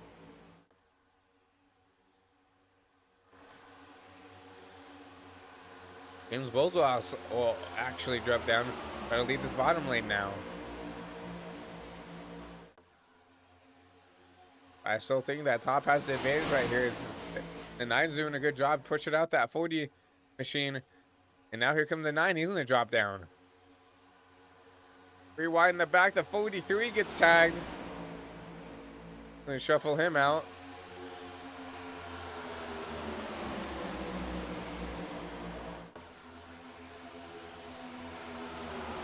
Now 3 by 3 as the 40 gets shuffled. Here comes Frank DeAngelis, a lap car to help push this 33 out. Something we didn't even really think to talk about was these lap cars. They can dictate who wins this race. They'll shuffle Frank out.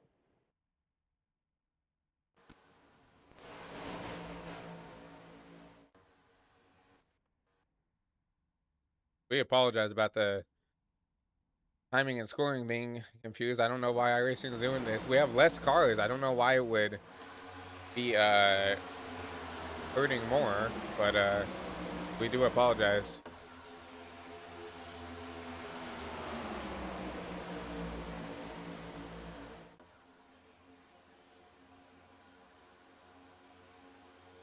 Kyle Benson back out to the lead for the first time in a while.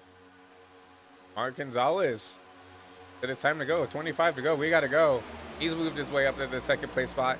And James Johnson in that 13 up to, he's going to take out that last podium spot. And then you have the lap car, Frank DeAngelis, side by side with Jeff Weimer. Caution is out. Further on back, the 71. Like the 22 also, James Johnson involved. See what happened in the 71 machine.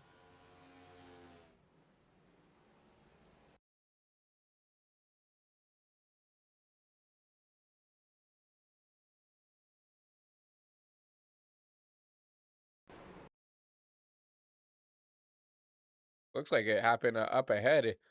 Like James Johnson, Justin Johnson, my apologies. And happened up here with this 22. 43 kind of net code hooked the 42. Fortunately, no way to 20. Nothing 22 could really do. Oh man, it's a really bad net code right there. And I mean, there's nothing you could really do in the 22. You're going down on the apron in the corner. You could try to, I guarantee you, try to slow it down. Just fortunately, the car just doesn't want to turn down there on the apron. So. Unfortunate for that 22 machine.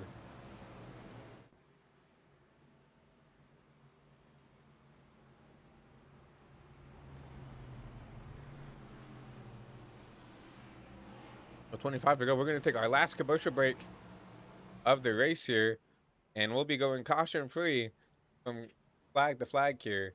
Be right back after a word from iRacing. Race.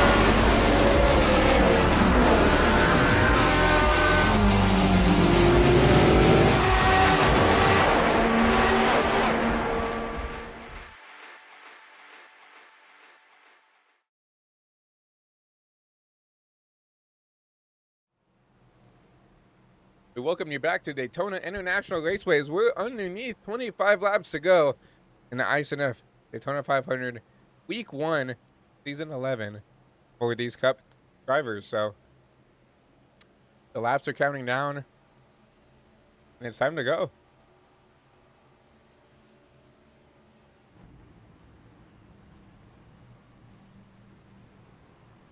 You're right on the ticker on your left side of your screen. 24 laps to go here from Daytona. Under caution here from the 19th time this race. I don't think we're on board the break record yet. I think the record amount of cautions here in the Cup Series is 29. So we need 10 more cautions, which I'm not going to say it's out of the realm of possibilities, but hopefully that is not what it needs to come to finish this race off. I mean, we're slowly losing cars one by one here, so we'll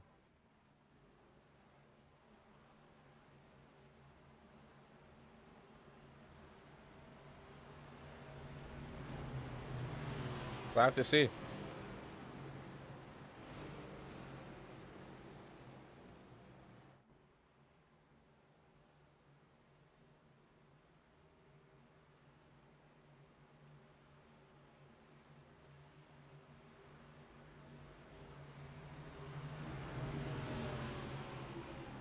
So once again, lights will turn off on the pace car. We'll be getting ready to start this race once again. Going down the back straightaway. The little race going down. Kyle Benson, the race leader. Mark Gonzalez back there in P2. James Johnson, P3. Jeff Weimer, P4.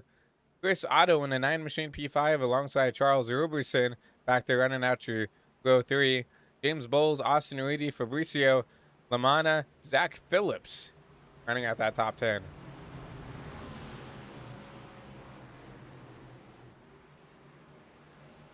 Somehow still have 24 cars still on the lead lap.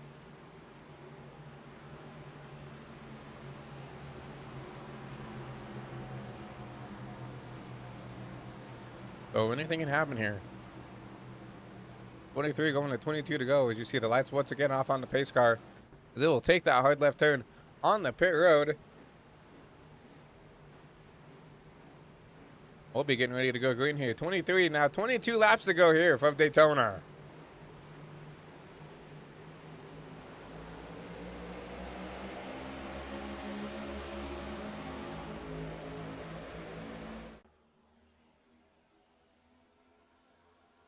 Go jump by that bottom lane. 33 to 13, that too. Get out here to lead the top 3. See if the top lane can work. Led by Jeff Weimer, Charles Roberson, and I think that's the 40 of Reedy back there, third in line. Trying to make something happen. Here comes the 2. 66 stays off the racing surface. We stay green.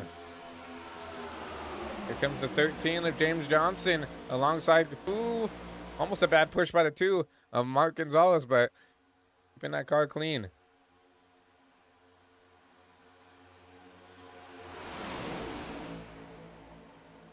That bottom lane continuing to be dominant. See the 35, Nick Johnson.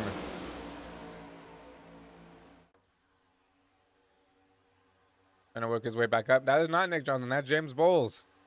Gonna get that confused throughout the whole race. Nick Johnson in the 20 now, out early.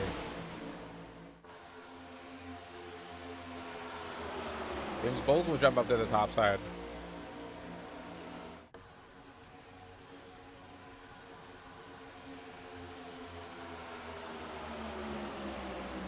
Now 20 to go here from Daytona. You'll still see that bottom. I just feel like it's put together a little bit better, but here comes the top side. Led by James Bowles. Kyle Benson back there pushing that 35 alongside Mark Gonzalez. You see the 22 trying to make something happen, trying to make a 3-wide move. Going to jump up to that top lane.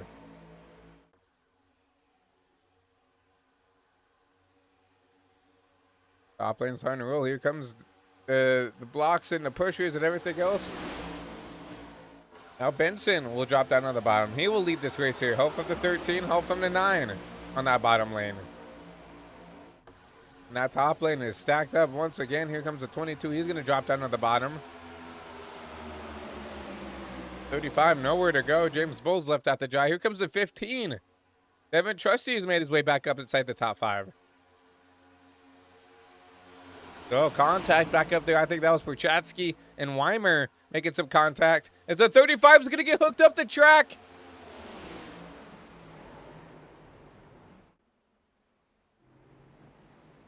Caution will wave.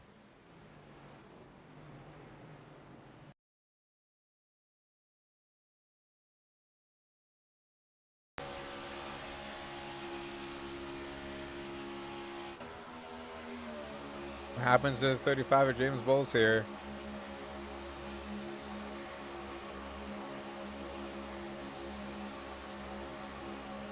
Not clear on the 22. Fortunately, nowhere to go for a lot of these guys. Nowhere to go for Jeff Perchatsky, Frank DeAngelis, the 22 and the 2 of Mark Gonzalez and Justin Johnson. A lot of fast cars tore up right there. It's not clear.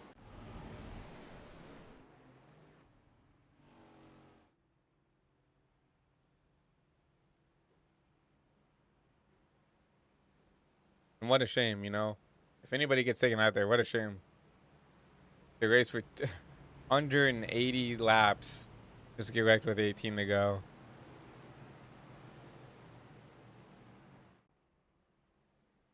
Like Frank DeAngelis back up here.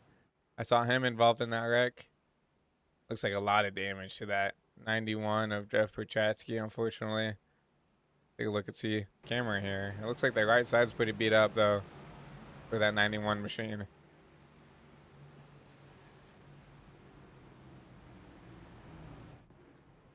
We can see right there, yeah, the right side pretty much beat up.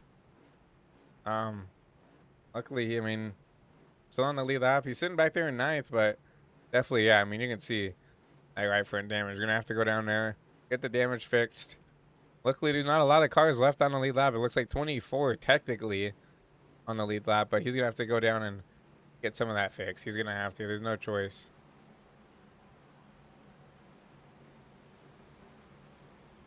No, Jeff stays out.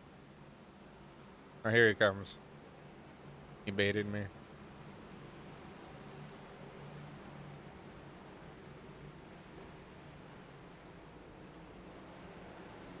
He's got a little bit extra on that 91 machine. Continue to look back at some of these guys who are going to try to get some of this damage fixed. Frank DeAngelis sitting down pit road here, getting his damage fixed. Not the race that Frank wanted. You know, running full time here in the iSNF Cup Series for the first time. Not the debut he wanted as a full-time driver.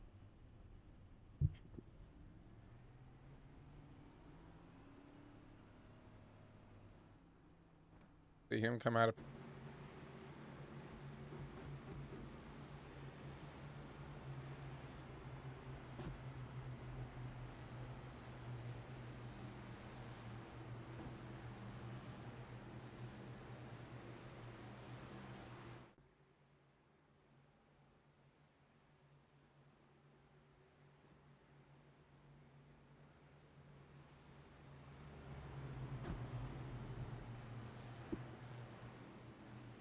They still see the lights on the pace car, but they should be turning off this time, which means we should be going 1 to go.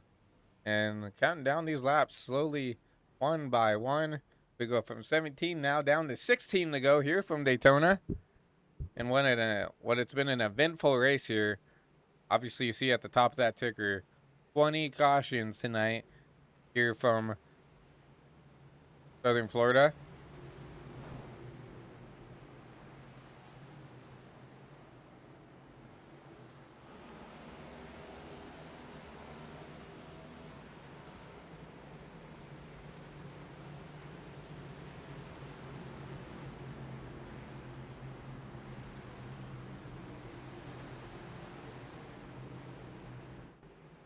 And some ups and downs indeed. I appreciate everybody sticking out, watching the broadcast, sharing it with friends and family, liking and subbing.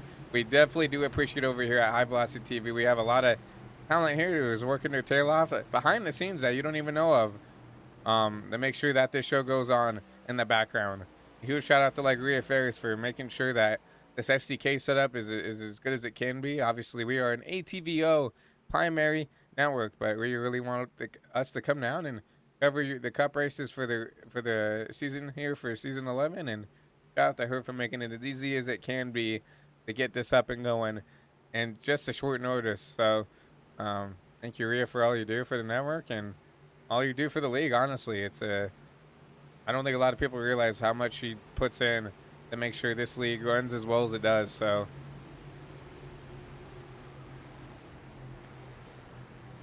once again, you see the lights off on the pace car. Coming into 3 and 4, we'll see this pace car take once again another hard left turn on the pit road. It'll be a Toyota lockout for this front 4. Toyota lockout, not a Toyota, Chevy lockout for this front 5. And then you'll see that Toyota of Charles Roberson back there in P6. You'll have a Toyota front, and you'll have a forward front lockout for that 4th row for 8th and 9th. And then back there in 10th, Lamana making something happen. But once again, green here. 15 to go here from Daytona.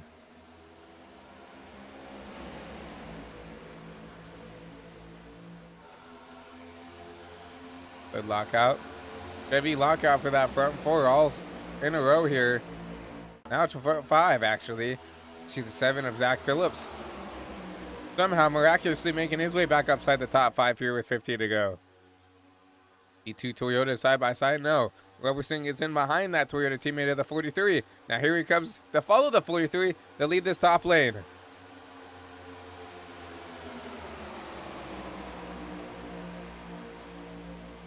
"13 of James Johnson will jump out. We'll need help from the 43 to get up to that lead. 43 will actually leave him out. We'll try to leave him out, but unfortunately Charles does not go with him. Now it'll be 3 by 3 out here, outside the top 5, out here for about 8th or 9th. As everybody's trying to get as many spots as they can, and here comes Justin Johnson. He said, "I'll take that," up inside the top 6.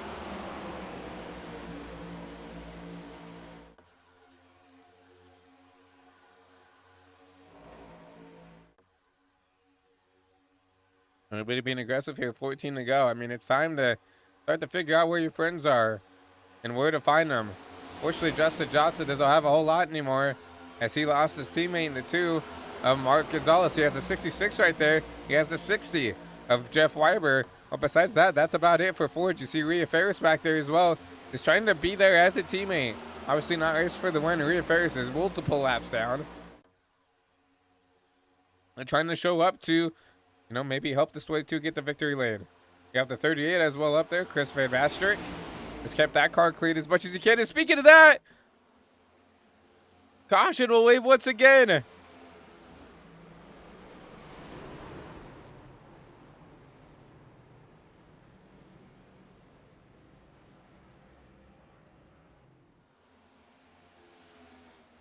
I saw that start with the 38. See if we can take it back and see what happened.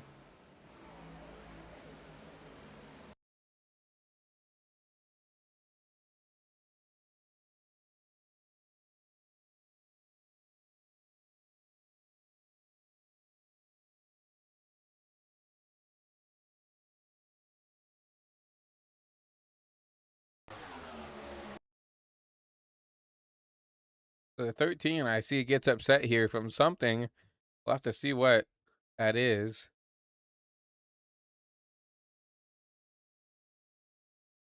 Maybe a bad bump. It looks like a bad bump maybe from the 11. Yeah, just a bad bump from Charles Roberson's going to get this 13 all squirrely. 13's going to get another bump down the track into the 38. See the 22 trying to check up here in the back. Goes up to the top lane thinking that's going to be the clear lane.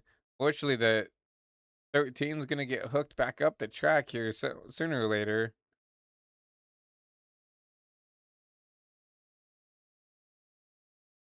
Yeah, there it is. The 13 going to go up the track. Grab the 22. There's nowhere to go for the 48 and a lot of these guys. Nowhere to go. Joey Maines hits the outside wall pretty hard. Get a 16 into the back of the 22. Jeff Prochatsky back around back in the back here. Did he get any contact from anybody?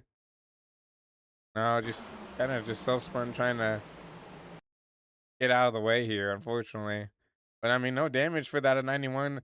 That car probably isn't driving the best. I still see some damage with that front end, so see him drifting this thing down the grass here, trying to keep it corrected, and he's probably gonna overcorrect. Coming back onto the oval here. Exactly what happened here. Just trying to keep the car clean. Fortunately, self-spin's trying to do it, but no damage. That's all that matters, I guess. So, but that will be a caution once again here. The 21 cautions now with 11 to go.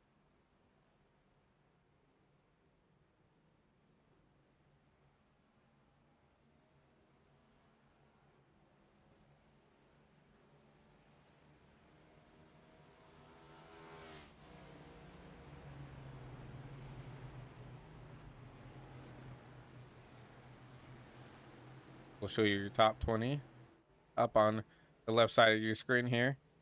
A lot of guys coming out pit road. You see Justin Johnson, 42. You see Kyle Williams in the 66. Nick Johnson, who I thought was out of it, honestly, coming down pit road. Chris Bishop, Greg Lautenslager, Chris Van Mastrick.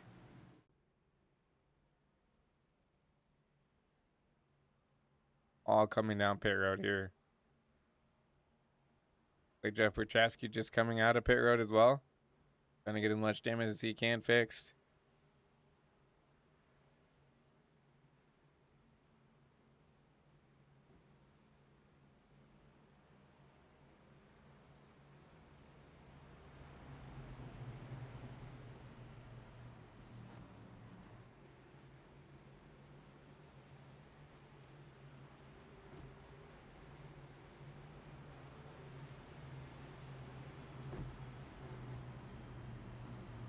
Because you will see the lights on the pace car go off this time by, and we'll be under 10 to go here once we go green.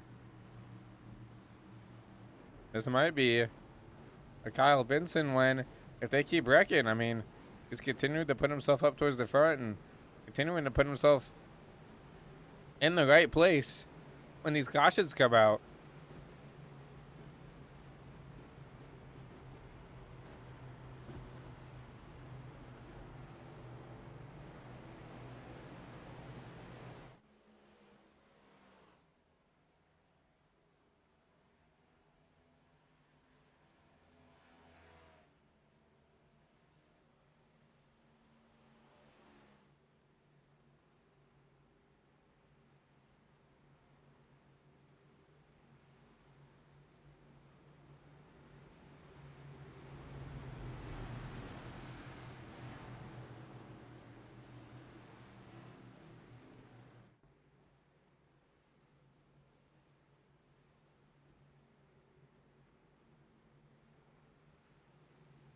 You see lights off on the pace car this time.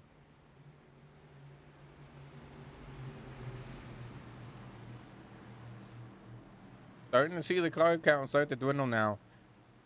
You know, you see a lot of cars that are still technically on the lead lap, but you see like Emily Urias still trying to catch up back there in 16th. Trying to see if they can catch back up to the field here before we go green.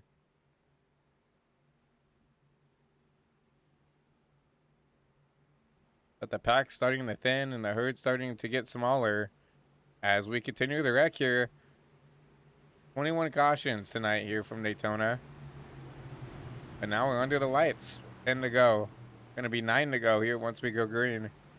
We'll see who can come out and show out. Charles Roberson still in a prime spot to go back to back here in the Daytona 500. Won last year's Daytona 500 and that 11 machine, I believe. We'll see if Charles can go back to back here.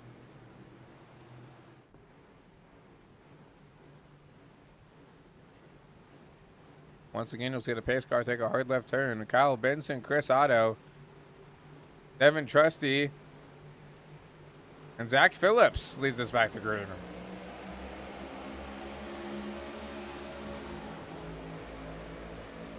A good jump by the 33. He's got that teammate, that really Chevrolet teammates on either side, whichever he wants to go to.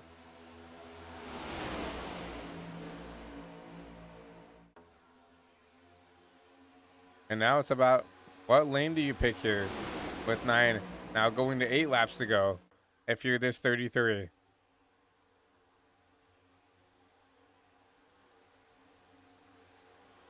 Oh, wrecking in the back once again. The 45 is going to go around.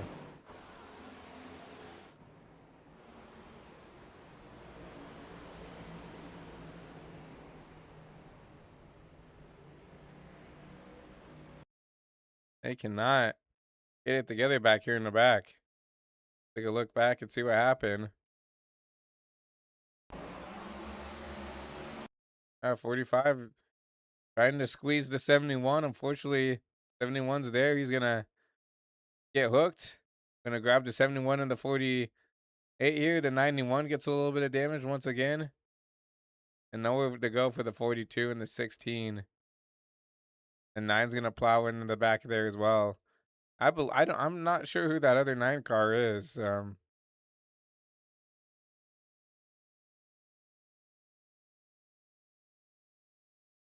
Obviously, Chris Otto's up here in the Napa machine, but interesting to see there.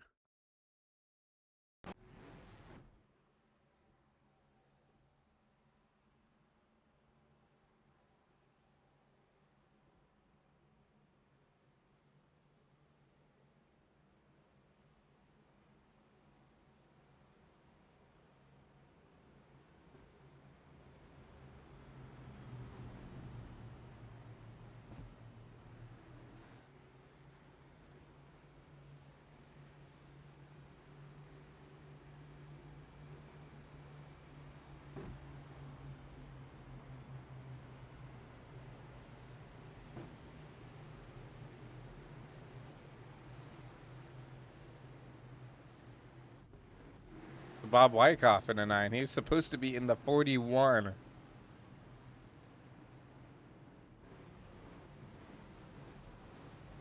Bob, to be fair, did drive the 9 last season in season 10.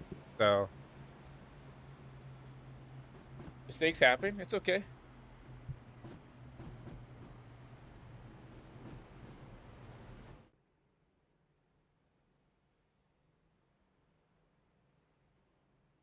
Now 7 to go.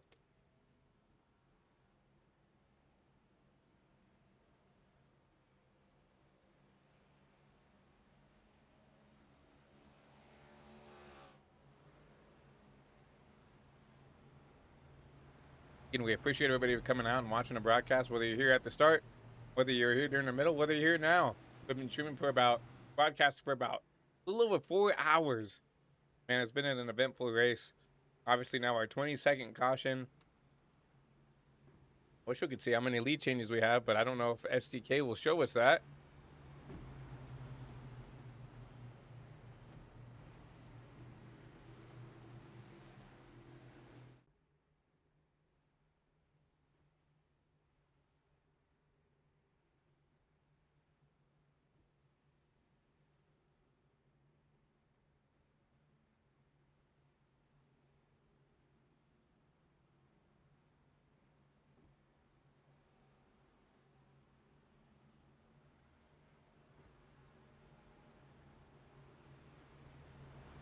I believe, they're going to tell us.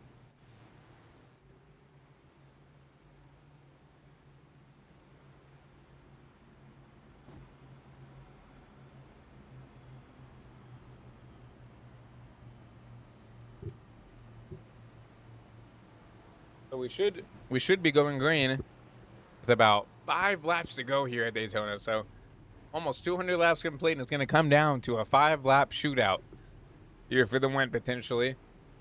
Under the lights here at the World Center Racing, the crown, first crown jewel winner here for the Daytona 500. And I'm excited to see who can come get it. And I'm looking at the leaderboard now. Some guys who haven't been up here at all race, starting to emerge just because they've kept their car clean. Steven Sear up here in P7. And the guy I want to highlight right here is this 23, Jason Steptoe. I haven't said his name once this race, and look at him up inside the top 10 right now, currently in P9 in a prime position. If something happens in his way, to come up here and come take a crown jewel here in his rookie season.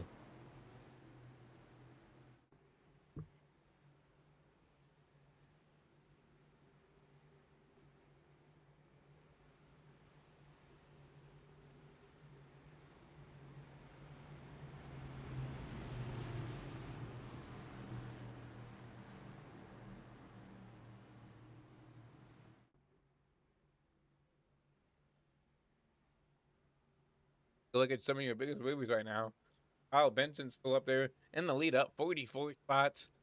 Good run for him. Devin Trusty up there, up 37 spots. Zach Phillips, Devin Trusty right here. Have Steven Sear up here, up 22 spots. Good run for him. Justin Johnson up 20 spots. Jeff Burchatsky up 25 spots. The Urias up here, up spots. Some good rebounds, especially here from the driver of Adam Knoxville. See what she could do.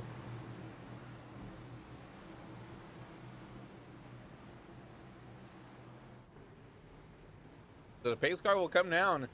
It's going to be a 5-lap shootout here for the win.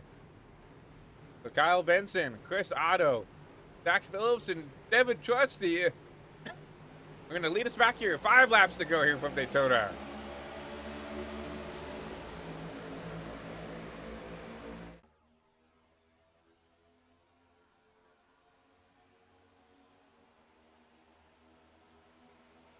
Oh, and there goes the 22.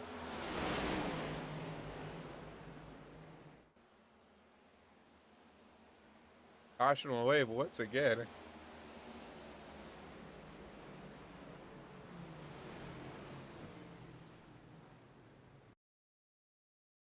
See what happened in this 22.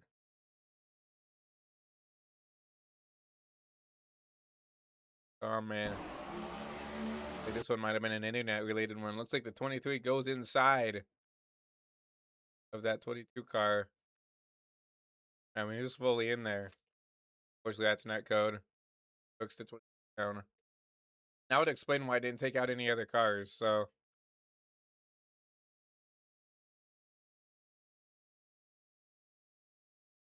Jeff Burchatsky with the near miss.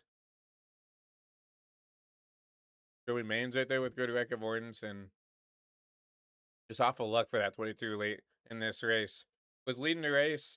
I thought he had a good opportunity to race up there for the win, but unfortunately the luck is ran out on that 22 machine.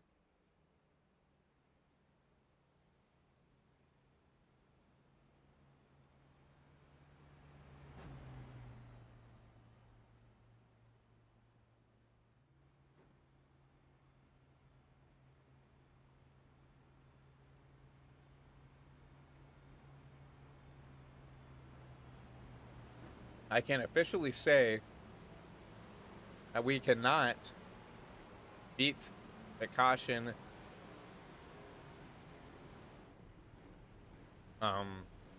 record here. I was told that though.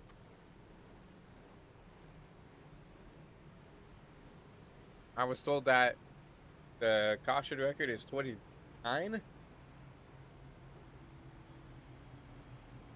And we have 3 green and white checkers, and I believe this will be count as one of our green white checkers here. So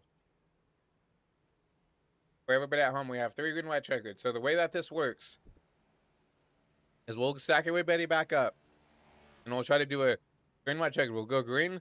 If we get to the white, we'll go to the white, and then we'll end the race. But if we wreck before we get to the white flag, we'll stack everything back up, and we'll do that, and we'll restart the race another time, and we can do that 2 more times after this green white checkered. So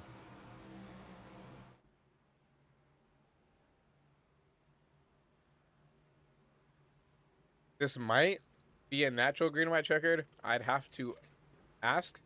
If someone in chat knows and could tell me, that'd be very I'd appreciate it.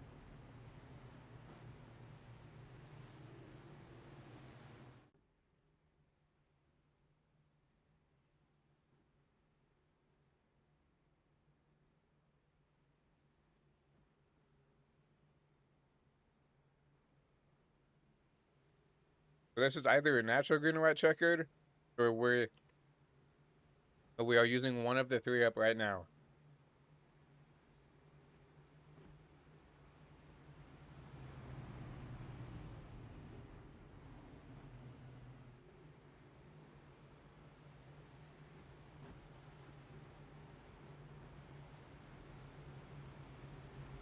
Going back to the rules for the green white checkered.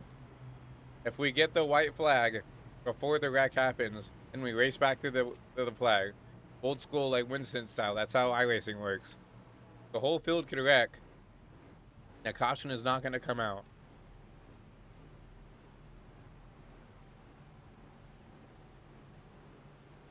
We race back to the line once we get that white flag. Now, if we use up all three green white checkers, whoever is at the lead at the time of the caution will win this race. This is a green white checkered. So this will be a green white checkered. I just saw the ticker go from 2 laps back to 3 laps. So we are using one of our green white checkers up right now. So we'll have 2 more attempts to do this green white checkered style restart, and then the race will be called official.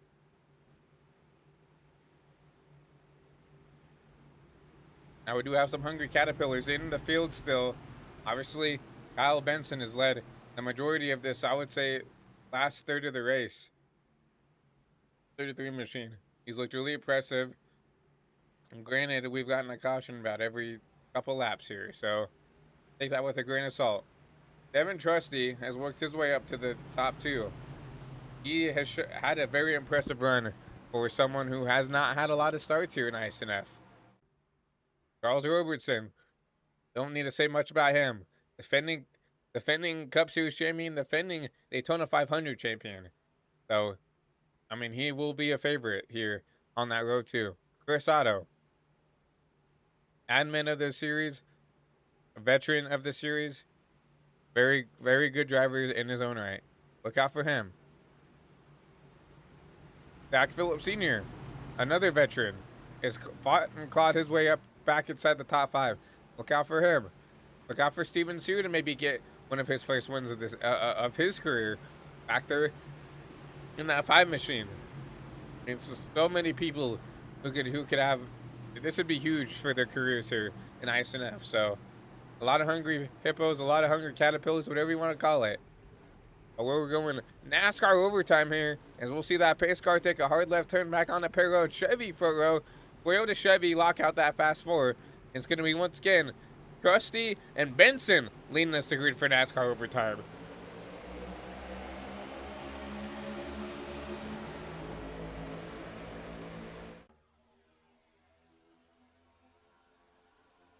Pretty good jump by both lanes here. The 15 is going to be side by side going into 1 and 2.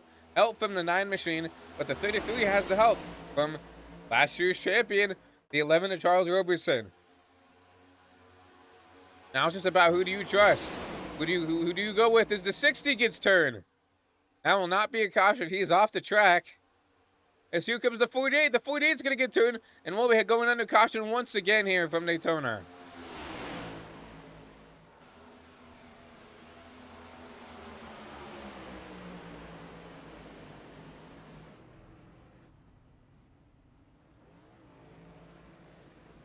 That's exactly what Jeff did, at least.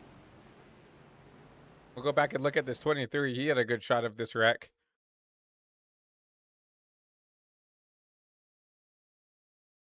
So it all started back here with the 60.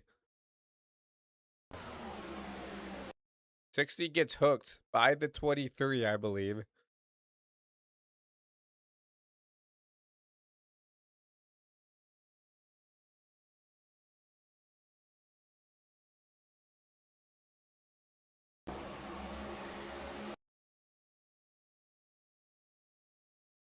Yeah, 60 gets hooked by the 23. And that kind of makes an accordion effect. And then back here, I don't know what happened here, really, honestly. I mean, it just looked like drivers were trying to give room for that 23 who was trying to get back up the track. Go back to chopper cam real quick. And yeah, just 4 wide. a bad, kind of a, I wouldn't say a bad bump through the 48, but the 48 just kind of turns right. 22 gets to the back of the 23. There's nowhere to go back here. Looks like the 20 might get out unscathed. No. Bob Wyckoff will grab the 20 as well. So I think the only one who gets out of here unscathed is that 21 you see at the left side of your screen, Rhea Ferris. I think she'll come out unscathed, but everybody else nowhere to go here. We'll be going once again NASCAR overtime once again. So this will be our second green white checkered that we'll be using up here.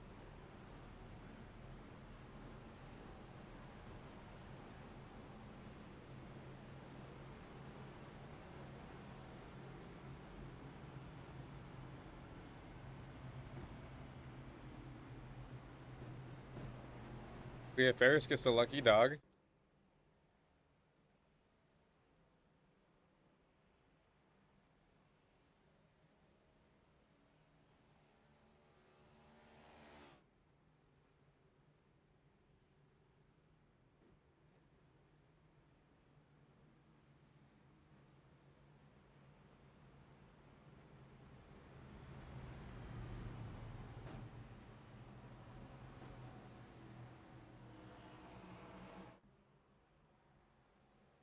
Like I said, second overtime attempt.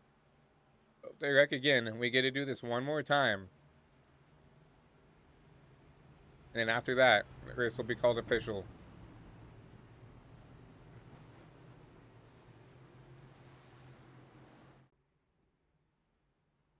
A lot of drivers have called it a night.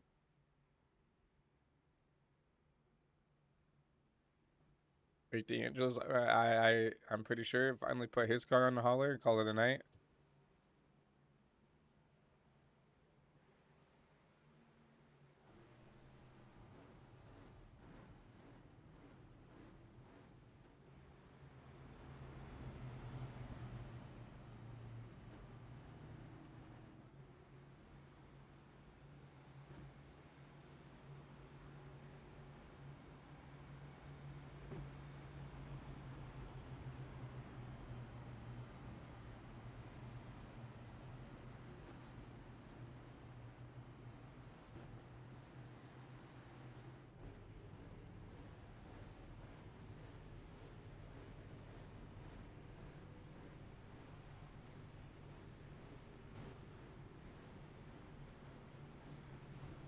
I should see the lights on the pace car go off this time by, and we've seen these guys stack up 2 by 2 once again.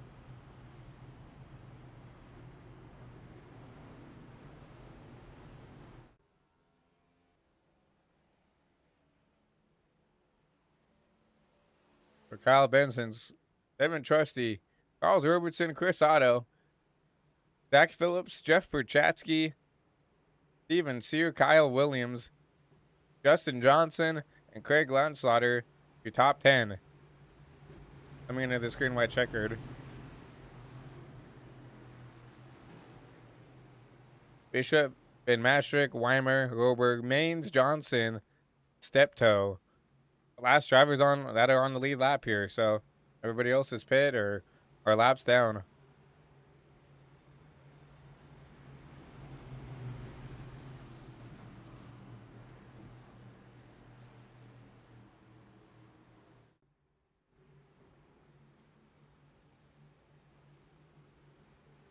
So once again, 1 to green in our second overtime attempt here under the lights at Daytona International Raceway.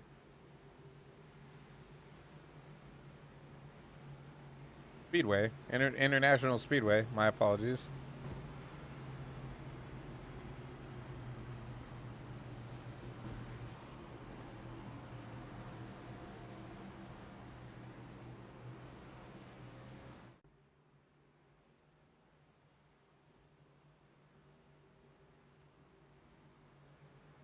I'm interested to see how that 91 drives with the front end damage.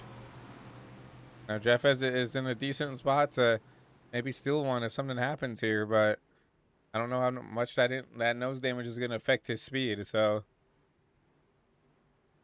here we go. NASCAR overtime at 10. Number 2, you saw the pace car come off. Now the 33 leads us back to green.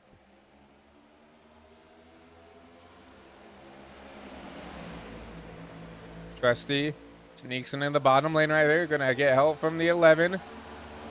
Now it's up to Otto and Puchatsky on that top lane to make something happen. Robertson trying to squeeze it 3 wide. Not gonna make it happen. Here comes Devin Trusty on the outside with the run.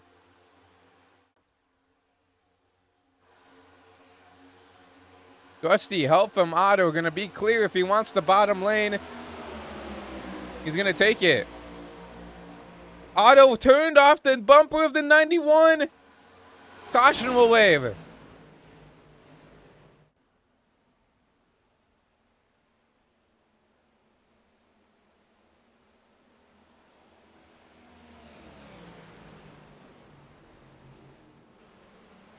Such a heartbreak for Chris Otto.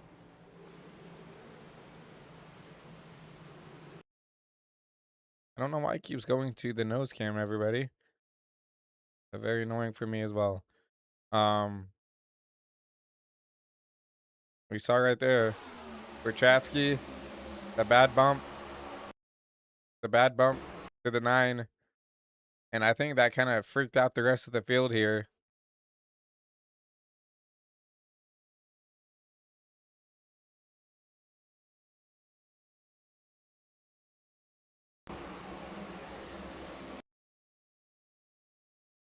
And nothing really Chris could do. That was an awesome save, but unfortunately see that a big stack up behind, it looks like.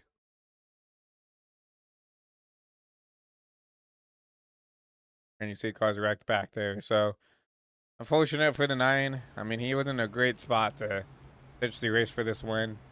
I mean, he's still up there, it looks like at 5th, so it's not over for Otto. I mean, didn't get any damage. What a save to keep his race alive. Unfortunately, just a bad push for 91. Will cause that 3rd caution, and we'll be going into our last and final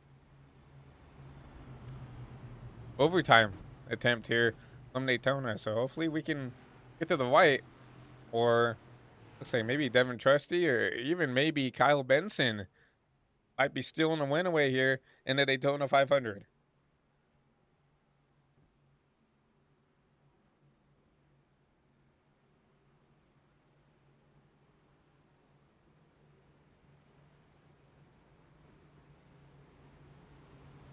Well, I said it was mathematically impossible to get to that 20 died, but they sure tried to do it here in these last, 10 laps, so.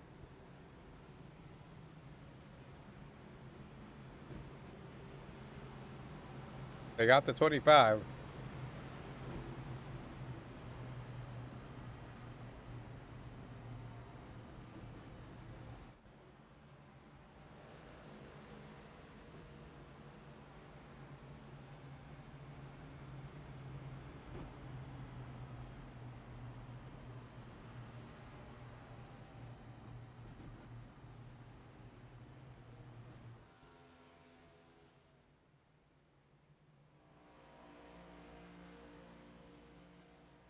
And once again, another race rundown. Devin Trusty, Kyle Benson, Jeff Berchatsky up into the podium spot. Charles Roberson, Chris Otto, Kyle Williams, Zach Phillips Sr., Craig Lockton Slaughter,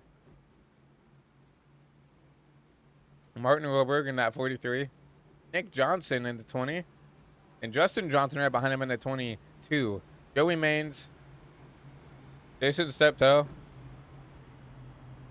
and Chris Van Maastricht, Steven Sear, and Jeff Weimer. Only guys in contention for this win now. Chris Bishop out during that green white checkered attempt. So it's the top 16 drivers who have a shot. I would say the top 6 realistically has a shot, because they can't rely, these guys in the back can't rely on a caution to save their race. If we get a caution, the race is over. Unless it gets on the white flag, unless they get to the white.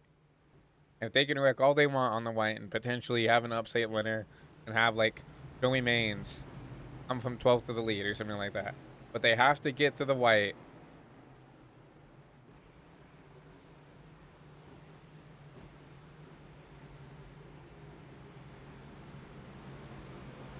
So it all comes down to this.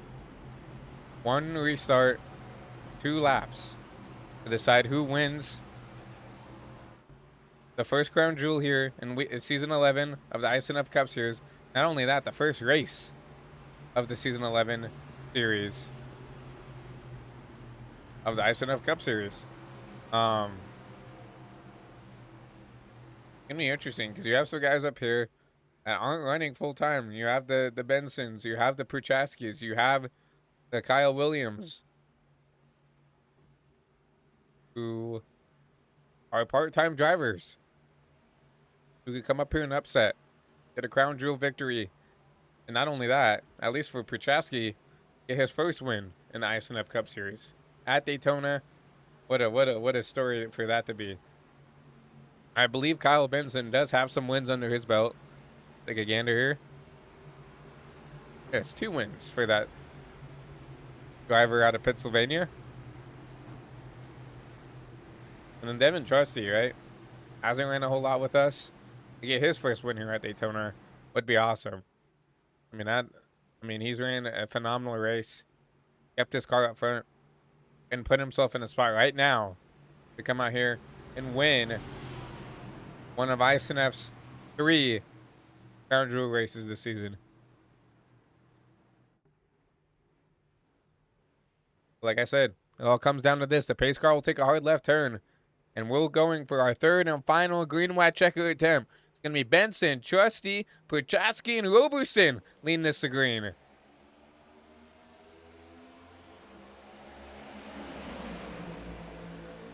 Trusty with a good jump on the start. Going to have to allow Prochaski to get sucked up right behind him. And look who's behind Prochaski. The driver who he accidentally wrecked, the 9 of Chris Otto. I don't think Chris Otto is going to be too happy with that 91 machine, but he has the 91 and the 15 clear that top lane if he wants it. And you see right there, no run from the top lane here.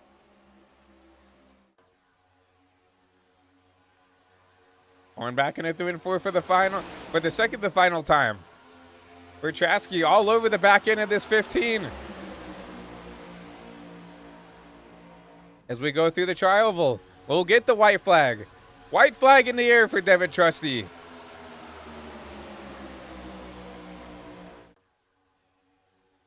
When does Prochaski go? Does his top lane get a run at all to give anything a go?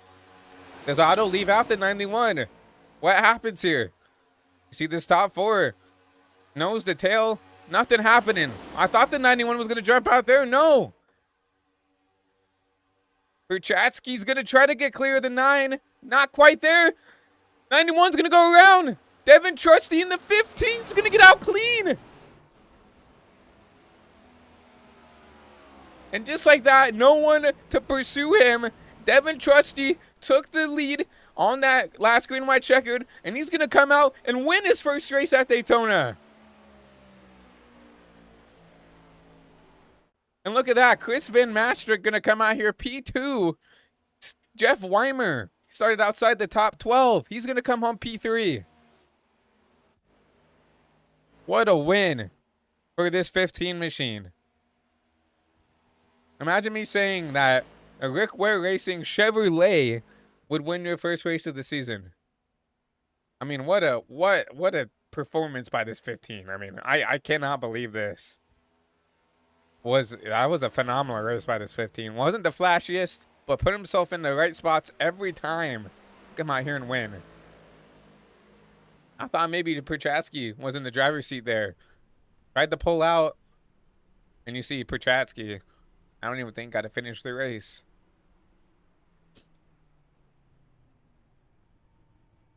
Devin Trusty, victorious from Daytona.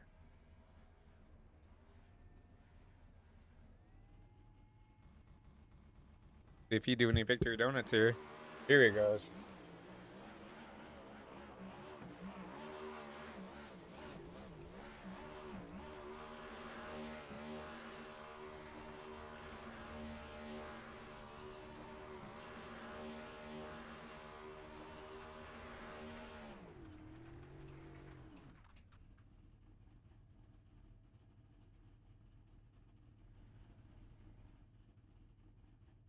He's done his victory celebrations.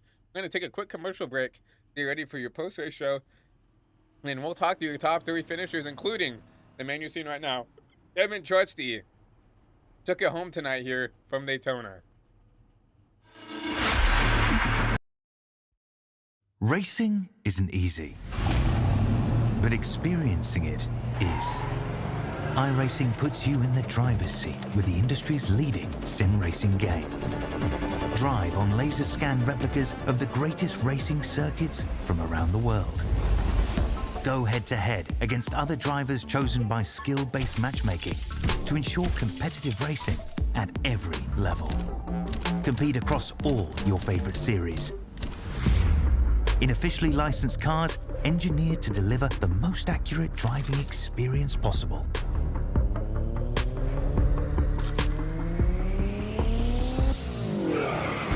Join a race or host your own with players from across the globe. Race against the computer or in a league with friends. Feel the thrill behind the wheel. Visit iRacing.com.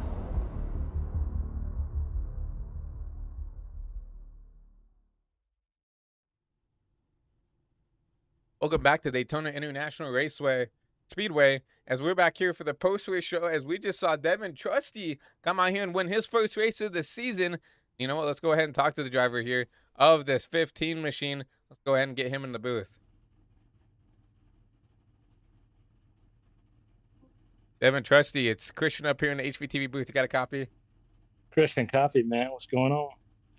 Well, I'm probably not doing as half as well as you are, but what a win. Congratulations, not only on your on winning at Daytona, but your first win of in the series here, and not only that, at a crown jewel, the Daytona 500. Walk us through your race. Walk us through what this win means to you. Oh, yeah, man. Yeah, it was an awesome restart. First off, I want to thank my Lord and Savior Jesus Christ. You know, without him, I wouldn't be here. But man, I knew it was going to be tight coming to the end. There was obviously a lot of yellows. Everyone was kind of bruising and banging. I just let the hammer down, man, and that's all you can do. I was trying to stay tight to the guys with me. I saw some pushes coming up. I knew there's probably going to be a wreck, so I was just trying to keep the hammer down and pray that we made it. Yeah, I mean, you put yourself in a really good spot. I felt like the whole race just giving yourself an opportunity to be here in the spot that you are right now. You know, when you were at the front, you were doing a good job keeping your car in the right spot to, like, it might be luck sometimes, but just to stay out of the wrecks, right? And that's exactly what you kind of have to do sometimes, especially with tonight. Had 26 cautions tonight. So what was it like just having to drive through everything like that? Yeah, it was pretty crazy early on in the race, honestly. Like, I was trying to hang in the back a little bit. You know, we all get one fast up here in the race, and thank goodness I made it through. I didn't have to use it. Yeah. So, you know, I was just trying to hang back and, like, realize that I wanted to be there in the end.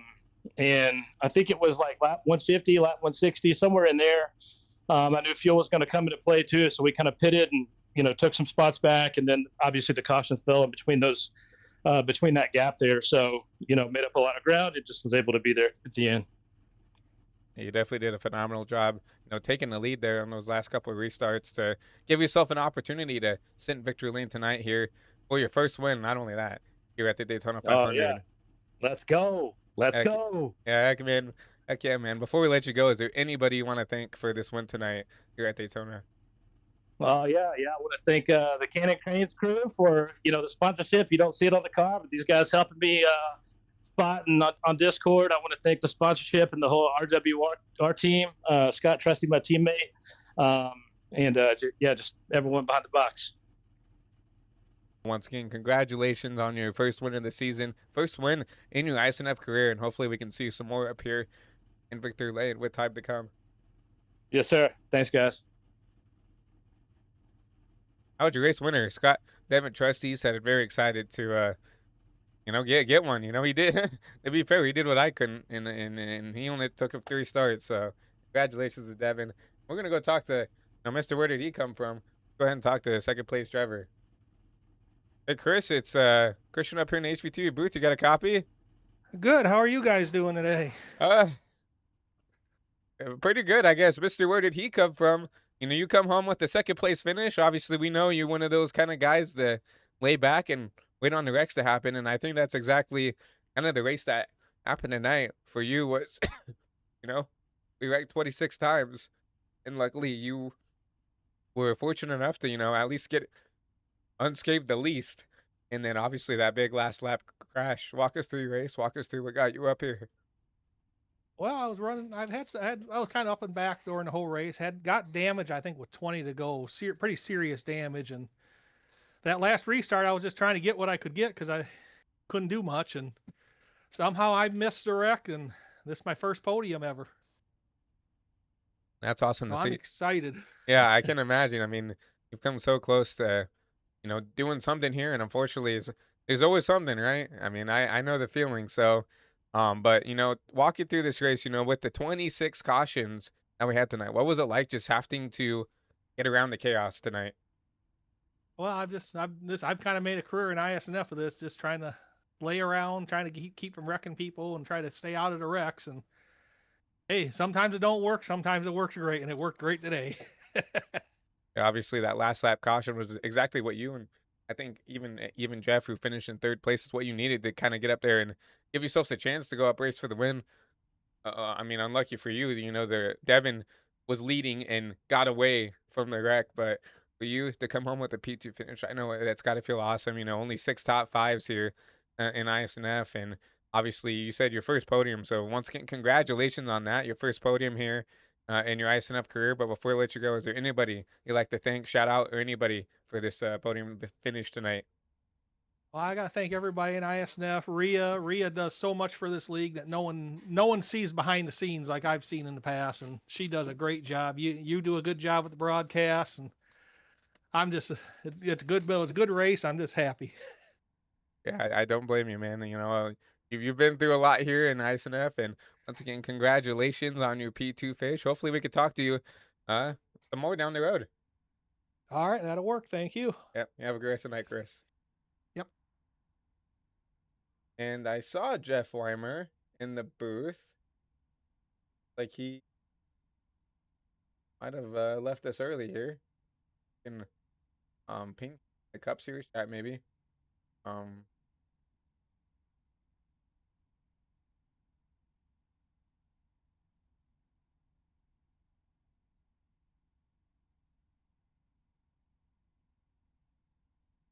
See if we can wait on Jeff to see if he'll join the inner circle once again.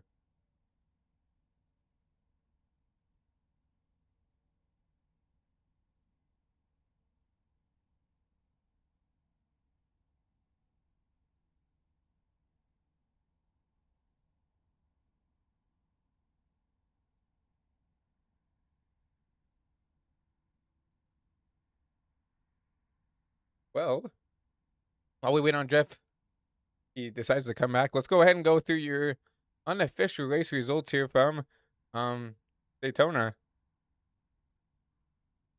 Fine. So Jeff Weimer wants me to do his interview because he has to get going. Okay, well, we have Rhea Ferris up in here in the booth. Hello, all. I am the ISNF owner. And thanks for watching and thanks for broadcasting here on HVTV. And before you're done, make sure you hit that like and subscribe button because it helps the league. Also helps my boy Christian here and his gig. So appreciate everybody tuning in tonight. It was interesting and got a little chaotic there toward the end, but I went from P38 wrecked out. I led a couple laps, but then I got P38 wrecked out. Climbed my way back up to P20, and I guess I'll take that considering what a night it was. And Jeff Weimer, who I'm supposed to be interviewing for, he got P3, which is one of his best career finishes. I know he's got a couple of W's, but he hadn't had a podium in a while. So congratulations to Devin Trusty. Congratulations to Chris Van Maastricht, who feels like he won the race by getting his first podium ever in a P2. And then Jeff Weimer in that 60 car, bringing it home there. So nice job by those gentlemen. And, really kicks off the season here. Interestingly, because we have a part-time driver who won the race. So if that driver doesn't find a full-time ride, which at this moment there isn't one. So I'm not sure how that would look for playoffs and championships and stuff, which we're also unsure of how is going to work because we're waiting for 3:30 tomorrow when NASCAR is going to announce it. But anyway, um, I think it was a fair race. I think we could have did a lot better. A little bit disappointed in some things. I think it was a little bit too aggressive at the wrong times. But it's also a very new field. We have about 50-50. We've got 50, about 50-ish% league veterans that we're talking like 75 to 200 starts in a Cup Series car alone. Then we have a lot of drivers that are like 12 starts and 16 starts and stuff. So like it's a lot of new guys and a lot of old guys, right? So it's going to be a gel period for a while, and unfortunately that's just the way it's going to be. But after a while we'll start to know like who to race around and who not to, and who to expect to jump 3 wide when it's not necessary yet and things like that. So how was it in the booth from your perspective? It was definitely interesting. It was entertaining to call. Obviously, like you said, towards the end it kind of got a little chaotic, and I saw what you were talking about right there with the gelling, and I mentioned it. That it's gonna in any league you go to. It doesn't have to be iSNF. It could be the Coke Series, right? When you have Right. new guys who race around each other, it takes a little bit of time to figure out who's aggressive, who's not, who's gonna pull over, who's gonna dump you if you race them bad, right? It just takes a little bit of time for everybody to learn how everybody races, and unfortunately, learning that at a super speedway is probably like the worst case scenario. So, It um, really is. Yeah. um, but obviously, you kind of have to start off every season at Daytona with the 500. It's kind of a synonymous thing, and um, you could tell who everybody wants it really bad. And I mean, you saw, that's why we wrecked on the last lap. Everybody was going for it, and lucky for Devin, he literally was the only one who got through it in the front and was able to claim his first victory tonight at Daytona. But yeah, you could tell everybody was fighting for it at the end there, damage or not, trying to get to that 15 machine. But and I agree. It's going to take a little bit of time. I think Homestead will be a good gel period because Homestead is just such a great track for anybody, right? Because you can go Yeah. up there, rip the wall, and go down there, run the bottom. You can do whatever you need to be quick, and you can see who's going to be quick, who's going to be slow, who's going to make mistakes, who's not. And then obviously North Wilkesboro, week 3 is going to be interesting, and then after that, iRacing Super Speedway. I mean, you think Daytona is crazy? Uh, I can't wait to call that one. So Yeah. but yeah, I definitely agree that the race was entertaining. I mean, we're going for a little over. We're gonna be almost 5 hours on the dot, from the broadcast. So it was definitely fun. I enjoyed my first time up here officially in the booth. Obviously, I've broadcasted some duels unofficially for you guys just because I wanted to, but I'm glad to be here. Well, I'm glad you were here as well, and hopefully it wasn't too boring in the booth, and hopefully you had enough company come and say hi once in a while, or some good interviews here and there. So, um, hopefully it wasn't too bad overall. But I appreciate you being here, and I look forward to the season ahead and what we can do to you know, um, clean up some of these wrecks, and hopefully, put on a better show for everybody. And I think, we started off this race looking pretty decent because we were, we ran like the first 18 laps or something under green with 45 starters. Now that's pretty impressive no matter who you're talking about as far as leagues go. So I have to commend them there. So we can do it, but maintaining that restart consistency, that's where a lot of people have problems, because there's some people on the blip, some people on auto clutch, some people on the actual clutch. So it causes this accordion effect, and people have to get used to that. And I don't think people are yet. So we got some work to do. Yep, just like you said it perfectly. Just got to take some gelling to figure out where everybody needs to go, right? I mean, and the dominoes will fall into place, right? The fast guys will be, especially like at Daytona. I mean, you can't really tell who's fast, right? But you know, Right. when we go to Homestead, when we go to Wilkesboro, we'll see who's the quick guys will qualify up front, they'll race up front.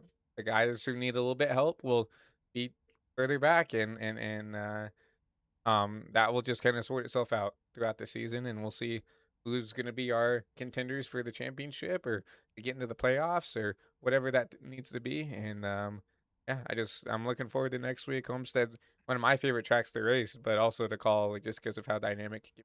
So super excited for Yeah. that. So have you already gone over the finishing order for everybody? Not quite. We kind of jumped in before I could get there. So Oh, okay. Well, we could do it together. Do you want to take the top half and I'll take the bottom, or well, do you then, want me to start it? Or yeah, we can do that. Well, why not? Let's grab over our unofficial race results for tonight's race from Daytona. As we saw Devin Trusty take his first win here at Daytona, his first win in that number 15 Rick Ware machine. Chris Van Mastrick, we saw him get his first podium, so congratulations to him. Jeff Weimer comes home with a solid P3. Steven Sear comes home with the P4. I mean, we didn't even talk about him coming home yeah, with we a didn't top even talk 5. about him. Um, Yeah. Zach Phillip rebounds to a top 5. Chris Bishop rebounds to a top 6. I thought he was out of it, as well as Craig in that 77. Chris Otto, P8. Jason Steptoe, we didn't talk. I don't think I haven't really brought him up a whole lot, but gets a good top 10 finish. Justin Johnson in the 22 gets a top 10. Charles Robertson, LP11. Kyle Williams, P12. Martin Roberg in that 13th spot in the 43 machine.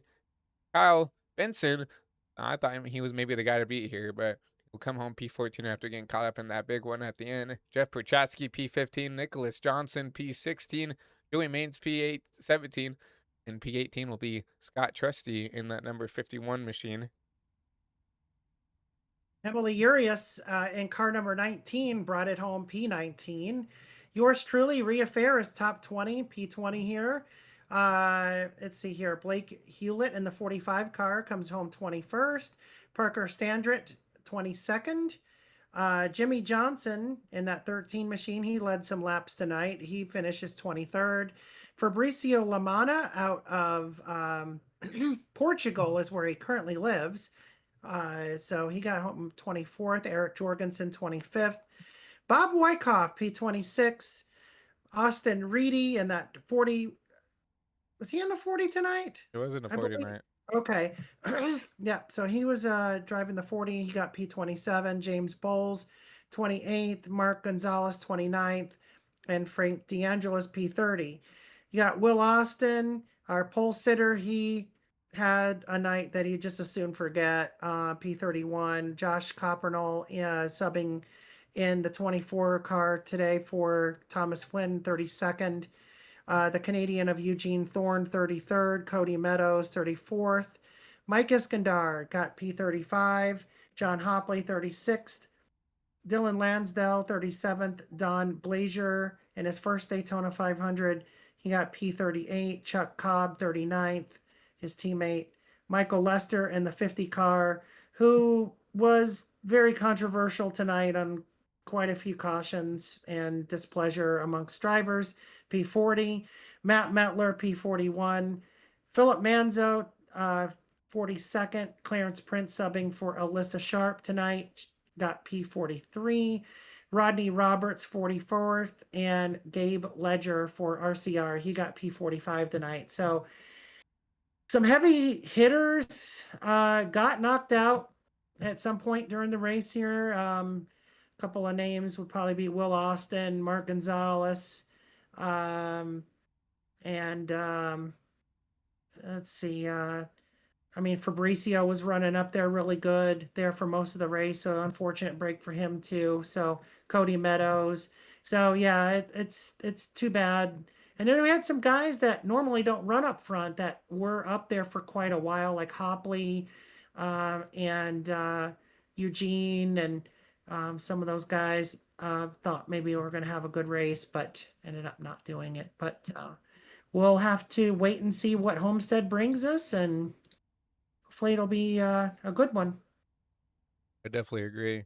And before I let you go, we kind of end the stream, I'd like to thank you, Ria, for allowing me to be up here and having us giving us a place to live and to broadcast the Cup Series tonight. And I know Chris did a good job of doing stuff, shouting you out, but I don't. A lot of people don't realize what you do for the league, and not only for the Cup Series, but you have a hand in really everything that goes around here. So I know everybody appreciates what you're doing here, and yeah, just can't wait for Homestead next week. So Yeah, man. Well, I appreciate all the kind words and appreciate everybody that are league veterans that are still with me after all this time. And shout out to all the new guys too coming in, and look forward to building your career up. And I look forward to you broadcast. I do miss you being in Team Penske equipment, but we'll get there. But for now, I'm sure you did a stand up job, and I'm looking forward to going back and watching that replay.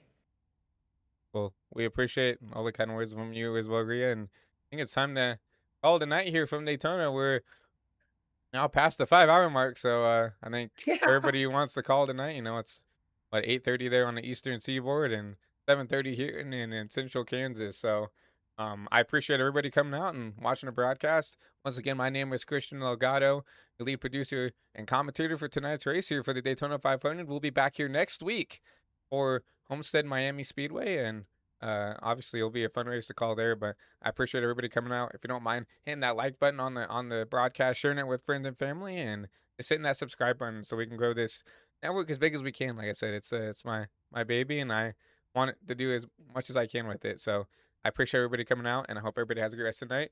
We'll see you guys next week for Next Gen Racing.